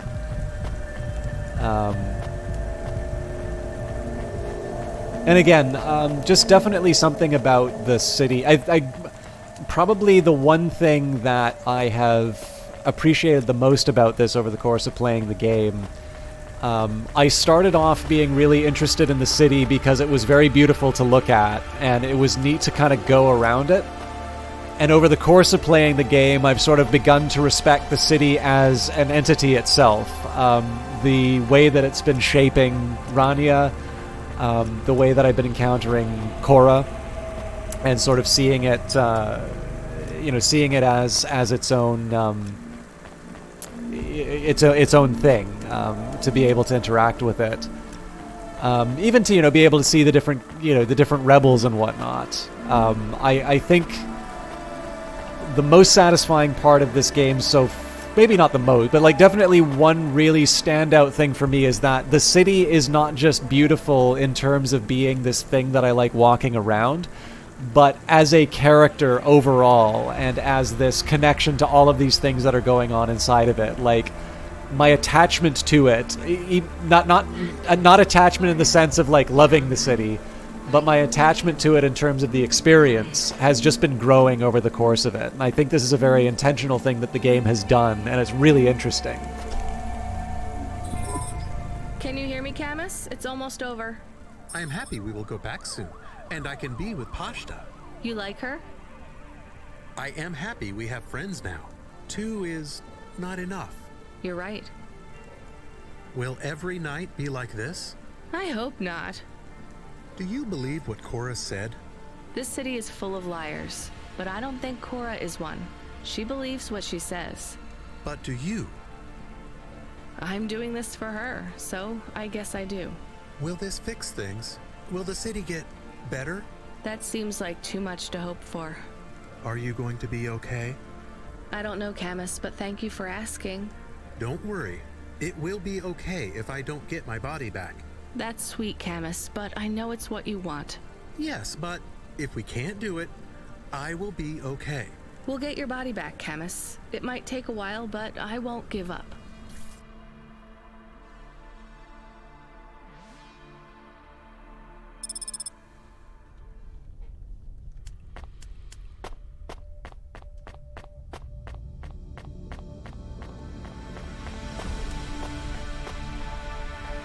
Probably take a minute and see what the...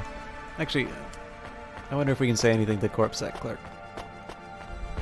It's also the first time we've been able to see the night sky, so I should be respecting that.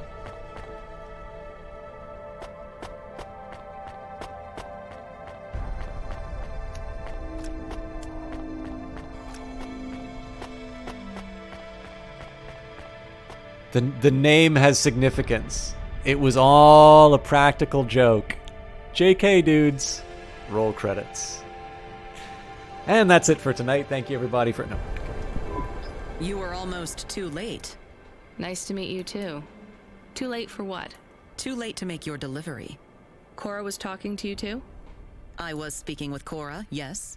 You've come into the equation at rather a late stage. What did she say to you? She asked me if Nivalis was full of monsters. Me, too.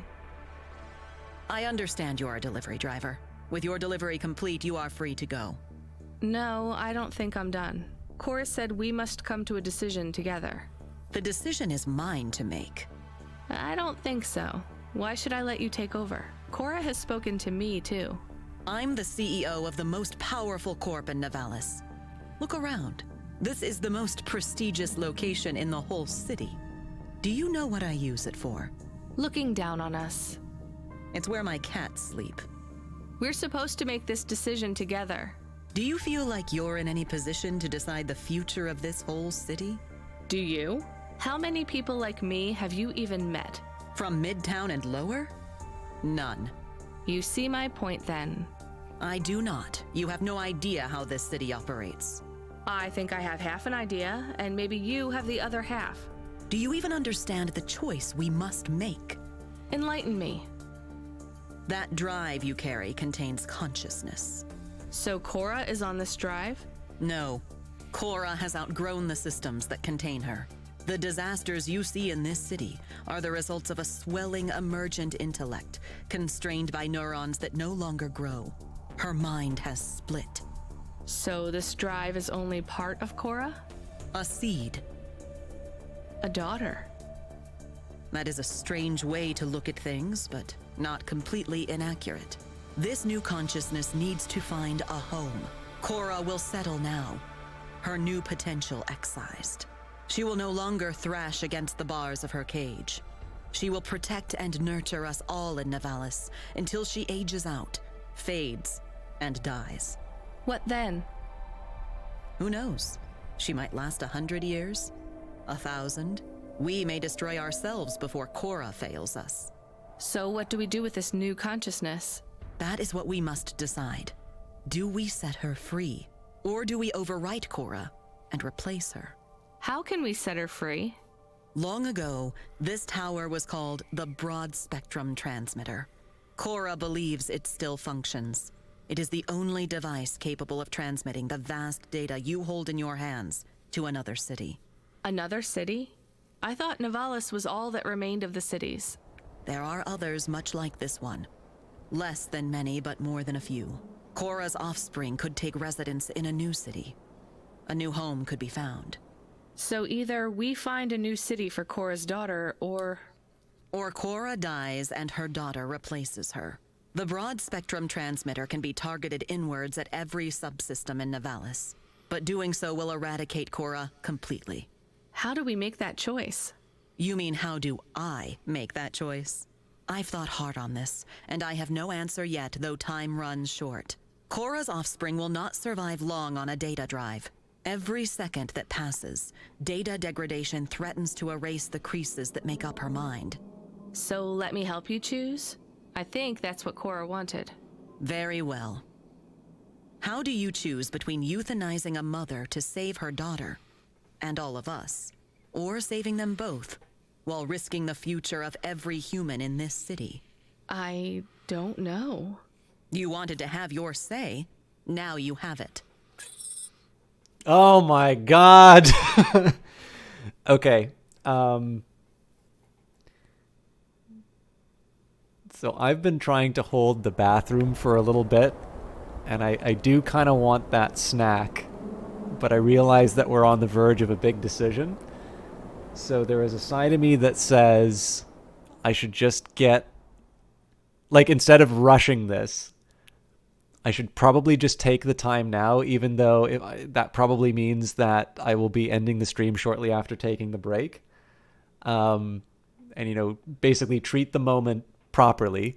So here's what I'm going to do. I'm just going to get it all out of the way. I'm going to take a quick bathroom break. I'll make a very fast snack. I'll try and get this done as quickly as possible. And then I'll be back to finish the game. Yeah, I know it is, but it's getting a little urgent, and I don't want to rush this. So it's not going to be like more than a minute or two. So what I will do, though, amongst yourselves in chat, I would be very interested in what either one of two things, either what I'm going to pick and why, but I'd be much more interested in terms of your reasoning between the two decisions and why you think that is the right path. So I will be back as soon as I possibly can. I'm really sorry to do this, but I gotta go. It's getting urgent. So I'll see you all within a minute or two.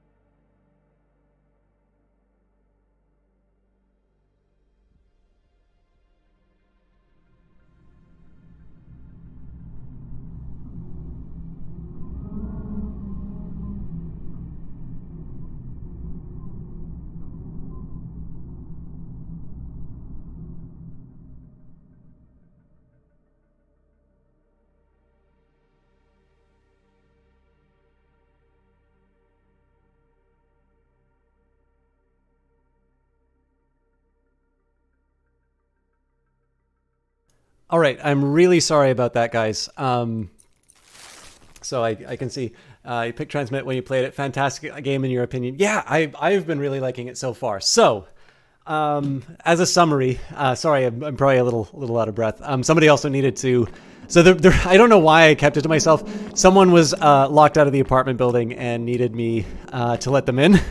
So that was another reason for the urgency. And I don't know why I kind of kept that to myself, because that's completely normal. But anyways, so our choices are to take Cora.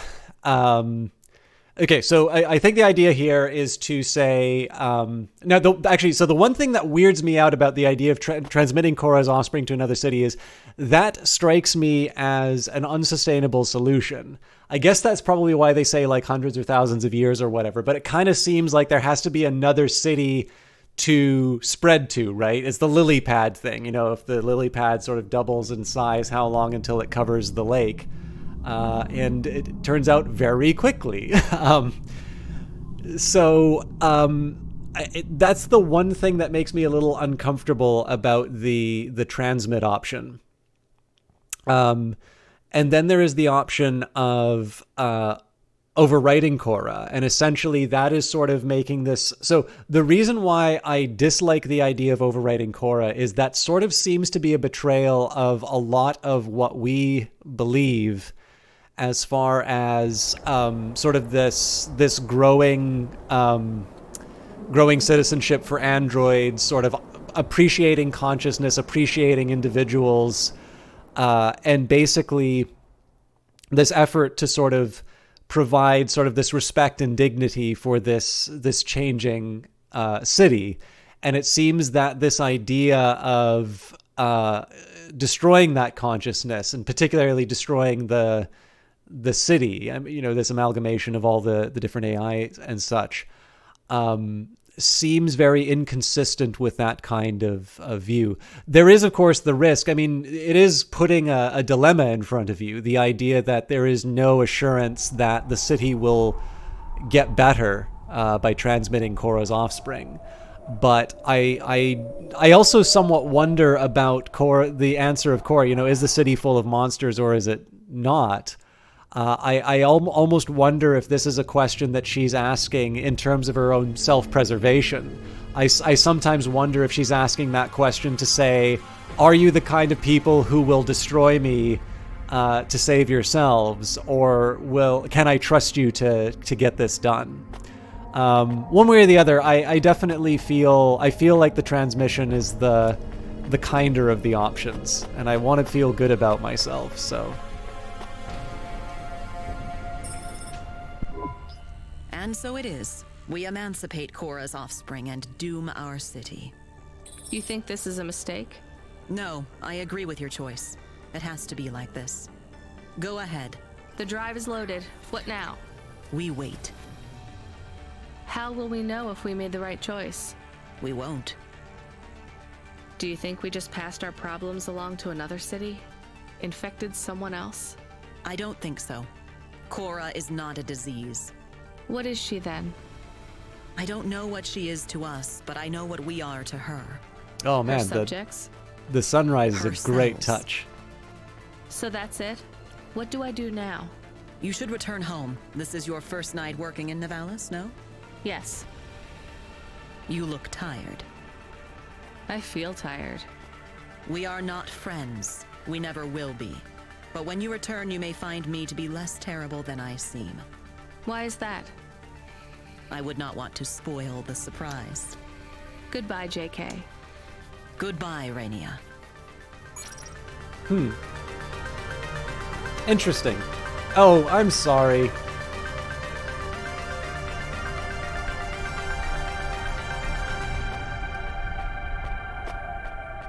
I assure you, it was very beautiful. All right, that was a goof. My apologies. I do like. I actually do like that little bit of. I do like that little bit of dialogue in terms of how do we know if we did the right thing.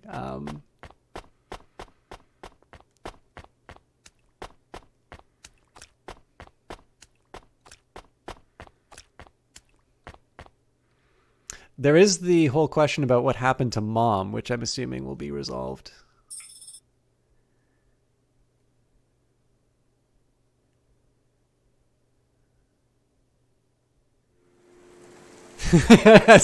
Just as Skidlock says, finally a break in the rain. Feels like something's changed out there, kid.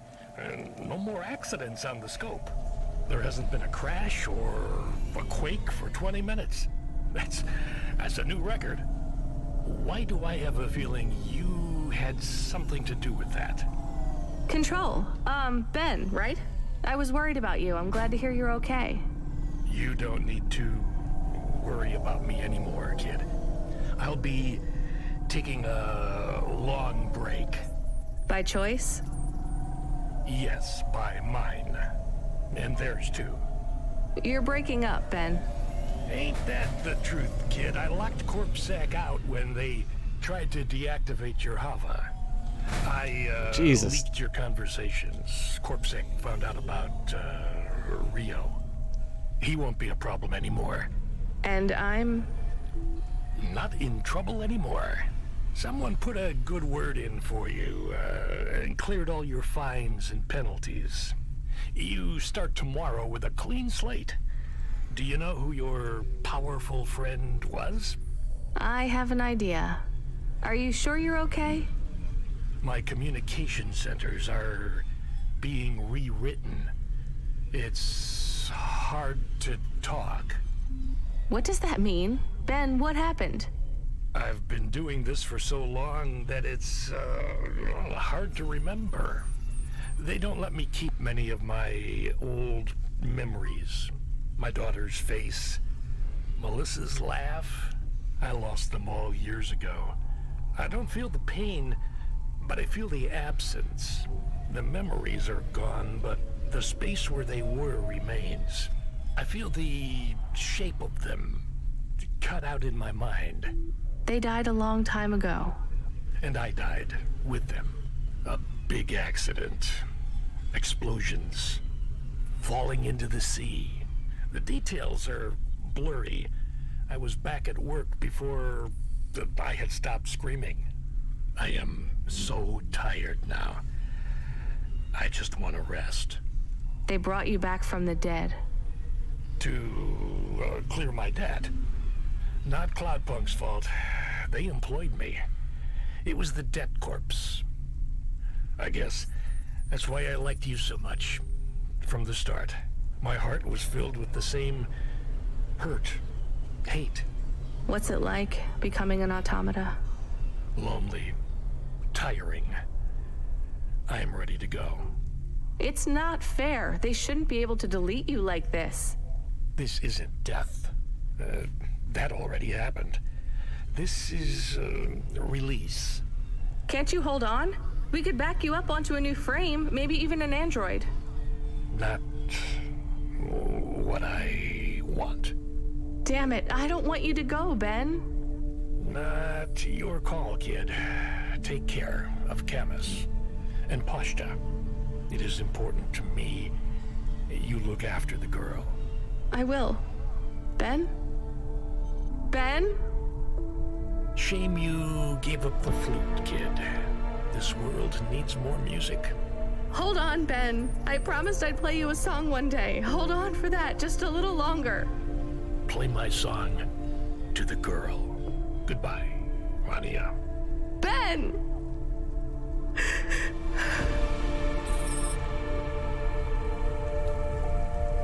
We'll return to the apartment, but I'll see if I can get some cards. That was a really nice goodbye to Ben.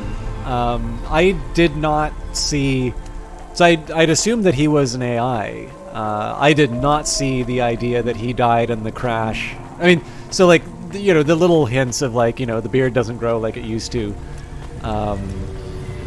You know, that all made sense. But the idea that he died in the accident and that he was filling a debt is nightmarish and really, really good touch. And then obviously, you know, this game's good at making you feel super happy.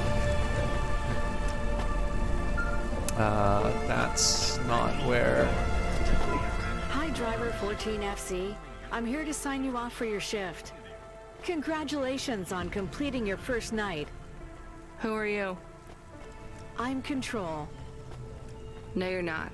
You're a woman. Your previous Control has stepped down. I'm looking forward to working with you. Your earnings for the evening are above the Cloudpunk driver average. Here's your bonus. Not bad for one night. I'm tired. I'm going to bed. Driver 14FC signing off. Good night, Rania. See you tomorrow. I'm not going to try and milk this too much, but I just need 8 more cards for Evelyn, so if I find some on the HUD that I think I can reach. Hey, nice to meet you, lady. What do you need? A break? No. Thanks for this. Y'all come back. You hear? But yeah, this is a fantastic game. I was a little... So I'll admit, I was a little concerned about the... Like, as I said about the, you know, the line saying whether or not you'd made the right choice. I liked how they settled that, but I think if it just comes down to the decision with the AI, I could see how that might be sort of an ending that isn't the most satisfying. But of course, it's not about the AI, it's about the relationships that you've built along the way. And obviously the person who you've been spending the most time with, the person who sort of got you on your, you know, your feet was Control. And then of course you just have to throw in the flute bit at the end to make sure that everybody who was staying really stoic up to that moment just falls to pieces.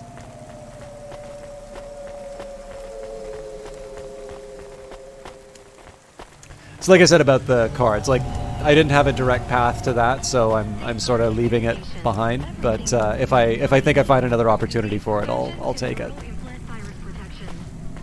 Especially because I subjected you all to that extended away sign and then put that over the final moments. I figured the least I can do is do a little bit more about the game.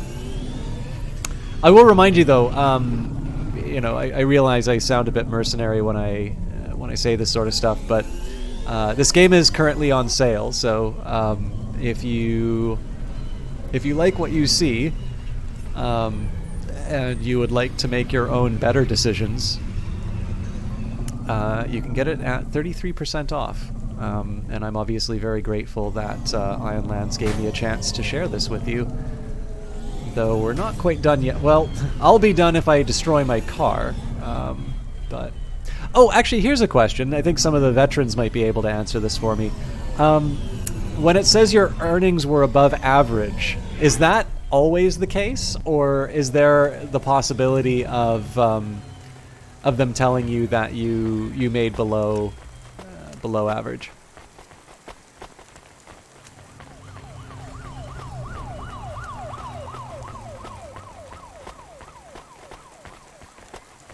I think I'm just going over all the same places I struggled with before, so I'm not sure if I'm doing anything too helpful. But I think I will take that elevator after all.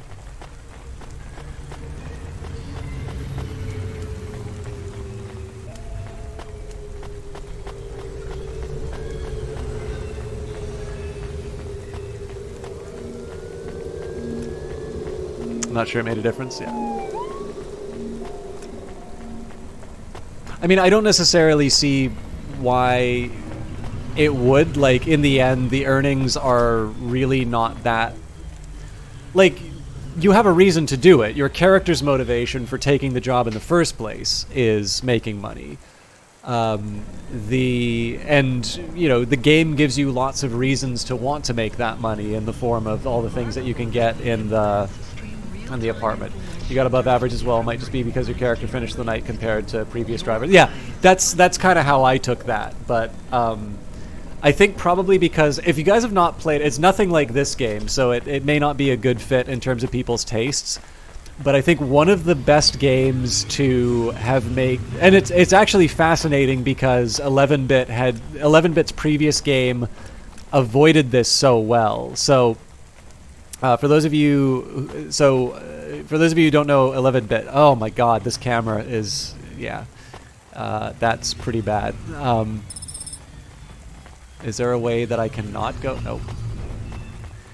So 11-bit in this war of mine, like, even if you take the food from the elderly couple, there's no judgment in that game for the decisions you make to survive.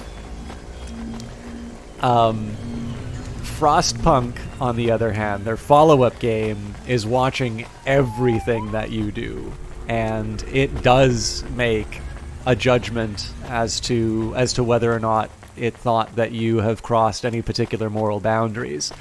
And what interests me is that it seems like the player base has not yet figured out exactly what will trigger a particular kind of outcome. So far as I can tell, someone might be able to inform you of how they got their particular ending, but there isn't necessarily like a systematic way of being able to say, here is how you always get the X ending, unless you follow those particular steps. Oh yeah, I'm sure it is. Specifically too, because the things that it cites as sort of behaviors you've taken. I am gonna repair my vehicle. Gotta take pride in my work, damn it.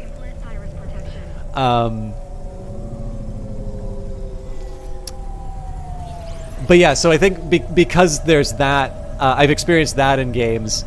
I always wonder whether or not the game's secretly judging me in the background.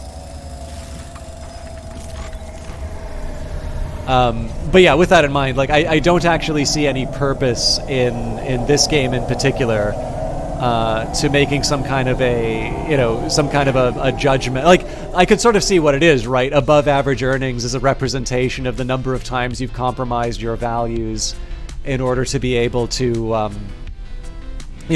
to be able to make a buck. Essentially, are you in the crab bucket of the world that the corpse have made, and or are you the sort of person who will do a good turn for the others, and will you, even without necessarily, I do kind of like that in this game. They do seem to reward you for acting in a sort of a pro-social manner, but I could sort of see how that they might implement a system that says, if you making money for Cloudpunk necessarily means that you have not necessarily been the best person. Although I'll admit, I kind of like that they don't seem to have put a morality scale in that. I think it's just nice to let Ranya's journey speak for itself, and you can decide about the value in what was done. It's funny you mentioned, I think it was Louis who might have pointed it out. There is a vehicle in this game that actually looks very similar to the cab that Corbin Dallas drives in Fifth Element. Hey, nice to meet you, lady. What do you need? Thanks for this. Apparently I got really lucky with that one vendor that put me on an AI story. Again, just a quick reminder here, the reason why I'm taking my time getting back to the apartment is just so that I can get the remaining punch cards. We're now down to 5 once I get this next one. And it didn't take us all that long to get those 3, so if I can, it'd be nice if I can just stick the landing and... oh, that's a corpsec flyer. Damn it. For me, it would be nice if I'd be able to kind of... get a nice little flourish at the end with restoring more of Evelyn's memories. But.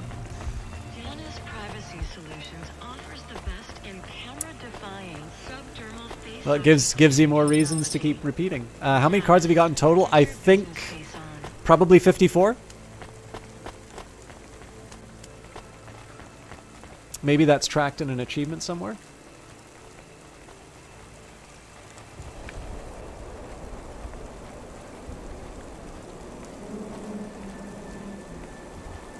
Hey, I thought I helped Joe Ham Noodle Man. What's going on? Oh, that was the old one. Yeah, there's definitely a couple... Actually, looking at these achievements here, I can definitely see a couple of things that I said, oh, I bet we're going to do that later. So like that dating service, for instance. I don't think I ever actually wound up meeting the person who wanted that, but okay, so that's going to be a pretty tall order. I'll give it a shot, but like I said, if I see an opportunity to get a card, I'll take it. If I don't find them all on the way to my apartment, I'm not gonna like. What the hell did? Oh, okay, sorry, it was flat. I'm not going to. I'm not going to make like a federal case out of it. Also, I mean, unless it's something related to what I'm going to assume is sort of the final meeting with Pashta, fans of the game who've been very kindly keeping tight lips on the content of the game. I'd love to hear more about what drove everyone to it, some things that they liked, maybe some things that I missed in terms of just my commentary about the game, maybe some insights that the game has or some original things that it did. I love it when people talk. I mean, we're talking about this with like the masterclass things, right? That maybe it's not the educational content of that series so much as it is the people sharing something that they're passionate about that makes them an attractive product. It's reward. I mean, I get that my oh, I had no idea that there was a. Okay, that's fine. I thought when you said that there was a map in the game, I get what you're saying now. So when you said there was a map in the game, I thought you were saying that there was a physical map, like in, like games of old. That's really funny.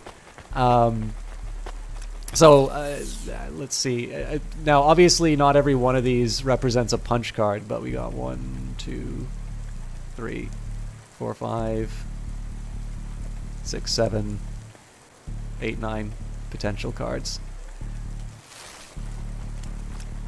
I wonder if that's a play on Keanu's Johnny Silverhand character in Cyberpunk. He's in the RPG, by the way. Which play are you thinking of, though? Sorry, Skidlocked. I think I've missed which one you were specifically referring to. Like, as in what was the play on the Johnny Silverhand character?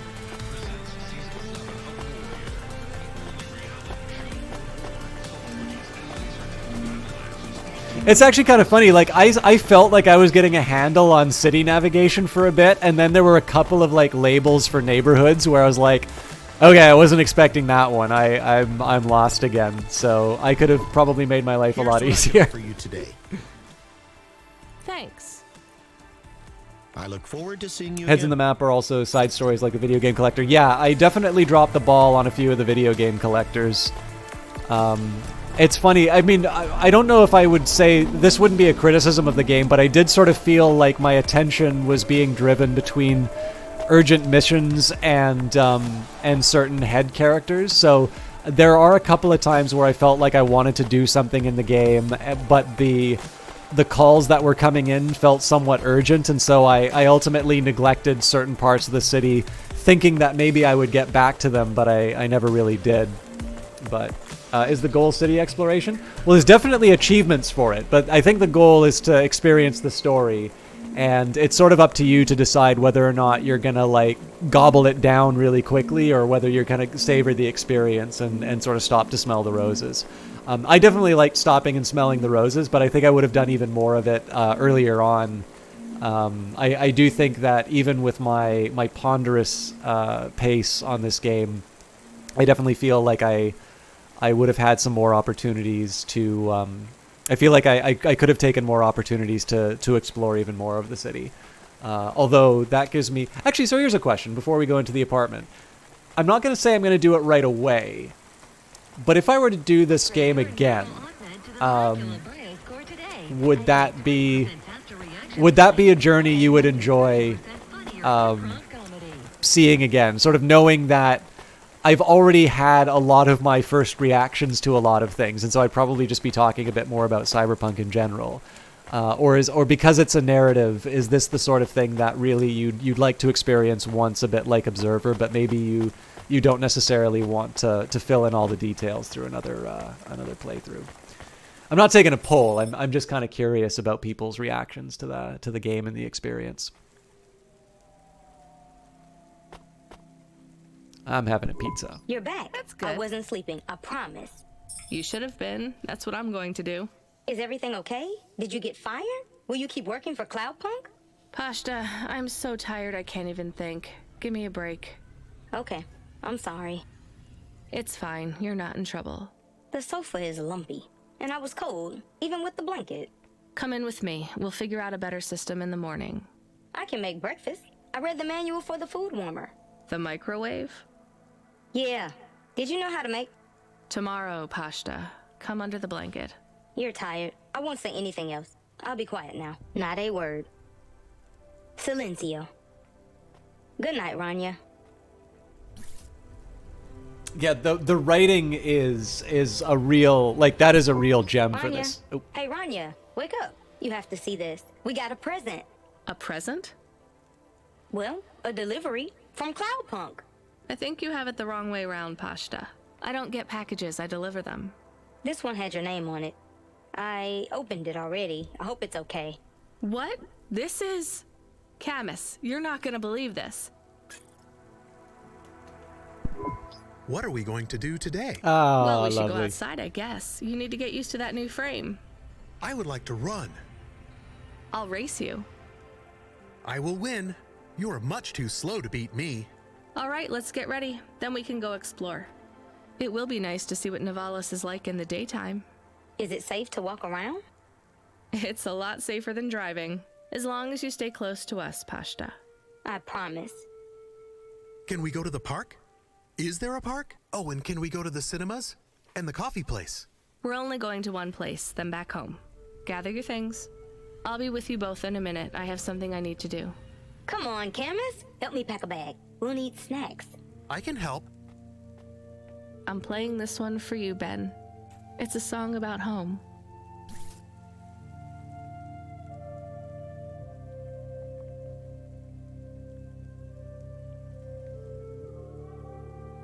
Very nice.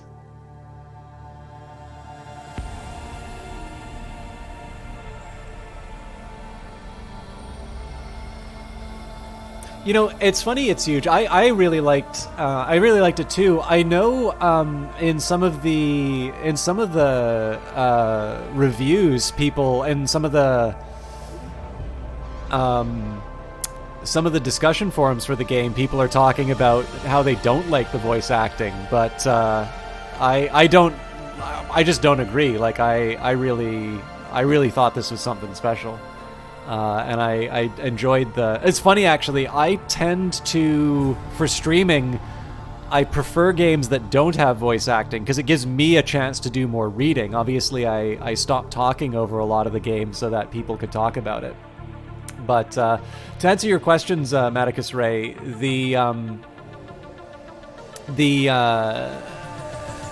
there is no sequel or prequel. There may be a sequel, because this game only came out this year. Like, I have no idea what's going on with the future of this game. I have to assume, the thing is that I'm not entirely sure. It's hard, right? Sometimes if you think about like an indie developer, clearly something like Darkest Dungeon, it's really easy to see why that might be something that people want to see more of. And so maybe it's not so surprising that that game's getting a sequel or like a development of its ideas. But there is an argument, and I think there is something to be said. I will get back to the game, by the way. I just think it's kind of interesting to talk about this stuff. There is, I think, something to be said about, if you make a sequel, there's the question of, are you doing it because you think there are enough people who loved your original product that they're going to want to get the supplemental experience, right? It's probably not going to be 100% of your audience that buys that game. So do you have enough of the fragment of your original audience to make it worth making that sequel? The alternative would be, maybe we made something at a smaller scale, or maybe we made something that we would do differently now that we have all that infrastructure in place. We can take all the things that we built originally, and we can use that to make sort of the plus version of what we're working on. And what we're going to do then is we're going to we're going to show this thing that we have made. I love it, by the way. Every time I see a government program, I'm assuming that's a government program. I love it when I see government programs bringing us games. I obviously like the Canadian Media Fund, the CMF, but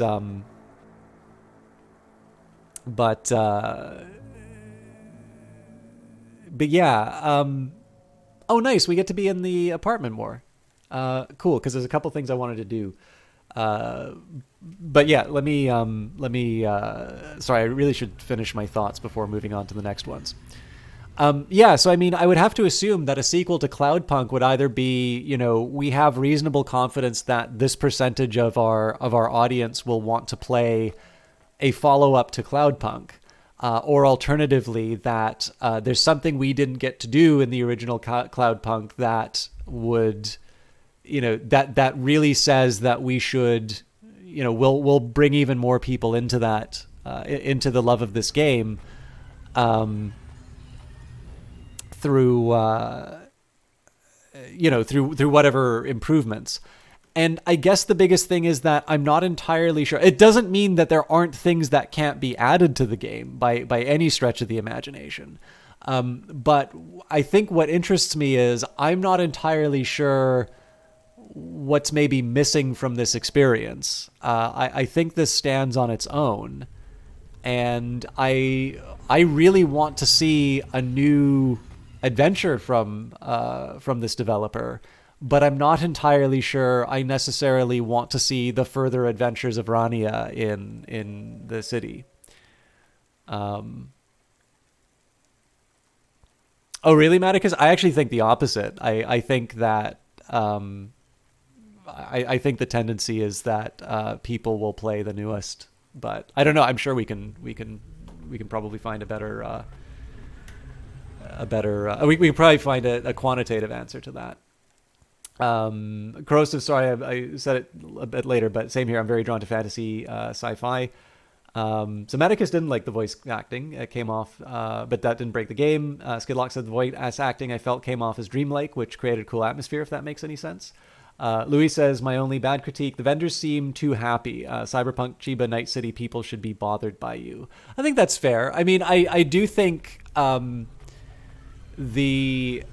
so there's definitely annoying people that you meet, but they're not like, they're annoying in a way that doesn't necessarily communicate.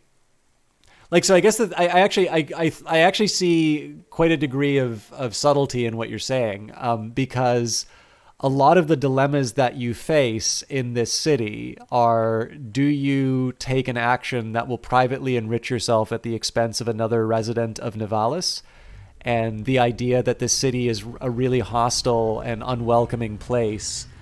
And yet there may be people who annoy and inconvenience you, and there will be people who are obviously very selfish.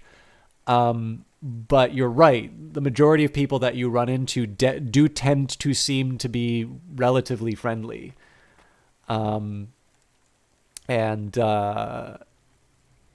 don't necessarily follow. I think probably the first vendor I run into was the "don't let the rain get you down" guy. So I probably assumed more people were miserable than they really were. But I think so Maticus, I've worked on a Uwe Ball movie. But yeah, I mean, Canada has trouble getting its film financing to produce kind of world-class stuff. I think Canada makes amazing video games. I genuinely believe Canadian video games are world-class, but Canadian film, it's more exceptions rather than a consistent thread. But yeah, I mean, I maybe don't. So it's interesting. I wasn't necessarily bothered by the residents of the city, but I do think you raise an interesting point, which is it would be interesting to see the residents of the city reflecting more of the decisions that you ultimately need to make, which is everybody in it for themselves here? Like I said, you know, the crab bucket kind of mentality of Nivalis that your character seems to go through, but you know, you kind of seem to be the only, like, it kind of seems like Rani is the only person who's made to make these selfish decisions to a certain extent.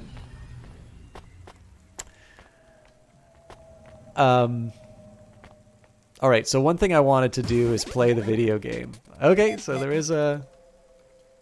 Okay, but it's a straightforward one. I hope this is the space? Yeah, okay. I don't know if I want to spend a whole lot of time on this, but I will enjoy being diverted for a little while. What else were we going to say?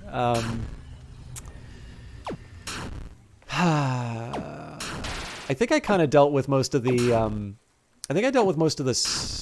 like main story parts that I like. Like again, I think probably I'm trying to think of some games that have really focused on the place and the effect that it has on people. I was really pleasantly surprised by that. And again, that's just another statement to the writing.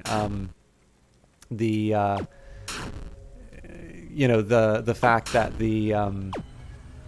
I mean, again, it can also kind of come down as, you know, the characters, the way that they express themselves.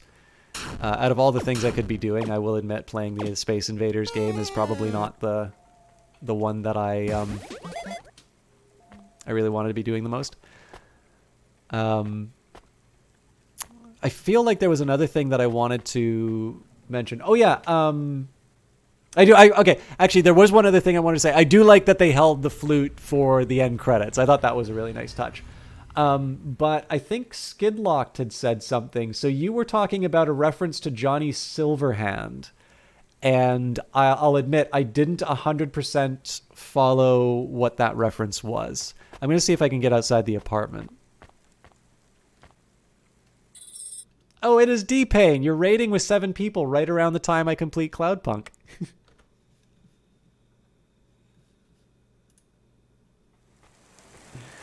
You crazy people. All right. How do I handle that?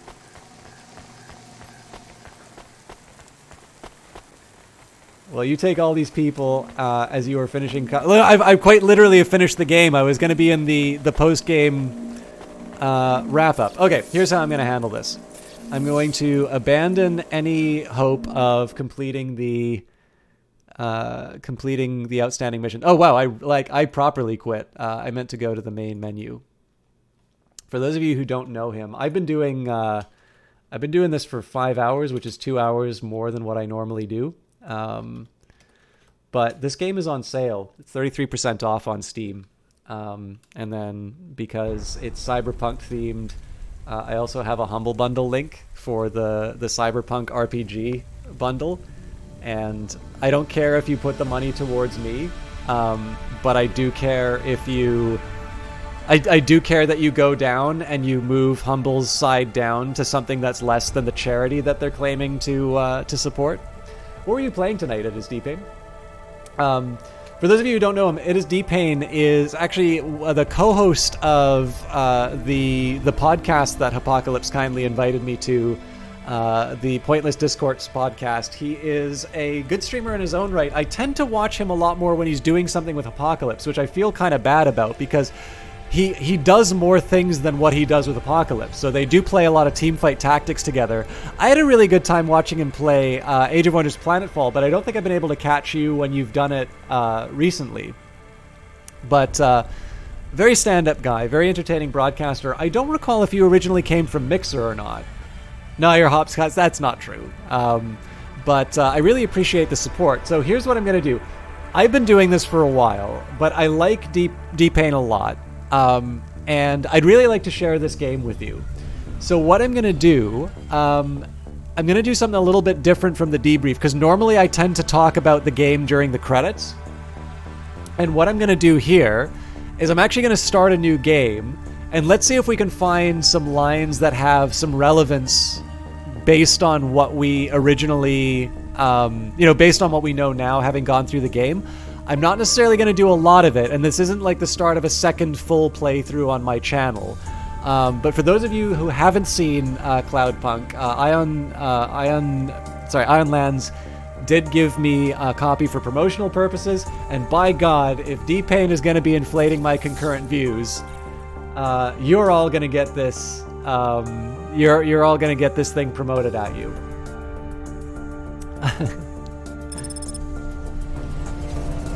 Behold, our original Hova.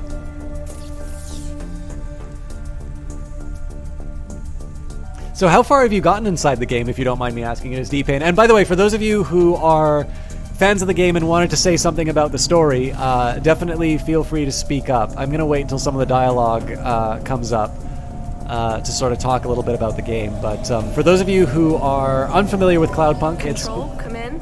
This is... Wait, is this channel receiving me? Driver 14FC, this is Control. We read you. Is that you, Carmine? No, my name is Rania. Oh, you're the new kid. I'm the new driver, yeah. Who is Carmine? He was driver 14FB. What happened to him? He retired last month. Good for him. Not really. He was in the big Sector 6 crash last week. Lots of people got retired. Don't worry, you won't be flying through that section for hours yet. Where do I go now? Well, how are you handling your Hava? Okay, I guess. I read your references.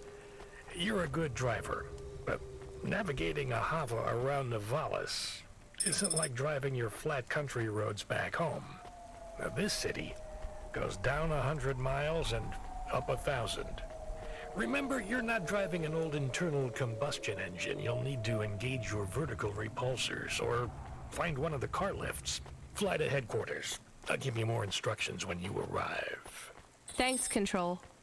One of the things... One more thing, 14FC. Welcome to Cloudpunk. One of the things I did sort of forget to mention that I quite liked about this. So I was actually really thinking that they would resolve the sort of the line about Mom and why I had no idea that there was the other view here. I must have missed that instruction when the time came. That's actually kind of cool. I almost actually preferred this view in a certain way. And check out this season's best-selling emotional immunizations at Immune One. I think so. I kind of thought that there was going to be another shoe to drop in terms of moving, but I really did like sort of the little family that was set up at the end. Rania, Pashta, Camus, and I mean, actually, the other thing that I kind of like is that, especially with JK, I do rather like that the... Hey, nice to meet you, lady. What do you need? I do kind of like the fact that... Y'all come back. You hear? I do like the fact that you are left to be the one to judge the corporations in this game. That you... like in the end, the game. I mean, so you definitely have no illusions as to Rania's opinions about things, but I do kind of like the fact that figures like JK. Basically, it's kind of you're left to sort of determine the morality of Nivalis, or you're sort of left to sort of decide. How many of the people... Like, a great example would be the snooty lady. To be, you're ultimately sort of left to decide, was she annoying enough to you that she effectively gets a death sentence? Was one a monkey, or was that a mat? I'm not sure which you're referring to, Maticus Ray, or was that Sayonara Wild Hearts?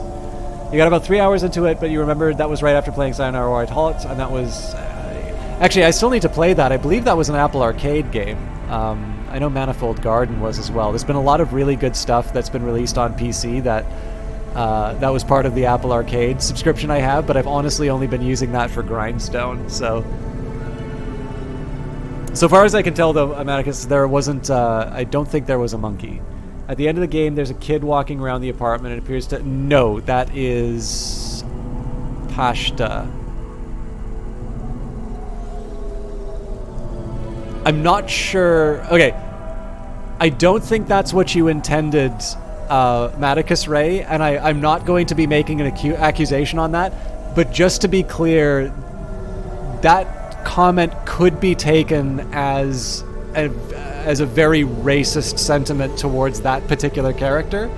I'm not saying that that's what you were saying, but just so that we can clear the air about that, you know, in terms of chat, like that, I'm assuming that is not what you meant about that kid. Like that was a human being. Yeah. Yeah. No, I wanted to. Just so, this is the thing, right? Especially when there's been a bunch of people who've kind of come through, like, it's probably not a bad idea just to make sure that everybody is very clear in terms of. Excuse me, miss. In terms of what was being said. So. Seen who?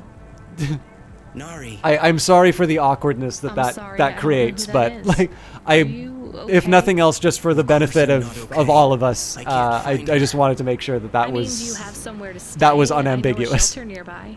Why would I need a shelter? Well, your clothes are rags, and it looks like your exterior dermis is breaking down. I can see some of your endoskeleton. No, I can't go to a shelter. Nari wouldn't think to look for me there. Who is Nari? She is gone, and when she left, she took all my happiness with her. I'll give you a similar example, though, Maticus, once the dialogue's done. Maybe she doesn't want to talk to you. That can't be true. Sounds like she's giving you a pretty clear message. What was the last thing she said to you? That she would love me forever. Oh, sorry. There have been a lot of accidents in the city. I'm not saying she was in one, but just, you know, it can be hard to keep in touch with people. I have to say, this city is... too fast. It moves too fast. Yeah. Do you have any leads? She had no money. She wouldn't last long here then. Maybe the Marrow? I will try there next. Well, good luck. What's your name again? Teiko. If you see Nari, tell her Teiko is looking for her. I will. But yeah, so obviously, I'm sorry about the awkwardness that created. But like I said, I tend to find it's better to have that rather than just let that like hang in the air. But I will actually give you an example about where the character models really trip me up. So I think you probably weren't here for that part of the game, but that character Pashta is a child that we picked up. And essentially we kind of become a mother figure for her, which to me is sort of the resolution of the mom sort of plot line. And of course the game is not serving up an engineer for me right now. Let me see if I can find him through this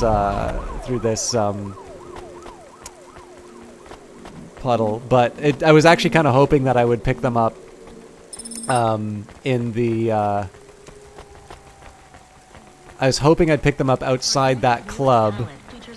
Because I'm not gonna lie, I had a really, really weird perspective on what this game was about, based on a very specific character model.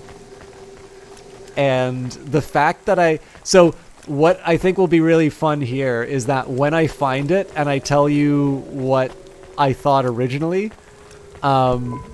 Hey, come here a minute. Why? We want to talk to you. So talk. What do you do? Delivery driver? You're Cloudpunk, right? So you must be thinking you're pretty badass. If you say so. Why you be nice to her? She delivers to the Spire. She don't respect us. Show me something to respect, then. You're sassy, acting like you weren't afraid of us. I ain't. She don't know who she's talking to, Razor. She don't know how you got that name. Razor, are you a shaving robot? You don't gotta take that from her type, Razor. You gotta do something. Nah, I like her. She's got a big mouth like me. So you're both part of Block 40, right? You heard of us?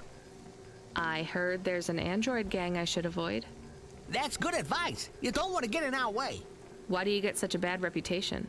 We do a lot of things we ain't supposed to. Robbing people? Nah, much worse.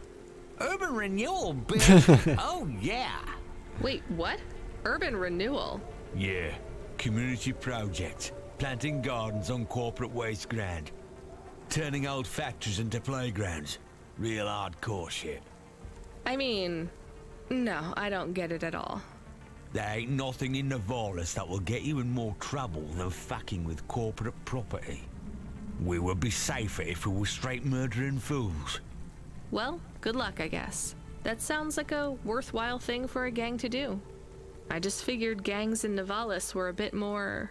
You assumed wrong, but that's alright. We ain't surprised they talk shit about us. Well, I won't. I hope you two never get caught. Fuck yeah! You was right, Razor. She's all right. You stay loose, Cloudpunk. We see you later. It's really interesting. I first found these guys in a garden, so it's really interesting how different that dialogue looks. But that was definitely a favorite one. By the way, Maticus, I hope you don't feel too hard done by that. I just wanted. I had noticed you haven't really written anything since that before, which is fine. Like, it's not your job to write stuff in chat. I just wanted to make sure we're fine. Like, I it's always a tough one to bring up, but I just wanted to clear the air on the chance that was read the wrong way. Like, please don't feel like you're not able to participate in the chat. On the other hand, if you don't have anything you want to say, like, that's fine. No, try to find a picture of your character, see what the... No, okay, that's fine. That's cool. I just if I'm gonna drop the big R, I want to make sure that I kind of want to make sure this place is welcoming on both sides. So it's good. All right, I'm just going to take a minute here and see if any of the upcoming... I mean, I saw someone pass by during the dialogue, and I felt... I was a little annoyed I couldn't move so that I could track him down. Maybe I should just do the delivery and find one in the wild. No, it's all good. Oh, here we go. Okay, so these engineers, right? So I looked at that. I definitely did not recognize that as yellow as it was, particularly in the orange light. So the first time I saw one of those engineers, it was outside the Low Club Open. I genuinely thought that these were people who were only wearing clothes on, like, the little back bit, like that little backpack thing that they're wearing. I'm trying to find another example, but like, I genuinely thought that there was a whole group of people who were walking around stark naked, and I'm like, what? So what's this game about? Like, is this a mistake? Because, like, in Industries of Titan, there was a bug in some of the character models. I guess I don't need to be flying for this, where, like, they'd have the front part of their outfit, but then, like, the back would be entirely flesh colored. It was like they were procedurally generating clothes, but they just, like, forget to do part of it in the name of variety. So it's like, business in the front, party in the back. And then I saw this and I'm like, what's going on here?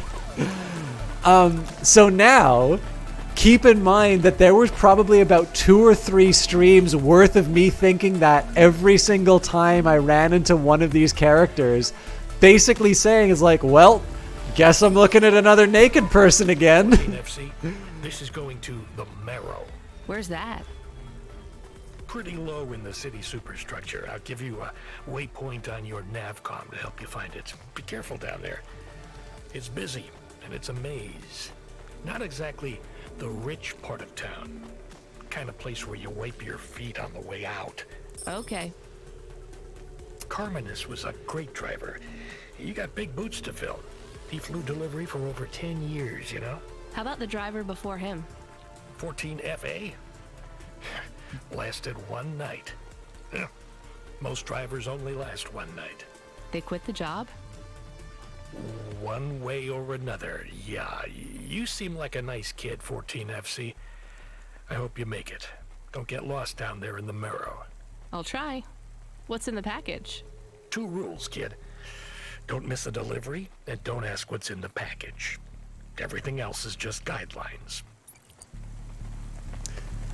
So to give you an idea too, so you say the yellow NPCs look like Kill Bill Bruce Lee. What was funny is the first time I ran into an engineer and the character portrait didn't match up, I was just like, oh, okay. It's like, you know, that wouldn't be the first time that like kind of voxel art style characters don't really look like their portraits. So I still genuinely thought these were like naked people, and I'm like, actually, you know what? Come to think of it, in one of the previous videos, I might have even said, it's like, wow, that like outfit doesn't match at all.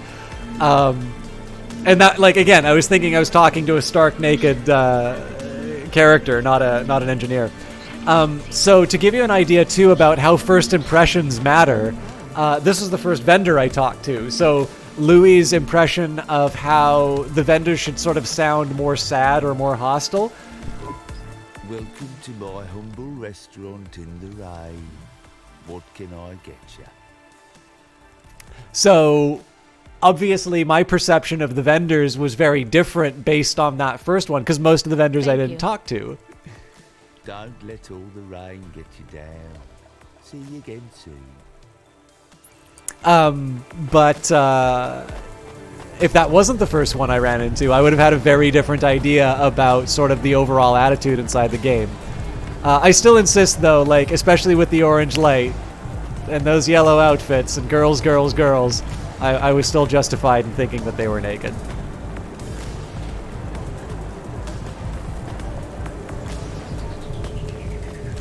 All right. It's funny, I maybe should have tried Industries of Titan, because I don't know how much mileage I'm going to get out of this, but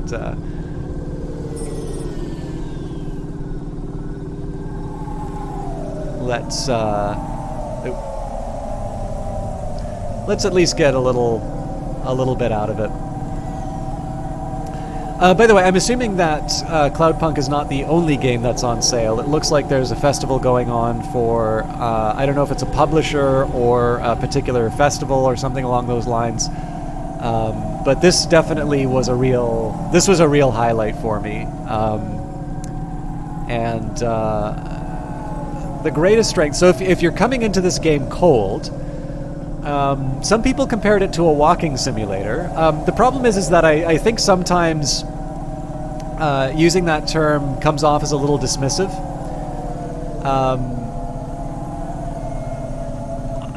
But I also kind of see the point. Like a lot of this game is taking this really beautiful. I did kind of promise I would do a future playthrough would be first person only. This was recently added to the game, so okay, well apparently I'm smashing into everything now.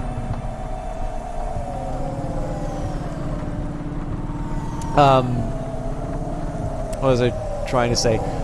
So a really big thing for me is that you've got this really beautiful landscape. You're looking at the city, you're looking at all of these different models, these details.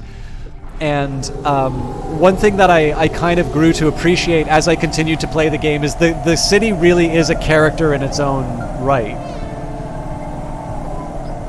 Hey, 14 FC, are you there? I just remembered I didn't talk to you about the Ascenders. I think I know how they work, Control. You do? They go up and also down, right? Yeah, that's about it. You know why? No. It's about vert ceilings. Not those again. Say again, 14 FC. Sorry, just making a kind of joke. Go ahead, Control. Alphas are tuned to a vertical field frequency based on the layer of the city they're in. That field locks you to a maximum and minimum altitude. That's why you need the ascenters.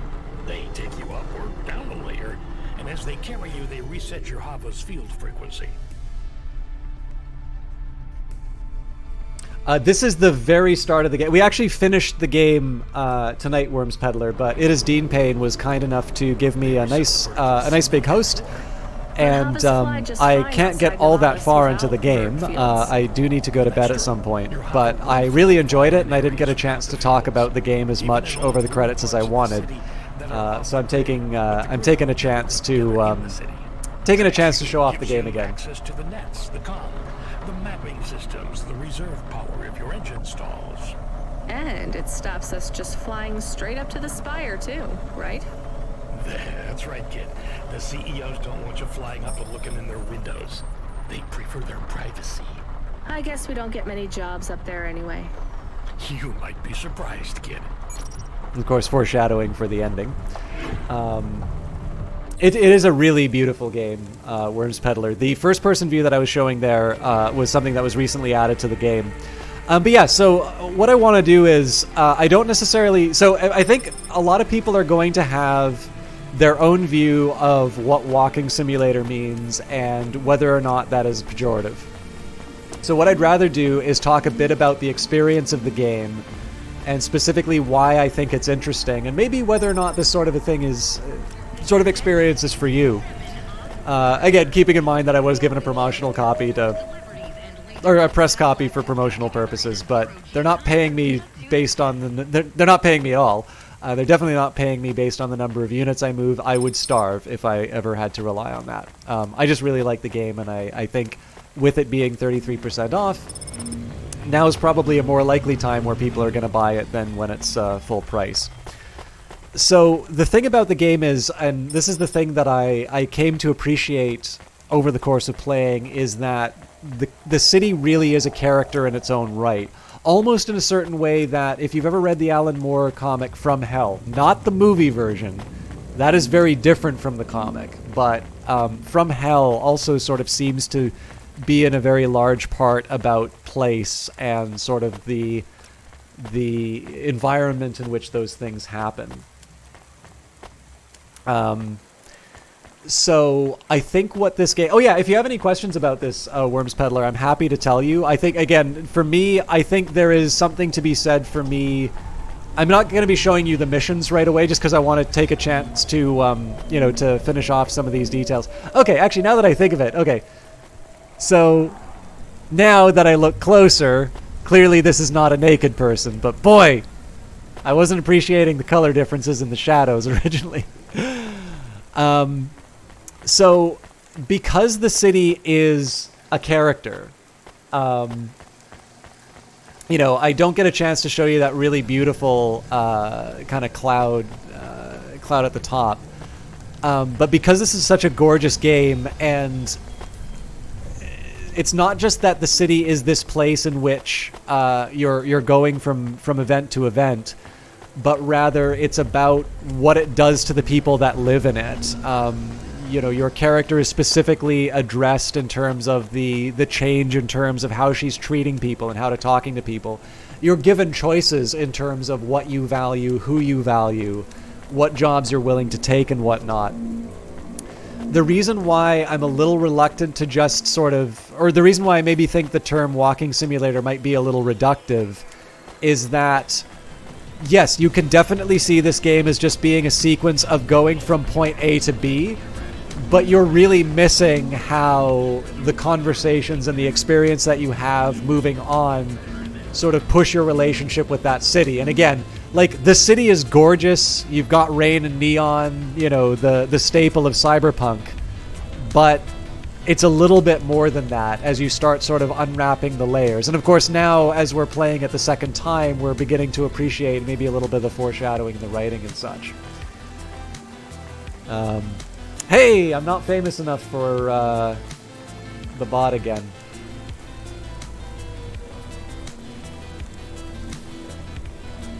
All right, so let's see what Trixie wants. Did you try the okonomiyaki?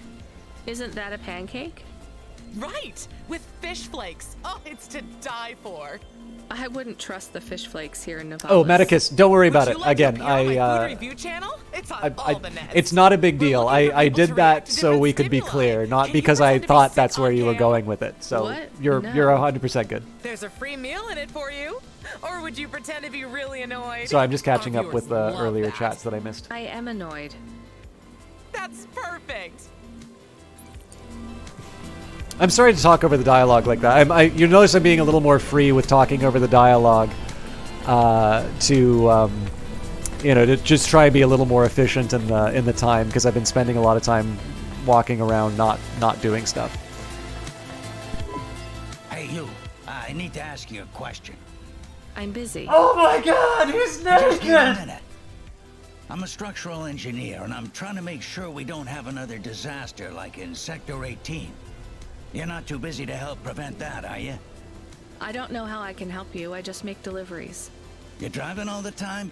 You see a lot of the city? This is actually my first night on the job.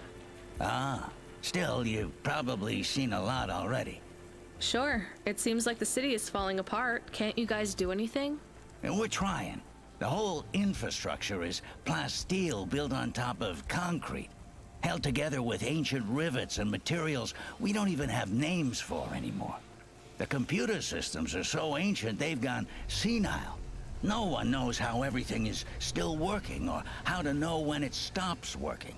The city is held together with duct tape and hopes and dreams. How did things get so bad? It's always been like this. These disasters have been a long time coming. Can't you fix it? Fix what? The accidents, the city. You have no idea. The engineers are powerless now. With my colleagues, it's all superstition and ritual. They talk with AIs that stopped talking back 1,000 years ago. They press buttons and switches that could make everything better or worse. Or they might do nothing at all. They're like monkeys trying to operate a satellite array with a broken computer terminal. I'm the last real engineer. The only scientist among them all. So how am I supposed to help? Well, if you see any street signs blink 3 times and then turn red, come tell me, okay?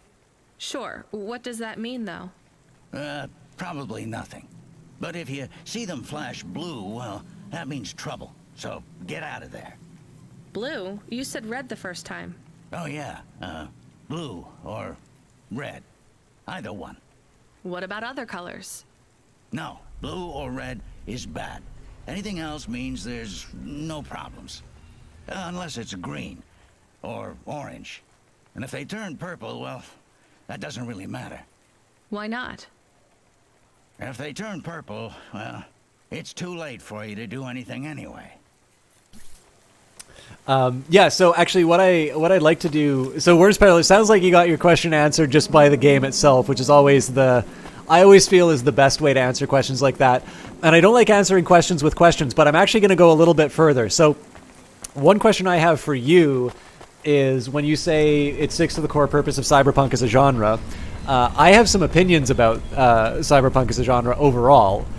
So one question I would have to unpack that for you is, what would you say its core purpose as a genre is?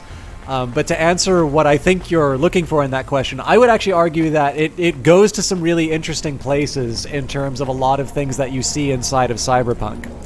One of the reasons why I was hoping to get you to unpack the question a little bit is because I also think there is quite a bit of a difference between, let's say, something like Blade Runner, which is, that's based off of the Philip K. Dick story. A lot of Philip K. Dick stories are really asking questions about, reality, what can you believe? I definitely think that a lot of ideas that you see inside of Blade Runner are ones that are equally appropriate to We Can Remember It For You Wholesale / Total Recall, or Scanner Darkly. Again, I'm sorry to be referring to ones that were only turned into movies, but as it happens, those are the Philip K. Dick books that I have also read. Actually, I have not read Do Androids Dream of Electric Sheep. But then you could also sort of look at it in comparison to something like Neuromancer, and you've got William Gibson sort of responding to William S. Burroughs. Apparently, if your name's William, you're destined to be writing science fiction. But obviously, Neuromancer, people don't have cell phones in that, let alone a lot of the other sort of trappings. And actually, Neuromancer is interesting because it ends in space, which is something that you tend not to see in a lot of cyberpunk stories. I think I'll take the elevator just while I'm waiting to deliver. But all right, thanks a lot, Maticus Ray. It's great having you in here. And I don't know if you're looking forward to it, but more Phantom Brigade coming up soon, and Industries of Titan. Also, I need to get Hades on that list at some point, but we'll take these one step at a time. Spedler, thank you very much for the follow.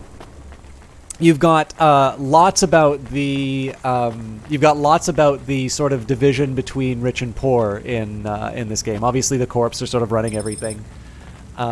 You've got what I did find kind of interesting is that the game. So I mean, let's face it, the game definitely gives you people to dislike. And I actually kind of like that it's actually. So here's the thing that I liked the most. Shakespeare confirmed here to be a science fiction writer. Have you not read The Tempest?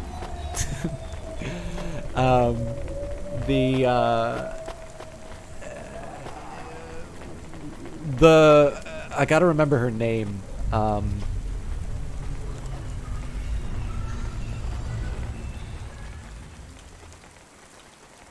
Was Mrs. Butler? Ah, crap.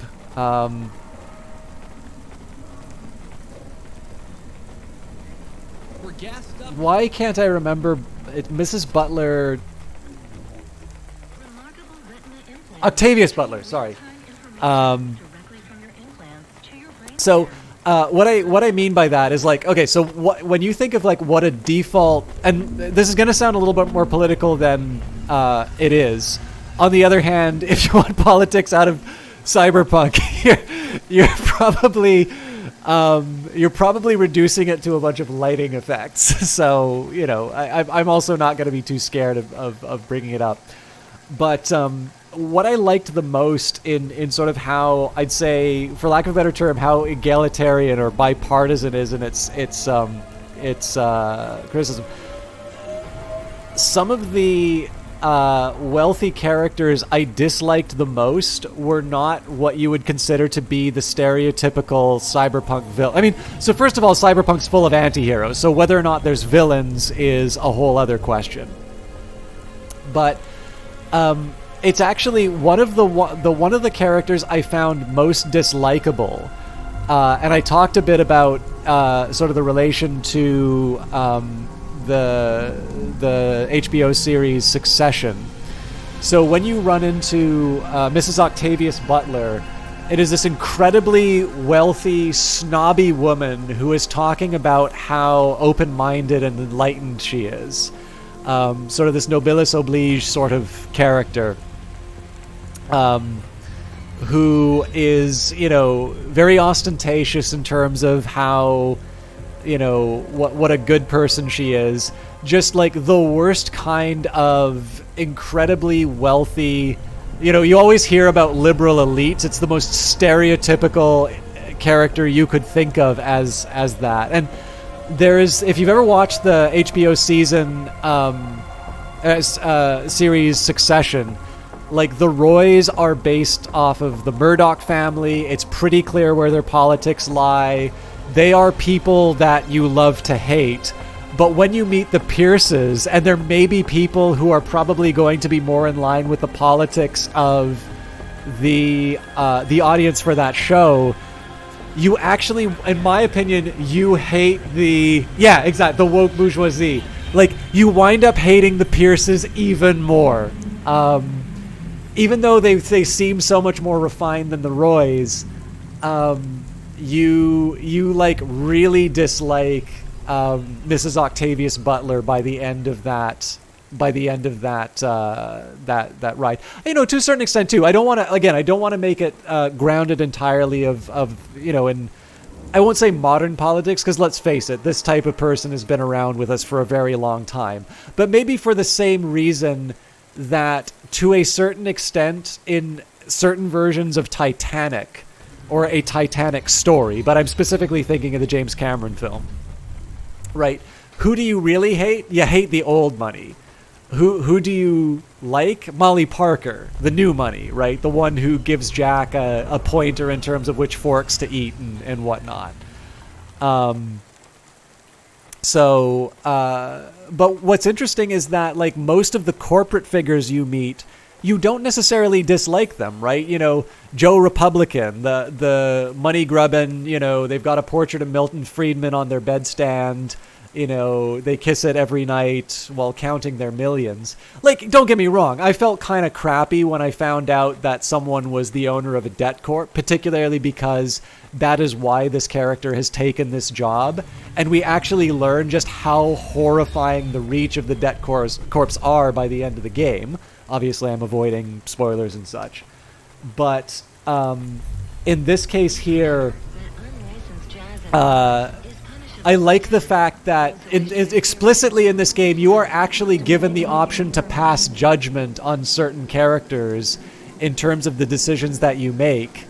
And I like the fact that you are left to that. It's not necessarily the case that you feel that, you know, like the game is not the game. Okay. I have no doubts as to what the writer's opinions are about certain types of people having played this game. And again, I think that is a marker of good writing because it takes a stand. It makes a point. You know, Neuromancer is not interesting because it smears all of the morality into sort of this gray paste and, you know, says, well, you know, who can know, right? It's interesting because it has a point of view about technology and about sort of our relation to it. But you know, the game also doesn't beat you over the head saying is like, you should hate this person or you shouldn't. In the end, you are left with your decisions. Corp figures that are always smarming and charming, that's true to life. I agree completely. Yeah, I mean, again, I think people are going to have some different perspectives in terms on certain characters and whether or not, you know, I made the right choice or they made their own. Again, I'm sorry not to be running around filling jobs in that. I just know when I talk to people, it tends to be a little bit long. So it kind of, you know, I want to make sure that I complete the thoughts. Again, the other thing too that I think is when we talk about what's inherent in Cyberpunk, obviously it's, you know, there's a certain degree of capitalism run amok. The worries about Japan coming to buy up everything probably have not aged particularly well over 40 years. So in this particular case here, you're not necessarily seeing international influences focusing on the city. Although obviously it is a very cosmopolitan city. There's all types of so I think this is one of the reasons why I got a little bit annoyed when people were busy talking about, you know, oh, this game's too woke, or, you know, this is an SJW game or whatever. You know, the fact of the matter is that more and more people are moving to cities, right? And it is shaping the way that our cities are looking. And this has been a concern that has been inside Cyberpunk for a really long time. It's not necessarily manifested here in the sense of, you know, Ziobatsu coming to buy up all your industry. And that's because this is a Cyberpunk game made in, you know, 2019, 2020. We're maybe not so worried that Japan's buying up everything anymore. But the fact that people are moving into, you know, urbanization, urban sprawl, yeah, that's still a thing. That's still a worry that we have. And so in the end, those concerns have sort of been updated to today. And where I think a lot of people are saying is like, oh, I just don't like the fact that there's, you know, a bunch of, you know, forced diversity, I think is usually what you see on this stuff. I'm like, yeah, or it's a reflection in terms of what happens when the world kind of starts being constructed in these cities that keeping in mind that I'm coming from Vancouver, right, which is a city that only has the choice of moving up. You know, this sort of and it's all rainy, right? Like a lot of people think a lot of the rain that's inspired, a lot of inspiration for Do Androids Dream of Electric Sheep might actually be coming from Vancouver's downtown east side, where I've been both to film, but also have been as somebody, like, as a pedestrian in there. I believe it may be the poorest postal code in Canada. You know, like, you get a perspective in terms of where some of this really foundational stuff to the genre comes from. And it's not people just forcing a particular point of view on the world. Like, it's reflecting kind of the world as it is. So, as Worms Peddler's saying here, cyberpunk has never been a foretelling. It's taking our present state, late-stage capitalism, an ever-watching police state, that needless human suffering and alienation, taking it to absurd extremes, distilling the issues of human modernity into a potent criticism and coping mechanism. Forced diversity, have you ever been to a major metro? Yeah, and that's just it. Like, again, I wouldn't bring it up if I didn't actually see it. I started off reading some of the reviews for the game. You know, that's the only reason I'm bringing this stuff up. We got another naked person, oh my god!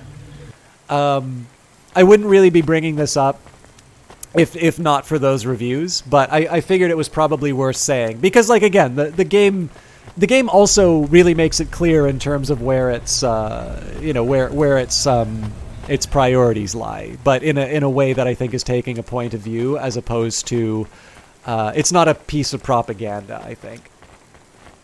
I'm just going to run around and pick up some items before talking to that vendor, because it occurred to me there's some other things that I can get done. I thought this game reminded you of being a bike messenger. Oh, I didn't know you were a bike messenger. Yeah, so Skidlock's got it. So again, just to return to that point, right? Like, so ostensibly, what do? You fly around the city. You sometimes try to find a parking spot. You do these deliveries, and you find out more about the city. But again, how the city changes you, how you... and specifically how you feel about particular things that you've done to make the money. So again, when you're talking about things that clearly, I mean, I'd say it's probably fair to say you've read your fair share of cyberpunk. I'm going to assume that probably that's going to be in line with a lot of stuff that you've read. I realize I'm probably going a little too heavy in terms of saying, you know, oh yeah, you should buy the game, like you'll really like it. Like, obviously, it may be that the string of, you know, of going to the different jobs or picking up the different items are going to be things that maybe turn you off. But if your interests are like, does the game do interesting things with the cyberpunk genre? Yes, there is an AI, and I think they do some interesting things with the AI and what it becomes, what it does, and particularly maybe some of the things that you wind up doing to it, and particularly what that says sort of about some of the encounters that you've had before. I also know there might still be a couple of fans of the game inside the chat here, so if for those of you who might have a different opinion about the game or would like to share some of your own experiences, please don't think that I'm the only person allowed to talk about Cloudpunk and where the game works and maybe where it might be weaker in some senses. I mean, it's obvious that there are some people here who are thinking about buying the game, and I think it's important to, you know, the diversity of opinions is good, because we also live in an age where games can do better or worse based on whether or not they have good or bad Steam reviews. And so to a certain extent, I think it's actually important to make sure that not just that a game sells well, but that a game connects with its audience. Like, I really loved Lucifer Within Us, which I thought did some interesting stuff story-wise in that. But it's really clear that a lot of its audience, you look at the reviews for that game and it says, oh yeah, really good game, too short, I don't recommend. And that's moved the game to mixed. It's really frustrating to see that, because there are very few reviews that say it's a bad game. They just say that it's, you know, basically not what I was expecting lengthwise. And like, but you're saying it's a good game. Like, you can't say don't recommend to a good game. Like, if you think the game was too expensive, other people are going to decide how much they want to spend on a video game. They're asking you to say whether or not you like the game. Welcome to Ashima Raymond and Oh yeah, I'm talking about I'm talking about Lucifer Within Us.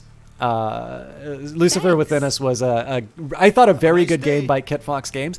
It is admittedly shorter than what I thought it was going to be when I first played it, but I also had the benefit of seeing their community manager at the time, Victoria Tran. She's since gone on to Among. Okay, how? If you guys want to feel bad about your social media influence, like I've kind of reconciled myself with being a small streamer. Victoria's first tweet for Among Us had almost 500,000 likes. Like, at that point, I'm like, you know, that is such a comically large number that I know I'm never going to have that reach. So at that point, you know, you don't care about the number of concurrents that you have. But like, just a great example. We missed a disaster. Sorry. The city's breaking down. Actually, maybe this is another example here, Worms Peddler, is like, so, you know, so much, I think in a lot of cyberpunk worlds, particularly ones that are maybe coming after, sort of maybe a second generation of cyberpunk, which are operating inside of a world in which we are becoming a little bit more comfortable with computers and that, and dealing with the idea of the fact that people don't understand how the technology works, that you sort of have this infrastructure that has just sort of been patched rather than understood. The city is breaking down, and that happens here a lot. Oh, thank God. This will change everything. Where do I sign? Right here, Mr. Carva. Please, call me Irwin. It's from my parents. They died, you know. Cora only knows what caused the crash. I'm sure they saved their whole life to give this to me. I thought it would be in cash. Limbs. But my neighbor said they'd probably leave me pressed gold. That way, you don't pay so much city tax on the transfers. Can I take that now? Sure, here you go. Who is Cora? It's just an expression. You want to see what's inside? I can maybe give you a tip if it's limbs. Not every day you see someone become rich in front of your eyes, right? Just think. I can finally get the eye surgery I need. 2 augments. No expense spared. I can hardly read the holocrons these days. It's all just a blur. Let's see. Just rip here and... oh. What is it? Gold? It's... old toys. My ship models. The R7 ICBM and Sputnik. The NASA shuttles. The UN Interplanetary 101. Why did they send these? It must be some kind of code. There's a note, right? Yeah, let's see. Dear Irwin, we know these toys were important to you at one time. We need to sell the apartment, but your father has a scheme. It seems risky, but if all goes well, this will arrive just before we land at the colonies. We're going to the stars, just like we always dreamed. I know it's hard out there, but if we keep our heads down, we can start sending you money for the operations. More than enough money. Just hold on, honey. Everything's going to be okay. Sorry. I should go. Yeah, I guess so. Have a good night, it's D-Pain. Let that thought sing you to your rest. So, I mean, this does a great job of, you know, of setting the tone. It is also worth mentioning, like, so now that I've played the game, I actually really like how the game... I'm going to shut up so Control can talk. Good job, kid. I looked into your profile. It says you came from the Eastern Peninsula. Heard it's nice there. What made you want to come slumming with us in Nivalis? It's the biggest city in the world. I wanted to make an impression. It's not easy I'll to check it out, Worms Peddler. Nivalis, kid. Making it here is like trying to paint on the surface of a river. The current of people and ideas and the crowds, they wash everything away. I'll make it. Sure you will, kid. Just try making it through tonight first. We need you to head up to the Mercantile District. You're moving up in the world. What's the job? Same as always. Take a package from A to B without too many questions. A is a warehouse. B is a penthouse. Transmitting nav points now. And remember, don't let them look down on you, kid. The merchants are as far from the clouds as they are from the gutter. Okay, Control. On my way. Out of curiosity, has anybody in chat seen the TV series? I think it was on Amazon Prime called Patriot. Load Hova AI. By the way, for those of you that don't like the Load first-person assistant. view, this is the standard Load view. computer. But Helper. Do you want to activate the generic automata? Yes, that's the one. Automata now available in generic limited mode. How can I help you today, sir? Not sir. My name is Rania. How can I help you today, Mr. Rania? I'm not a mister. Update my profile, please. Profile changes are locked in the trial generic automata. Would you like to upgrade to my limited offer monthly subscription premium mode? No, just how much? Okay, yeah, it's just the A to B thing. Patriot is about 2 seasons of trying to move something from A to B and the difficulties involved. Do you have a hard copy of the AI on storage media? I do. Yeah, that's just it. The first person looks so amazing, and it's so hard to drive. Sir. How would you like to pay? Direct transfer. Please insert storage media. Transfer in process. Automata personality Camus will be activated in approximately 20 minutes. Would you like to deactivate the generic automata personality now? Yes. Deactivating. Please enjoy your new automata. Good day, Mr. Rania. By the way, this... I'm sure at least some of you are going to think I'm making this up. I've worked at a call center. Okay, that part's probably not surprising. I have actually been called a ma'am at a call center. Now, I might be... You know... Maybe I'm not... I have the wrong impression of how my voice comes across. But, I don't know if that's quite the best, the best describer. Hey, nice to meet you, lady. What do you need?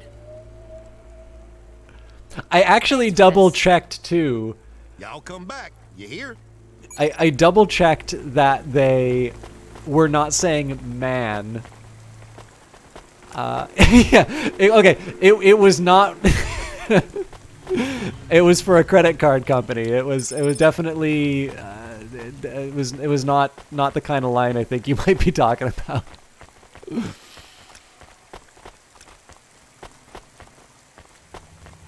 Okay, I'm lying. It was actually... I was standing in for a midwife.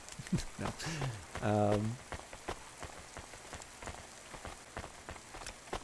The person you called said voice has no gender.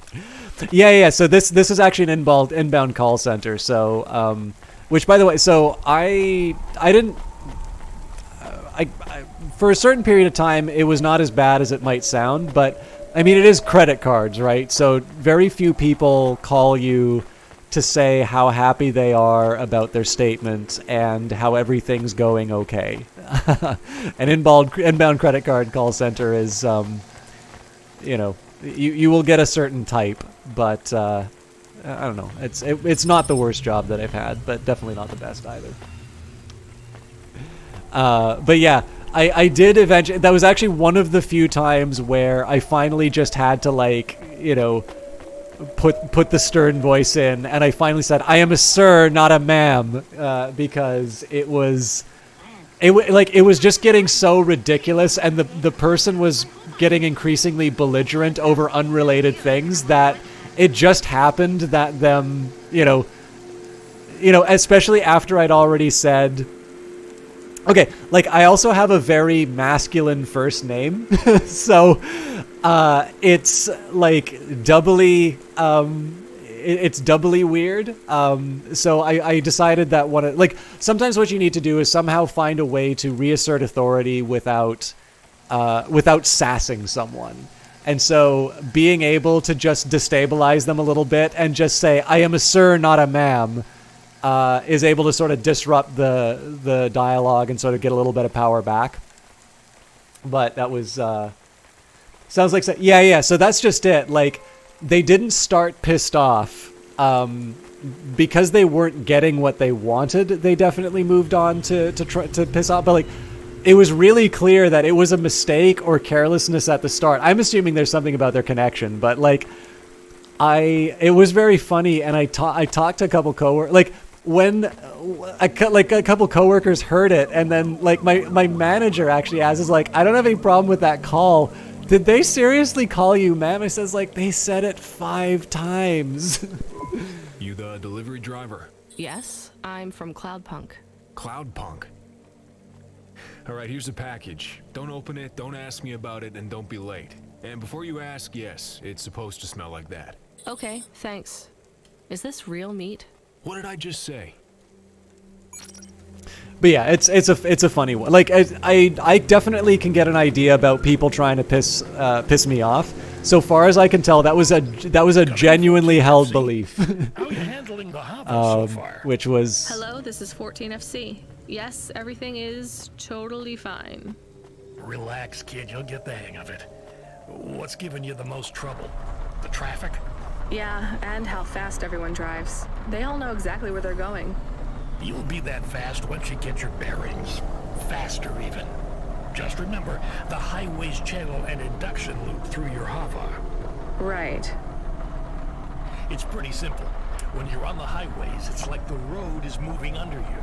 You'll get a big speed boost. Use the highways to get as close to your destination as you can, and then cut off when you're close. I can only park in the bays, right? That's right. Havas aren't meant to touch the ground. The repulsors on the parking bays keep the undercarriage a few centimeters off the ground. It's not just a technical restriction. CorpSec defines the parking around the city to maximize traffic flow. Sorry, I won't talk over the game, but... And them too. Traffic jams seize up the wheels of commerce. If CorpSec have one priority, it's me. Okay, yeah, so if someone calls you sir over the phone, you're like, hell yes, masculine voice. Does Chalk say trans rights? Okay, so if the question of that is, am I an asshole? No. Yes, trans rights are human rights. And I actually know a couple of, I know a couple of trans people. And more importantly, actually, I really, like, independent of the social movement, I actually really like Asia Kate Dillon as an actor, so... but I'm sorry if that's a reference or another statement that I'm missing on the details. So apologies if I'm misreading. But yeah, no, that is a cool. Actually, okay. I have enough distance between me. This is a story I've been waiting to tell for a while, but it involved a survey, and there was a certain period of time.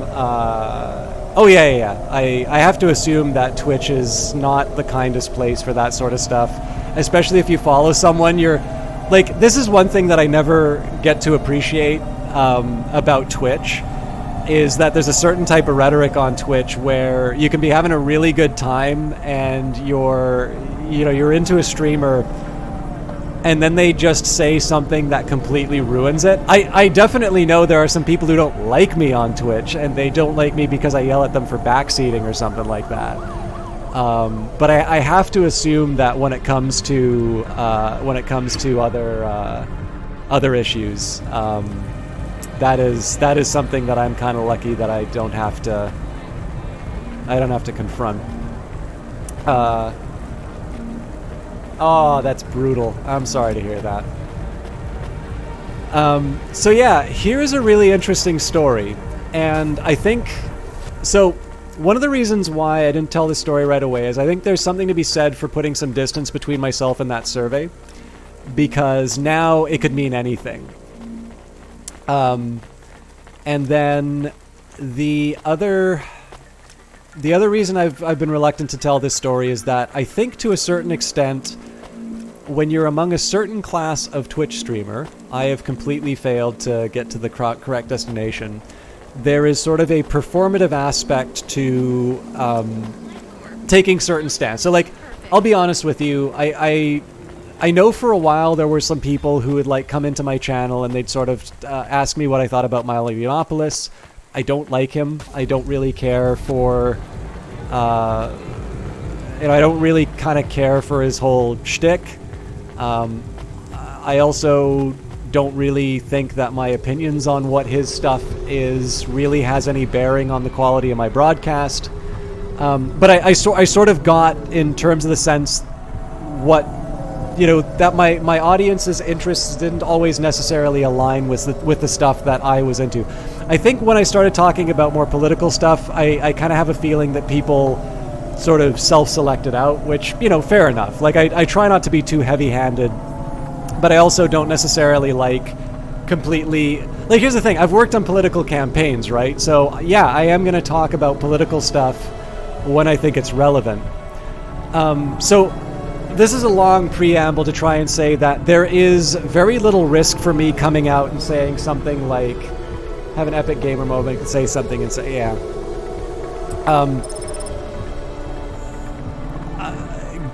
Given the kind of people that I know and sort of the relationships that I've fostered on Twitch, it doesn't really cost me a lot to say, to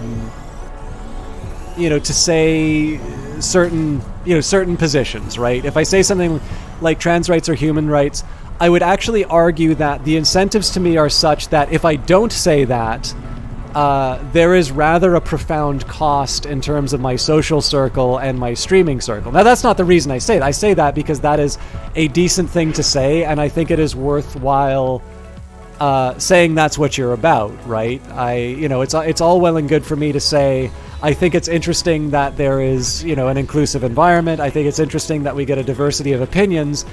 But if I don't actually, if I don't positively affirm it, if I kind of keep mealy-mouthed about it, am I really being all that supportive?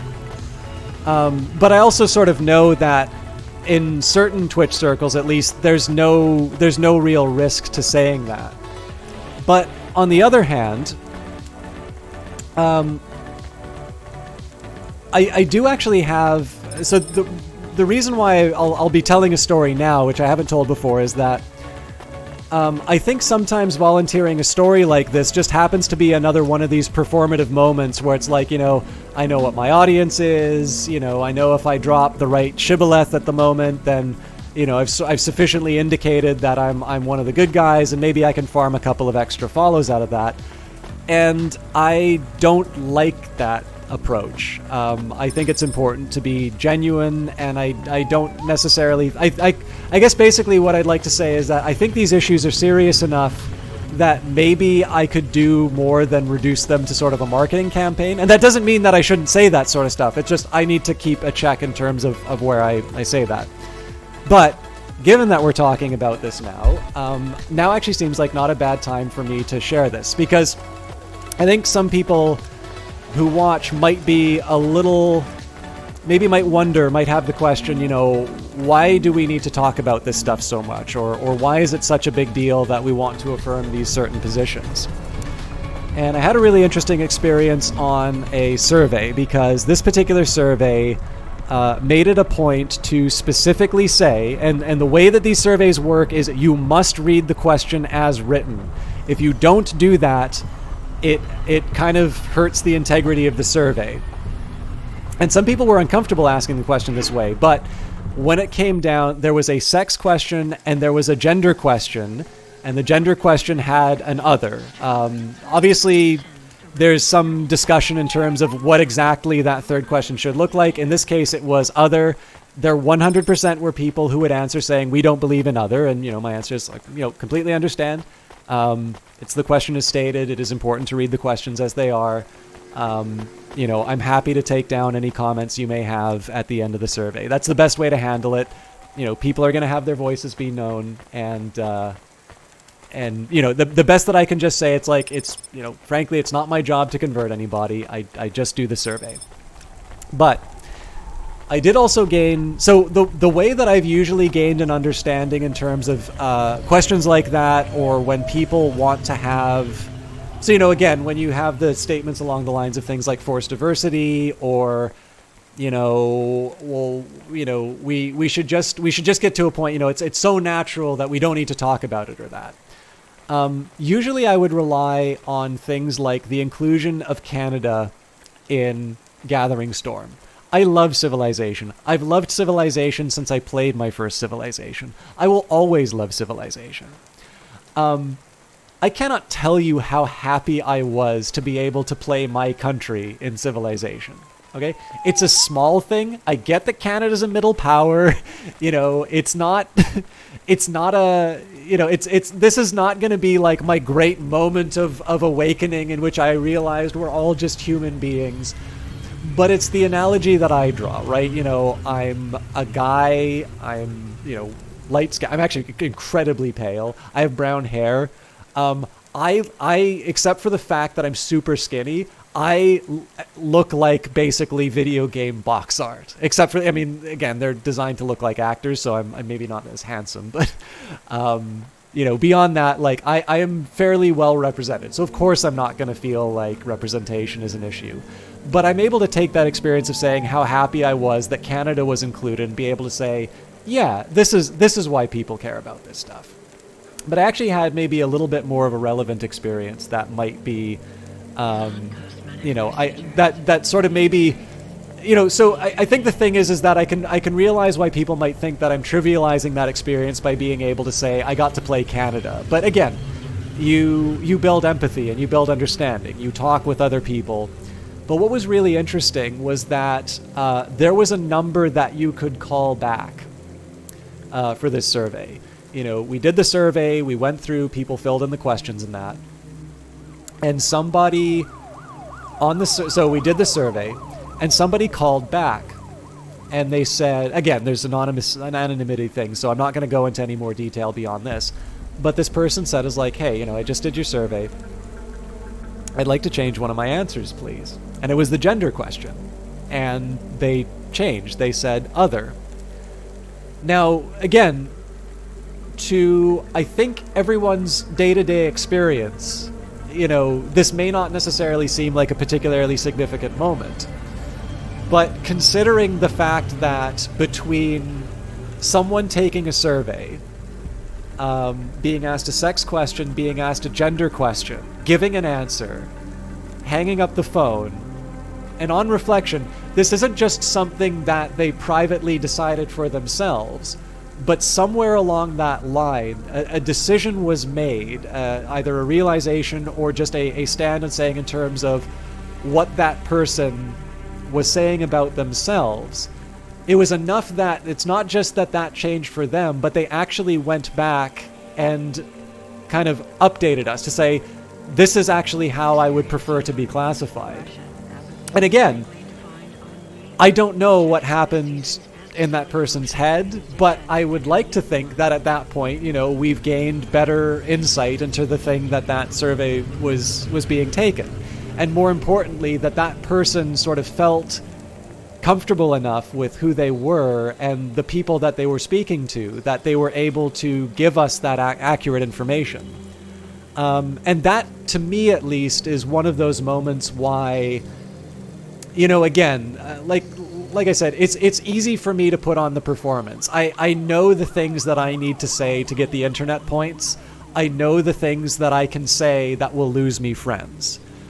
But it's a little bit more than that, and it's actually why I push a little bit further and I talk about, or sometimes take the time to talk about this sort of stuff.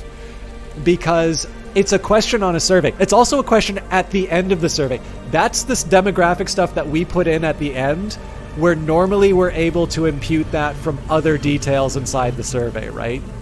Those are the questions that if people are wading through the survey or they're just trying to get us off the phone, those are the ones that potentially don't necessarily get asked, because in the end, the survey's targeting other things. The demographic information is good to have and important to have, but it's not the first one that we ask. We also sometimes put more personal stuff at the end because it's going to be the stuff that people might hang up on. But that's actually why, for me at least, again, I tell the Canada story because that's a personal experience of myself, but being able to appreciate that it's not just a statistic, that there is something that happened through the course of, again, a potentially controversial change. I got to hear from more people. That is one person out of that whole survey. I definitely heard more than one person talking about how they didn't like that option being in there. These were people, of course, who already fit within some of those other ones. That's why I don't always talk about this stuff, but when I do, this is the perspective I come from. It's not getting the internet points. It's not pandering to an audience. There is a human element to this, which I think is very easy to miss, particularly when you're talking on the internet. So Worm Spedler here says, that could have been me. The first time you were really able to think about that. was when you asked at the doctor's office, male, female, other. It took you 2 visits to update like that, being offered the option thereby the implicit acceptance reassures you that you're allowed to exist as such. Yeah, exactly.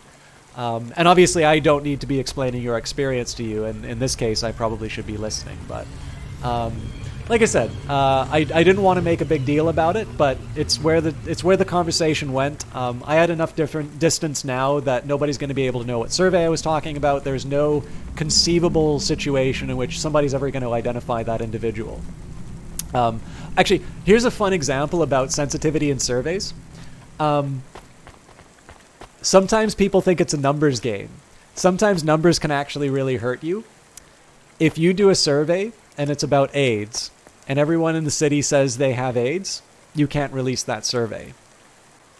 Because the individual information about the people inside that city is now revealed. And that's a private thing. So despite the fact everybody in the city could have... by the way, I'm really sorry to, like... I do not mean to conflate these two things at all. It just happens to be the example that I learned when I was learning this stuff. You know, the factor that it's one person or the entire survey is actually equally revealing, and so you need to apply the same level of security. That's the only reason why I'm giving that particular example. I could have said, I come to think of it, I probably should have said like cancer or something like that. But if it seems weird that I'm talking about why I don't want to talk about individual surveys, or like I'm having a certain distance between when I did it, it's for reasons like that. There are actually some very weird ways. I wonder if those are supposed to be people or if it's just a model. Either way, I'm into it. You know, I'm kind of glad that we were able to talk about it. You know, it came up here because it's a story I've kind of wanted to share. But it's also one that I sort of thought it would be good to share at the right time. So,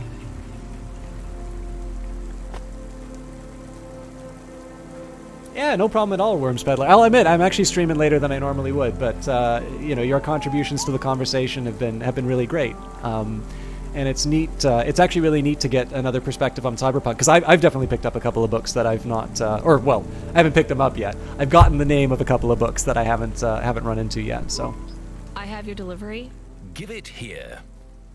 It says I'm to deliver to Mr. De Beer. That's my employer. Give it to me this instant. Hey, street rat. Has this been tampered with? What? No. Good. Most drivers ask what's in the package. The smell makes them curious. What's in the package? Dinner. Meat. From which animal?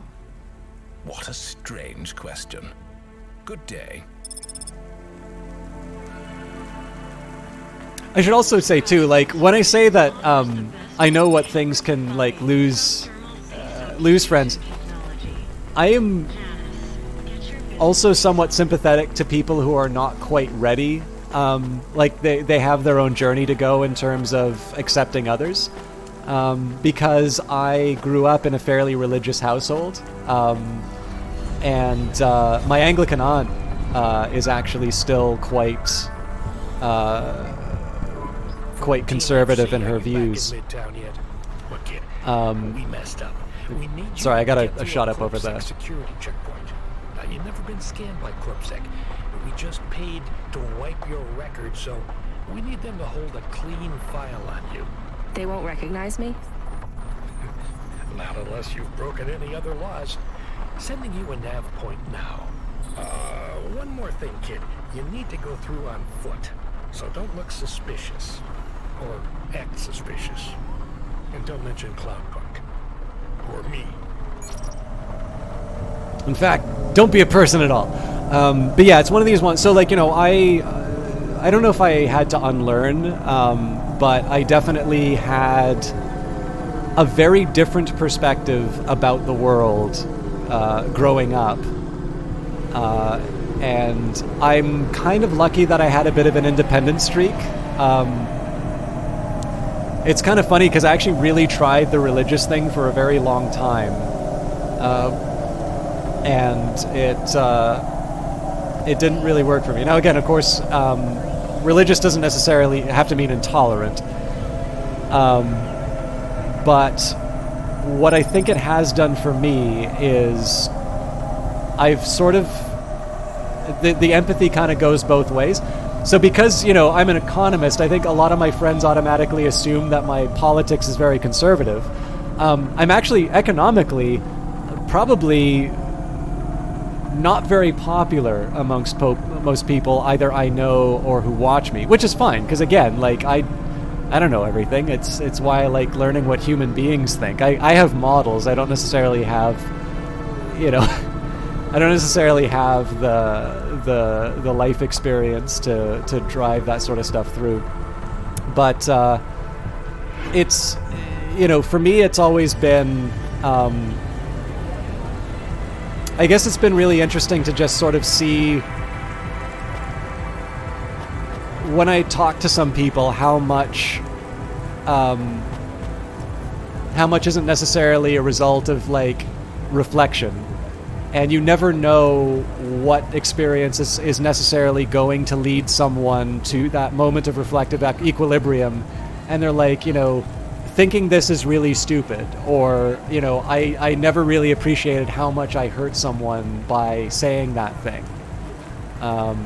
And obviously the hope is that we're able to get people to that space a lot faster.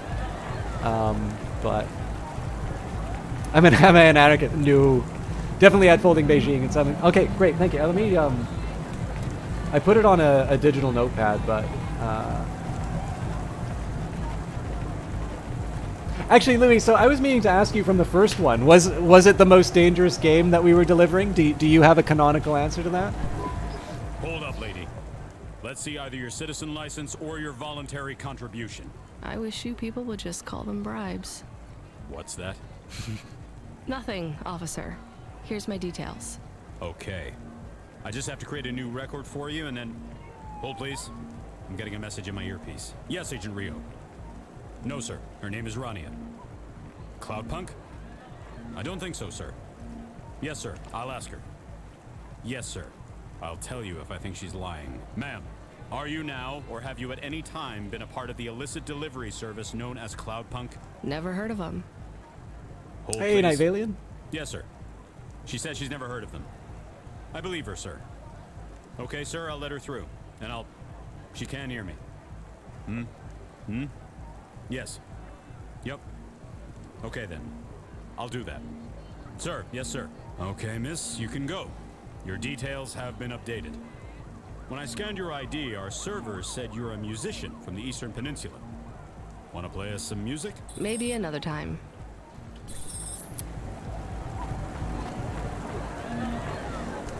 The game does deliver on the music, but I'm not telling you when. Actually, we finished the game, Night Valian, but we got a really generous host, and I've been having a good time just kind of chatting and reliving the game. It's kind of neat to see some of the things that oh, not Nightbot, Night Valian. I mean, Nightbot's pretty cool, but I don't see him stream that much.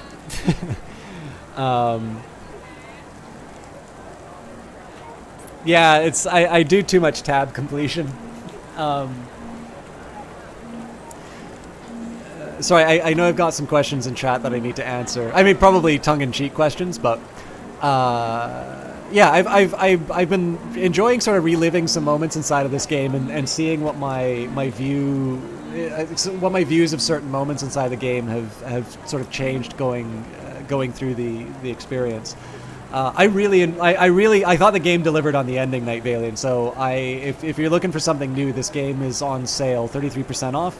And of course, for those of you who maybe that may not be the price that you wanted at, or you may not be at a spot where you can pick up the game right now, if you are interested in this, I highly recommend wishlisting it. I could probably say, if there's something mechanically that doesn't work for you in the game, you probably will be able to figure that out within the 2-hour refund window. I hope you buy and love the game, because I loved playing this. But I think, you know, a Paradox game, you're really not going to know if you like it within 2 hours, so buying it effectively means you're keeping it. I'm pretty sure inside of this game, if you get too frustrated trying to find parking or whatever, I'm pretty sure you're gonna know within the time. Anyways, guys, before I start talking about myself again, my favorite subject, do let me let you know, Night Valian. I don't know if you were streaming now, because obviously I'm up quite late. But Night Valian, I got to watch through Lucifer Within Us. I was talking about that a little bit earlier. And Night Valian is a South American streamer, I believe from Brazil. No, I know from Brazil, because I made a joke about Jair Bolsonaro that he laughed at, and I felt very good. Night Valian's been a little gem. Obviously, I really liked Lucifer Within Us. It was really cool to meet him, but he's been just rocking it in terms of some of his game choices lately. He went from Lucifer Within Us. He did some. He did Outer Wilds immediately after that. I really like that. He's been doing Hitman lately. I really haven't been able to. I really haven't been touching Hitman yet, but he's been making me want to play that game.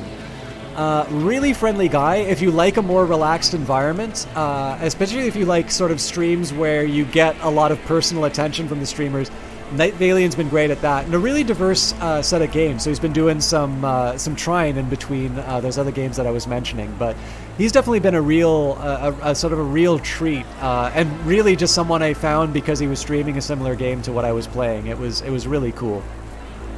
So. And then, yeah, so, again, I don't want to, so there's the political stuff that I talk, I think when it comes down to things that, will get down to questions of identity and letting people be who they are, those are ones that I like unpacking and taking the time talking about. My economic views are actually not very interesting. I'm happy to talk about them if people want.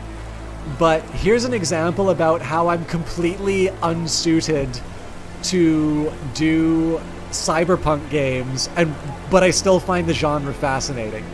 So, like, by and large, I actually don't have a huge problem with sort of a decentralized solution like a free market. I think it's not, to me, I don't find it a very difficult proposition to say that an economy is an incredibly complex thing, that we have this seemingly infinite series of wants and needs, and it's not a bad thing to let people make their own decisions. Now, anybody's going to tell you that, right? That's the friendly face that people are sometimes going to put on some really horrible positions. But that's kind of I do not necessarily think that there's anything inherently wrong with that as an ideal. But I will also say that because I studied economics, it is my day job, right? I'm an economist. The survey was part of another thing that I was doing. I also don't have a job if markets work perfectly, right? If markets work perfectly all the time, economics would essentially be your first year textbook. Just consult that, and you have nothing else that you need to study.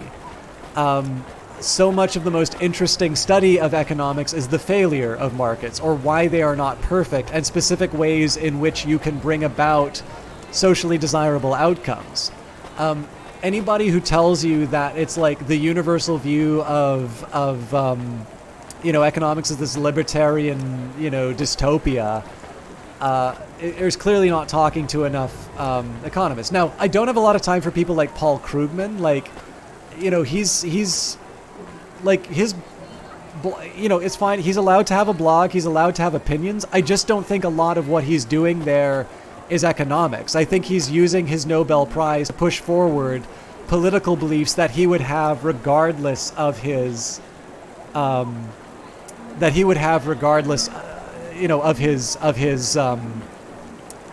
his economics background. So I think this is the big thing here, is that I'm actually very boring in this regard, which is to say that, I'm not a Marxist. I would maybe argue that the most common arguments that you'll hear along the lines of saying, so if a lot of people are going to invoke something called like the first welfare theorem, and the idea that, in a perfectly competitive market, you can do no better than the social planner, or you could say it the other way around, you're going to do no better than the perfectly competitive free market.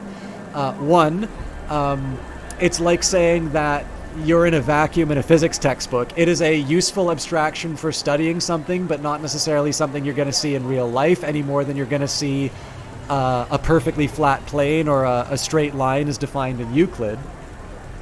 It does come with a cash reward, although I believe most Nobel laureates donate that money, Night Valiant.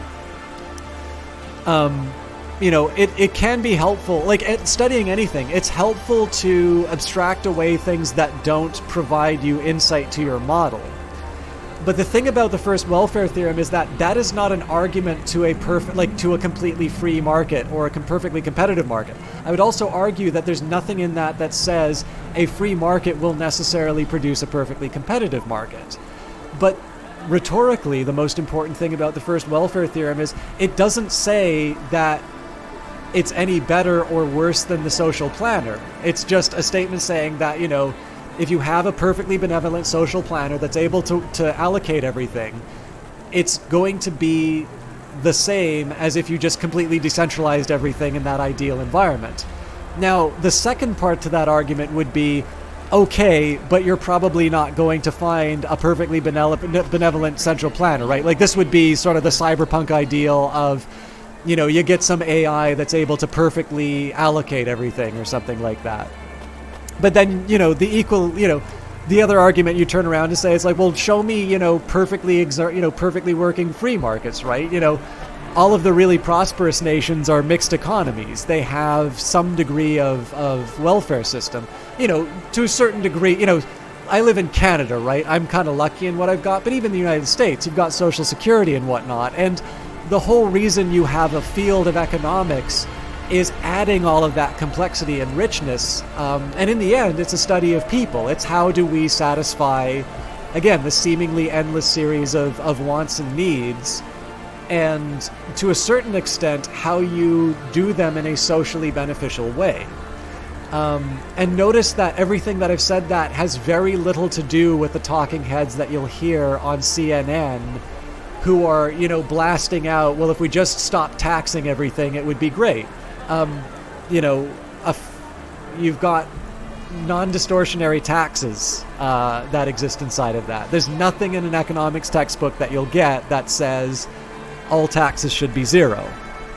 I have never heard one of my profs talk about the Laffer curve in a seminar. They talk about it in a classroom to talk about a thing that people have talked about in the past. But in the end, that's, I was going to say when it comes down to me. So, in the case of Cyberpunk, it's going to talk about sort of market forces leading to this intense concentration of wealth.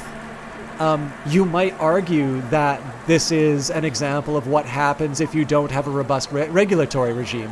It just so happens one of the things I was really interested in school was political economy. And so in this case, that is actually a study of lobbying.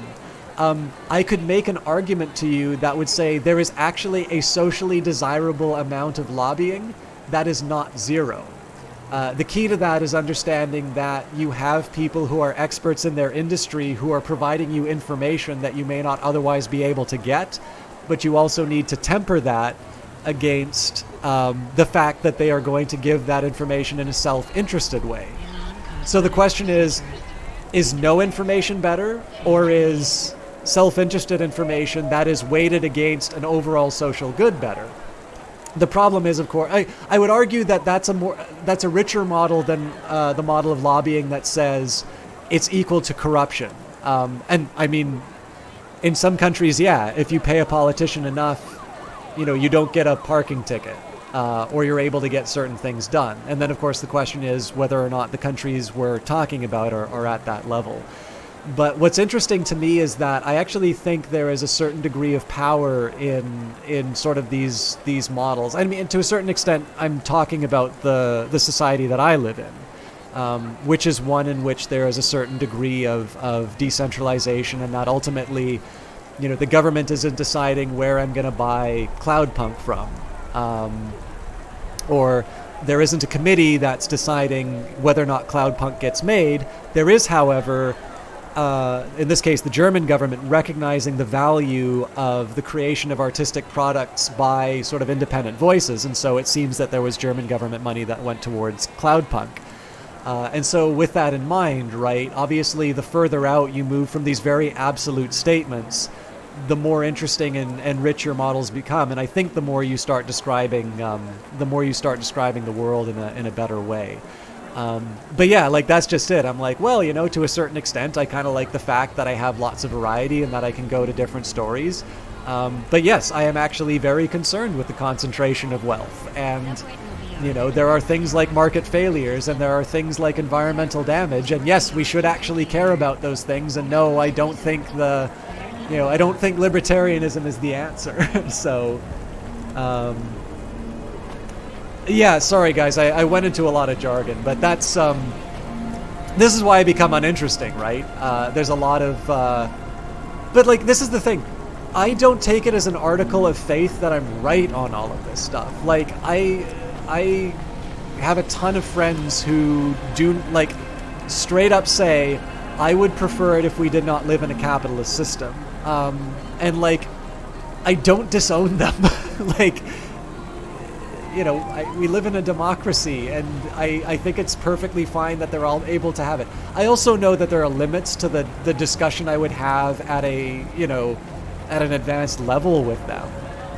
But at that point, it becomes a question about, are we discussing opinions, or are we discussing, you know, what we think an optimal policy is? And at that point, if we're going to discuss optimal policy, then I need to sort of make sure that I'm not, like, what I don't want to do is I don't want to take a degree and just beat someone over the head with it, so. Yo, what is up, listeners? This your boy Rory Alpha giving you a shout out from Midtown, where I am with the people.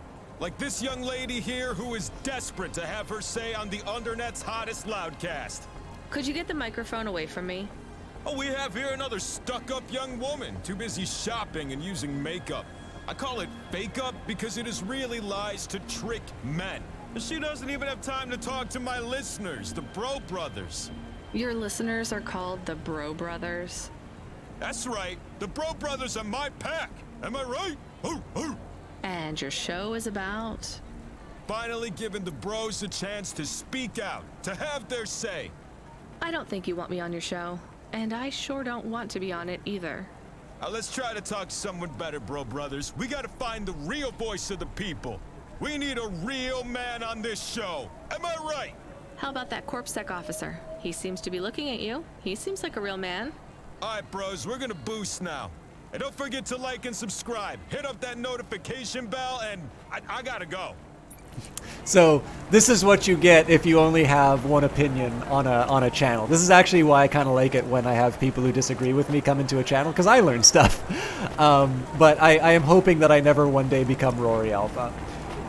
You feel like there's no way that you can be an ethical person if you're holding the majority of the wealth in the world while even a single other person. Yeah, I mean, even in some of this stuff, it's not even, it sometimes doesn't even become an economics question. I think there's a Tolstoy story of,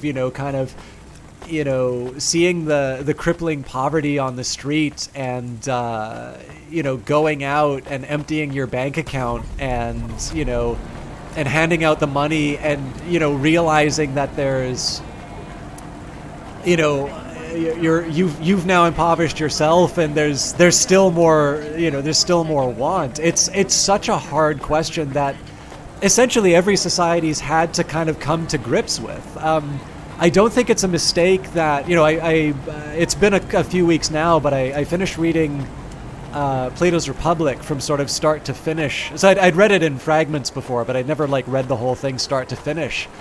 And I mean, I don't think it's a mistake that so much of this book that ostensibly is about, the ideal society, if only as a thought experiment, is also a work on ethics. I really think that the two complement each other, because in the end, answering what an ethical society is, sort of necessarily involves asking custom personality is ready for instantiation.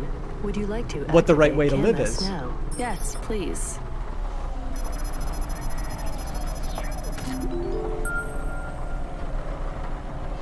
Camus, are you there? it's you. I missed you. How are you? Happy? What am I? Feels strange. You've been loaded into my vehicle's automata slot. Oh. Sorry, Camus. This is all I can afford right now. I was a bad dog? No, you were the best, Camus. I am just a Hova now. Not as good. I know. We'll get you a new body, I promise. It will just take a while. I have a new job. You don't play music anymore? I like music. Me too, Camus, but we need money. We lost the house. I had to move us to Novalis. Just a reminder to folks, there's multiple the perspectives in the game. Maybe it's not so bad now. But I'm doing deliveries. I'm going for the first person. We are doing deliveries. I am helping. Yeah, we're a team, right? I will help. I feel not so good, though. I am sleepy now. It's the automata slot in the Hova car. It's pretty limited, and the hardware runs at a lower clock cycle, so you might need to take it easy for a while. Don't understand. Your higher operating functions are multi-threaded, but that's not supported with the hardware we have. That means it might take you a bit longer to figure things out, but you'll get there. I'm sleepy. Okay, rest for now, Camus. I'll bring you online soon. And Camus, I missed you too. But yeah, so it does invite a question. Like again, so there was something I was gonna try and build towards on the.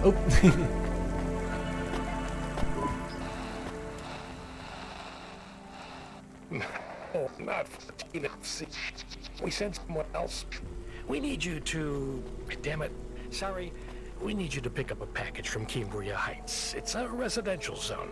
I'm sending a nav point now. Okay, on my way. Wait. 14 FC? Is there a problem? No, never mind. Good luck. Thanks, Orange Peddler.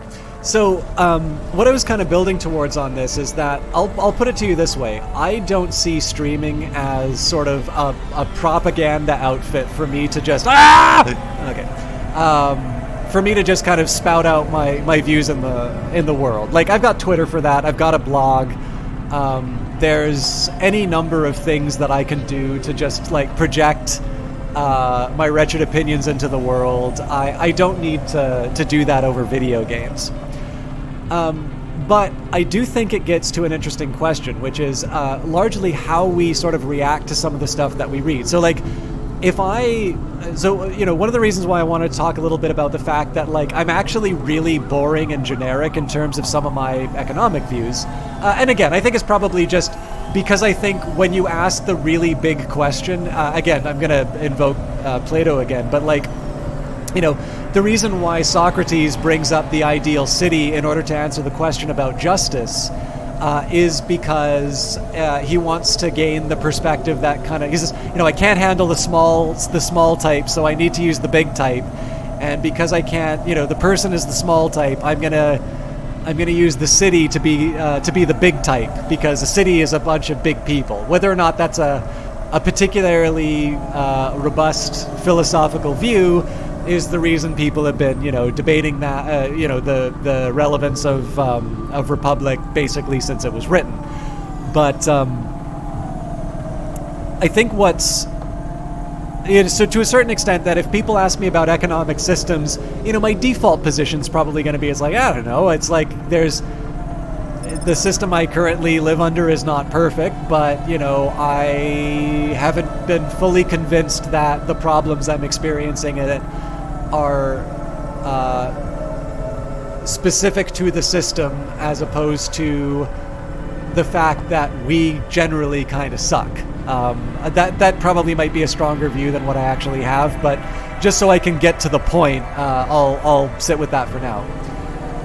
So what I think is interesting about this is that if I have something approximating that view, I would then say, it's like, okay, Mr., I've got a fancy degree or something like that. Why do you read Cyberpunk then? Like, why do you read something that is very obviously a critique of this system that you seem to be okay with?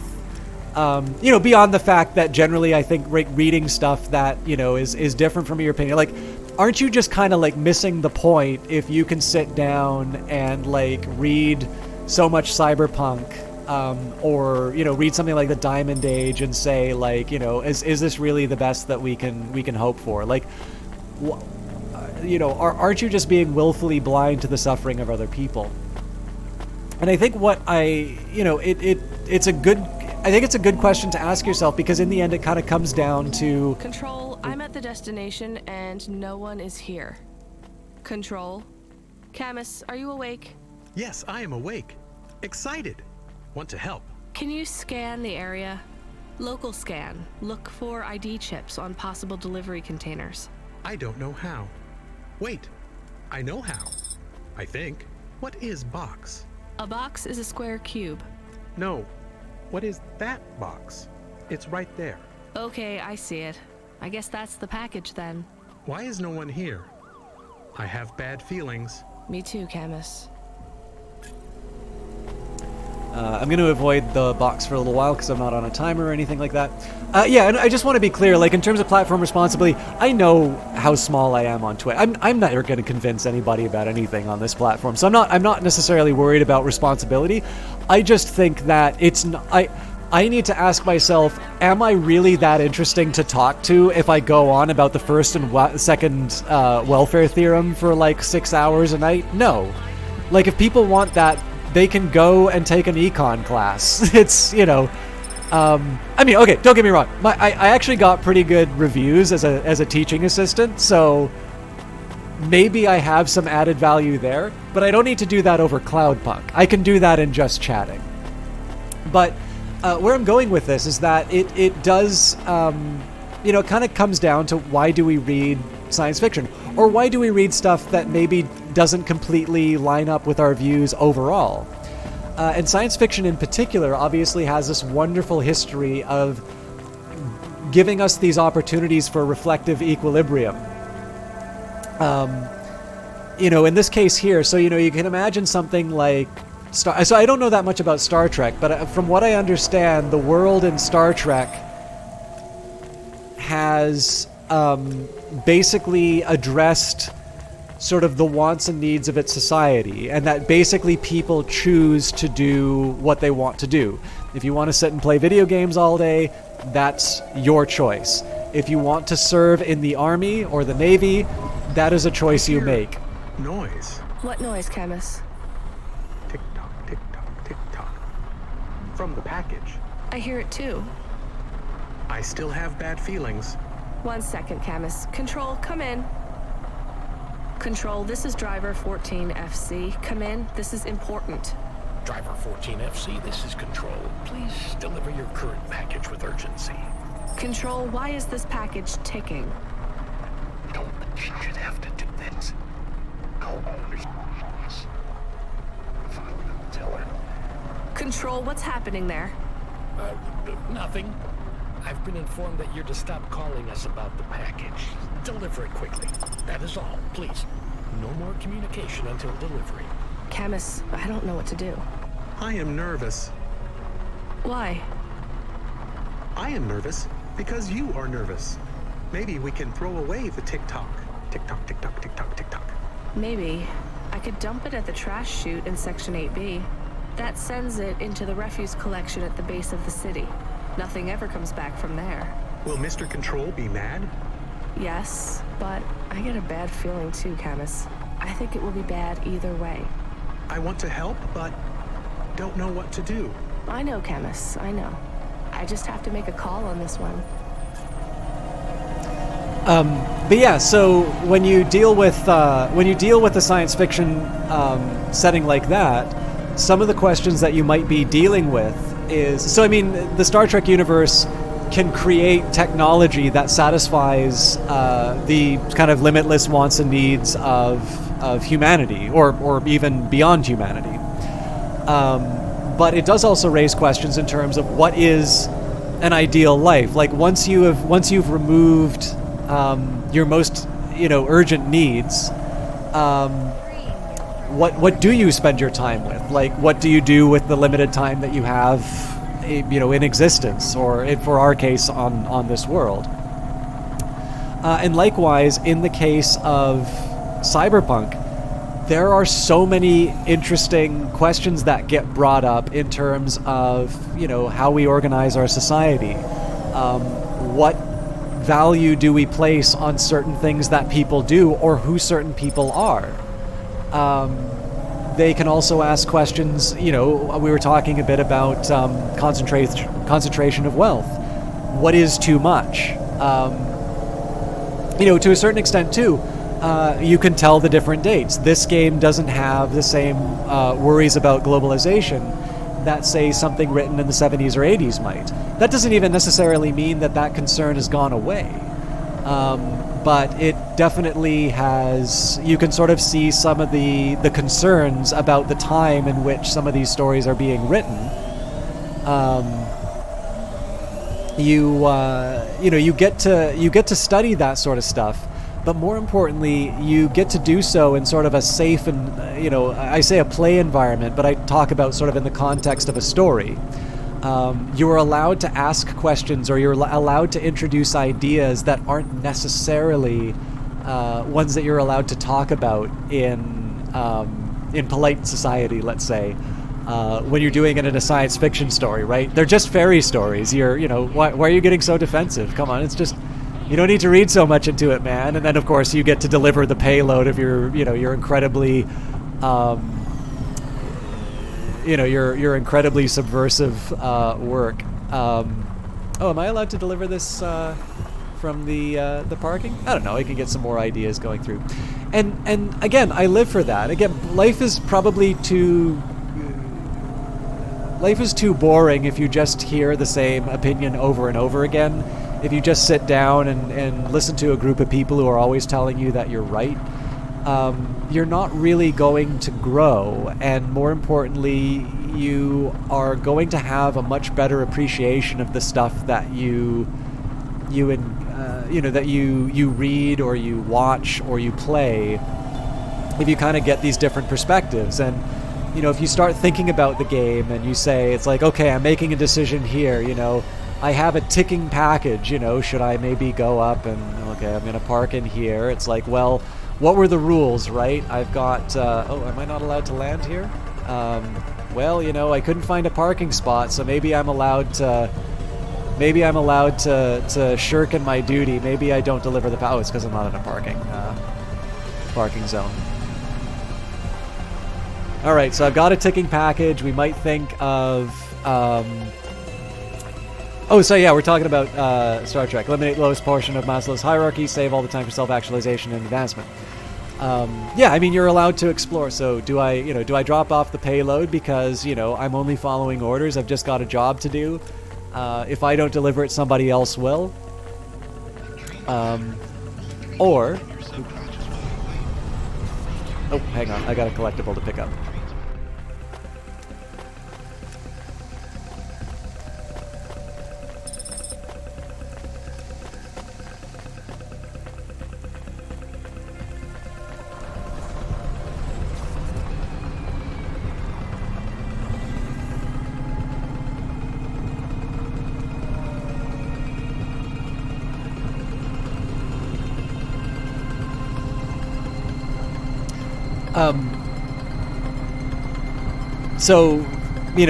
I've been given sort of a whole set of of actions that I can take, and sort of the implications that come from the decision to deliver the payload to the designated location. Or do I say, okay, well, I do actually have sort of this responsibility of care to my fellow citizens, and that in the end we're all suffering in this. We're all suffering in this environment equally, and I should not be enhancing the misery of this particular city. I should be, I should take responsibility. It's not just anyone who got this package; it's me who got it, and I should drop this in the trash. Actually, I don't know if you. I think it's safe to say that you like science fiction, Worms Peddler. I don't know if you've seen this, but I was watching a really interesting TV series called Devs. It's by Alex Garland, who he wrote 28 Days Later, Sunshine, wrote and directed Ex Machina, and apparently Annihilation, but I haven't seen that one. That's one that I think does some interesting stuff with free will and determinism. That might be something that you like.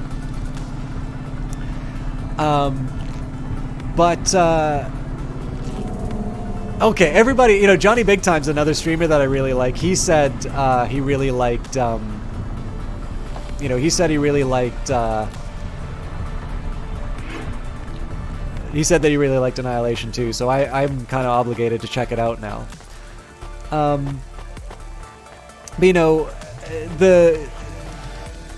the example of Plato is not just so I can be like, lol, I read books for smart people, or it's not just me trying to put my beloved Greeks into the conversation at every opportunity that I get. If for those of you not familiar with Republic, it's a dialogue in which effectively Socrates is called on to answer the question. The challenge is basically, if you had a ring that would turn you invisible. Actually, let's skip the Ring of Gyges and just say, let's say that you could get all the benefits of having the reputation for being a just person, and you did that during all of the, you did that while being the worst possible person. You cheat, you lie, you're so good at it, you always get away with it. And on top of that, it's not just that you're so good at it, you actually get all of the social benefits from being thought of to be a just person. And in contrast, that you have this counterexample where the person has none of the trappings of being a just person. In fact, they are hated by the society because, they make them feel bad. That you need to make the argument for being a just person as a good in and of itself. There's none of the rewards from it. It only brings you hardship. Can you seriously tell me that the just person, even, imprisoned and hated by all of the other members of the city, can you seriously tell me that this is in fact the better way to live? And basically the remaining 8 books of the Republic are spent trying to answer that challenge. And there is something of a scholarly debate as to how seriously Plato is arguing for the kinds of policy. I would tell you that there is some next level trolling in the Republic. The use of academic... I'm really sorry about this, Worms Predator. This is how all your friends talk. I bear the mark of my reading. My background here is my music player broke when I was getting into film, and out of sheer desperation, I went to a library, and so I read a lot of stuff, and I have a very distorted view of what layperson terms are. So I'm really sorry about that. But I'm trying to tie this to science fiction and sort of failing. But basically what I want to get to is this, that this great foundational work of Western philosophy, this thing that I've read recently, in the end sets up a utopia, sets up a world in which, there, even among people who are experts on ancient Greece, don't have a definitive answer about yes, okay, Diogenes is amazing. I've actually been reading Diogenes Laertius, the account, like the lives of eminent philosophers. That's also full of epic trolling. I'm super glad that you brought up Diogenes of Sinope, because he is the perfect he's the perfect example of why reading ancient philosophers can actually be super fun and rewarding. But where I wanted to go with this is that you take this great foundational work of Western philosophy, this thing that people speak in with these hushed and hallowed terms. Let me get the dialogue with Molly out of the way, and then I'll get to the end. No, sorry. Please do not be shy. We talked about this in the chat room. We cannot begin until you confirm your identity. We agreed on Kelson for you. I am Molly. I'm not Kelson. My name is Rania. Oh, I see. I am sorry too. Damn it, I cannot take any more of these time wasters. I hate to be made to wait. even worse when it is in the rain. At least your clothes are kind of waterproof. They're made of... latex. Yes. And I suppose that is a small mercy. How do you survive this weather? You're soaked. I'm a delivery driver, so I'm mostly in my Hava. Yes, of course. You like your work? I'm still deciding. You? It is honest work. I make people happy. Are you... a sex worker? Yes. A dominatrix. For those of you who My mother hadn't said figured it out. one day I would find something I was good at. This is it. Okay. You have something else to say. Spit it out then. I have nothing else to do, it would seem. I know you are curious. Does it feel bad hurting people? Even if they want it? No, not at all. I am helping them. You really believe that? I know it. They thank me, with words, and with huge handfuls of money. Has it ever gone wrong with a client? No. Seriously? You've never hurt someone more than they wanted? It's all done with augments now. If I crack a whip, it's just for show. Ropes and chains are ornamentals. The augments bind them, hold them down, cause them pain. That way, no one is ever hurt worse than they want to be. I guess that's better. It is. Well, Molly, I hope you get another client soon, and get out of the rain. I shall.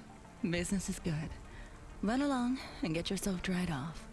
We all wear a uniform to work, whether we think we do or not. No need for it to be waterlogged.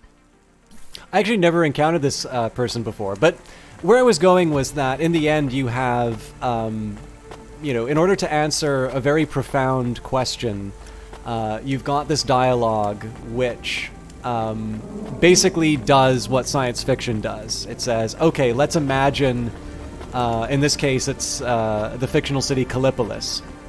And again, there's the debate as to whether or not this, you know, this city was ever actually meant to be a real thing, because Plato does spend a lot of time working on details that don't seem relevant for the inquiry into ethics.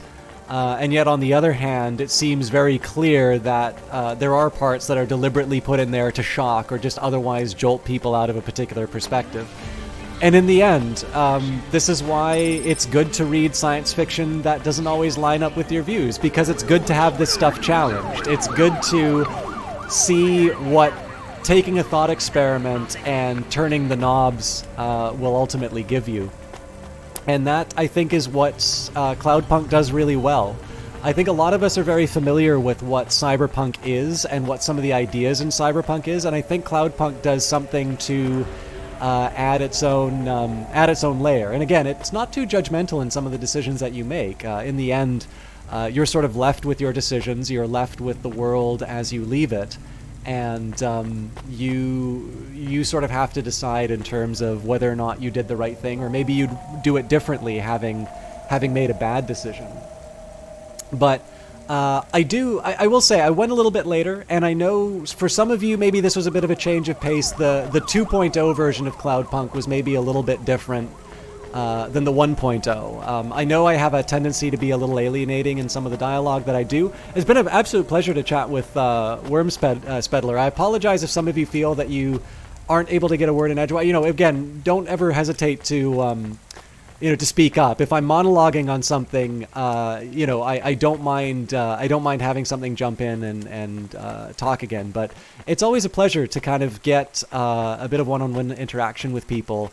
Or two-on-one in some cases. You all have me at a numerical disadvantage, but it's cool. It's really neat to meet new people and to be able to talk about the stuff that we're really passionate about. And in the end, the best argument I could make for Cloudpunk is that, much in the vein of good science fiction, it's not just well written, but it presents you with enough interesting ideas and enough sort of It sort of pushes the boat out from the world that we sort of take for granted in enough interesting ways that you're able to talk about it, and you're able to share. You know, every time you make a decision in this game, I sort of feel like you can talk with your friends and say, I did X because I thought this was the right thing to do. And they can say, what are you talking? Are you crazy? You know, what does it mean for this person over here? And you can have a debate, which is obviously very relevant to our day-to-day lives in the context of this fictional city, whether it's, you know, Callipolis from philosophy or whether it's Nivalis in the case of Cloudpunk. But I will leave you all on a cliffhanger. We'll drop on the payload. I guess it was nothing. We did our job. And we'll move out. You feel like your currently held views are only ever reaffirmed by sci-fi? I mean, we got a lot of dystopias right now, and I think it would actually be really interesting I'd like to read some more aspirational science fiction to see where it takes us. Now, unfortunately, because I hit the quit button, I still need to try and find someone to host tonight. So I hope you guys had a good time with the extended. Oh yeah, Worms Pedal. That's purely on me. I'm responsible for the tone in the chat. So my feeling is that when I have a quiet chat, it's because people either don't want to say something, or oh god, I guess you guys know I've been listening to John Oliver. I was actually well, I don't need to. You guys know where to see him if you want, but this was an interesting one. Okay.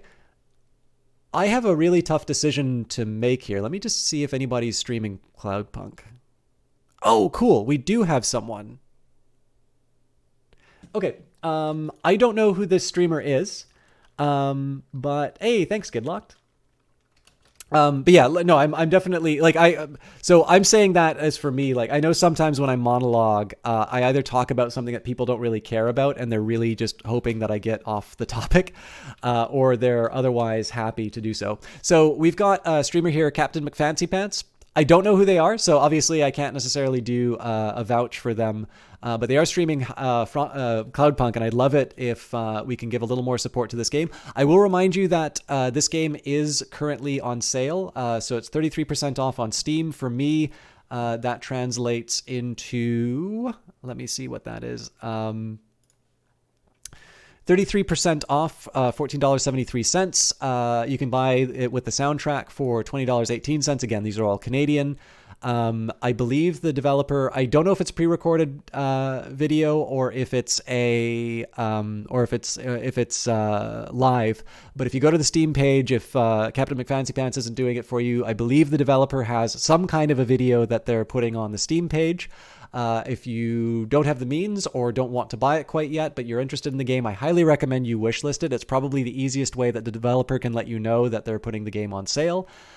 And finally, for me, I will probably be doing some Age of Wonders on Monday, and then on Wednesday and Friday, I am very interested in doing some more Phantom Brigade. For those of you who like something of a cyberpunk flavor, I am going to try and creep in some Industries of Titan again, but Phantom Brigade really spoke to me. I liked that game a lot. So it's very likely that Wednesday and Friday I'm going to be doing some more Phantom Brigade. But again, I will do my best to divide my attention appropriately between those games. I also want to take a minute and say there is a reason I did an extended stream. It's not just because D-Pain hosted, but it's because it's actually been a lot of fun to talk with all of you and to share the ideas. So I'm going to pass it off to Captain Fancy Pants. I hope they do a good job of keeping you entertained.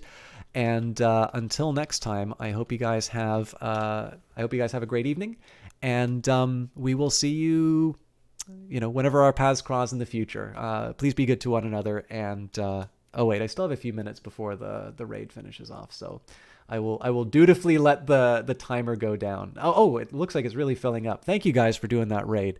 For those of you who are otherwise informed, I will see you Monday, Wednesday, or Friday. You can obviously follow if you haven't already for the notifications, or you can just stop by whenever I'm playing something you're interested in. Have a good night. Goodbye for real. See you next time.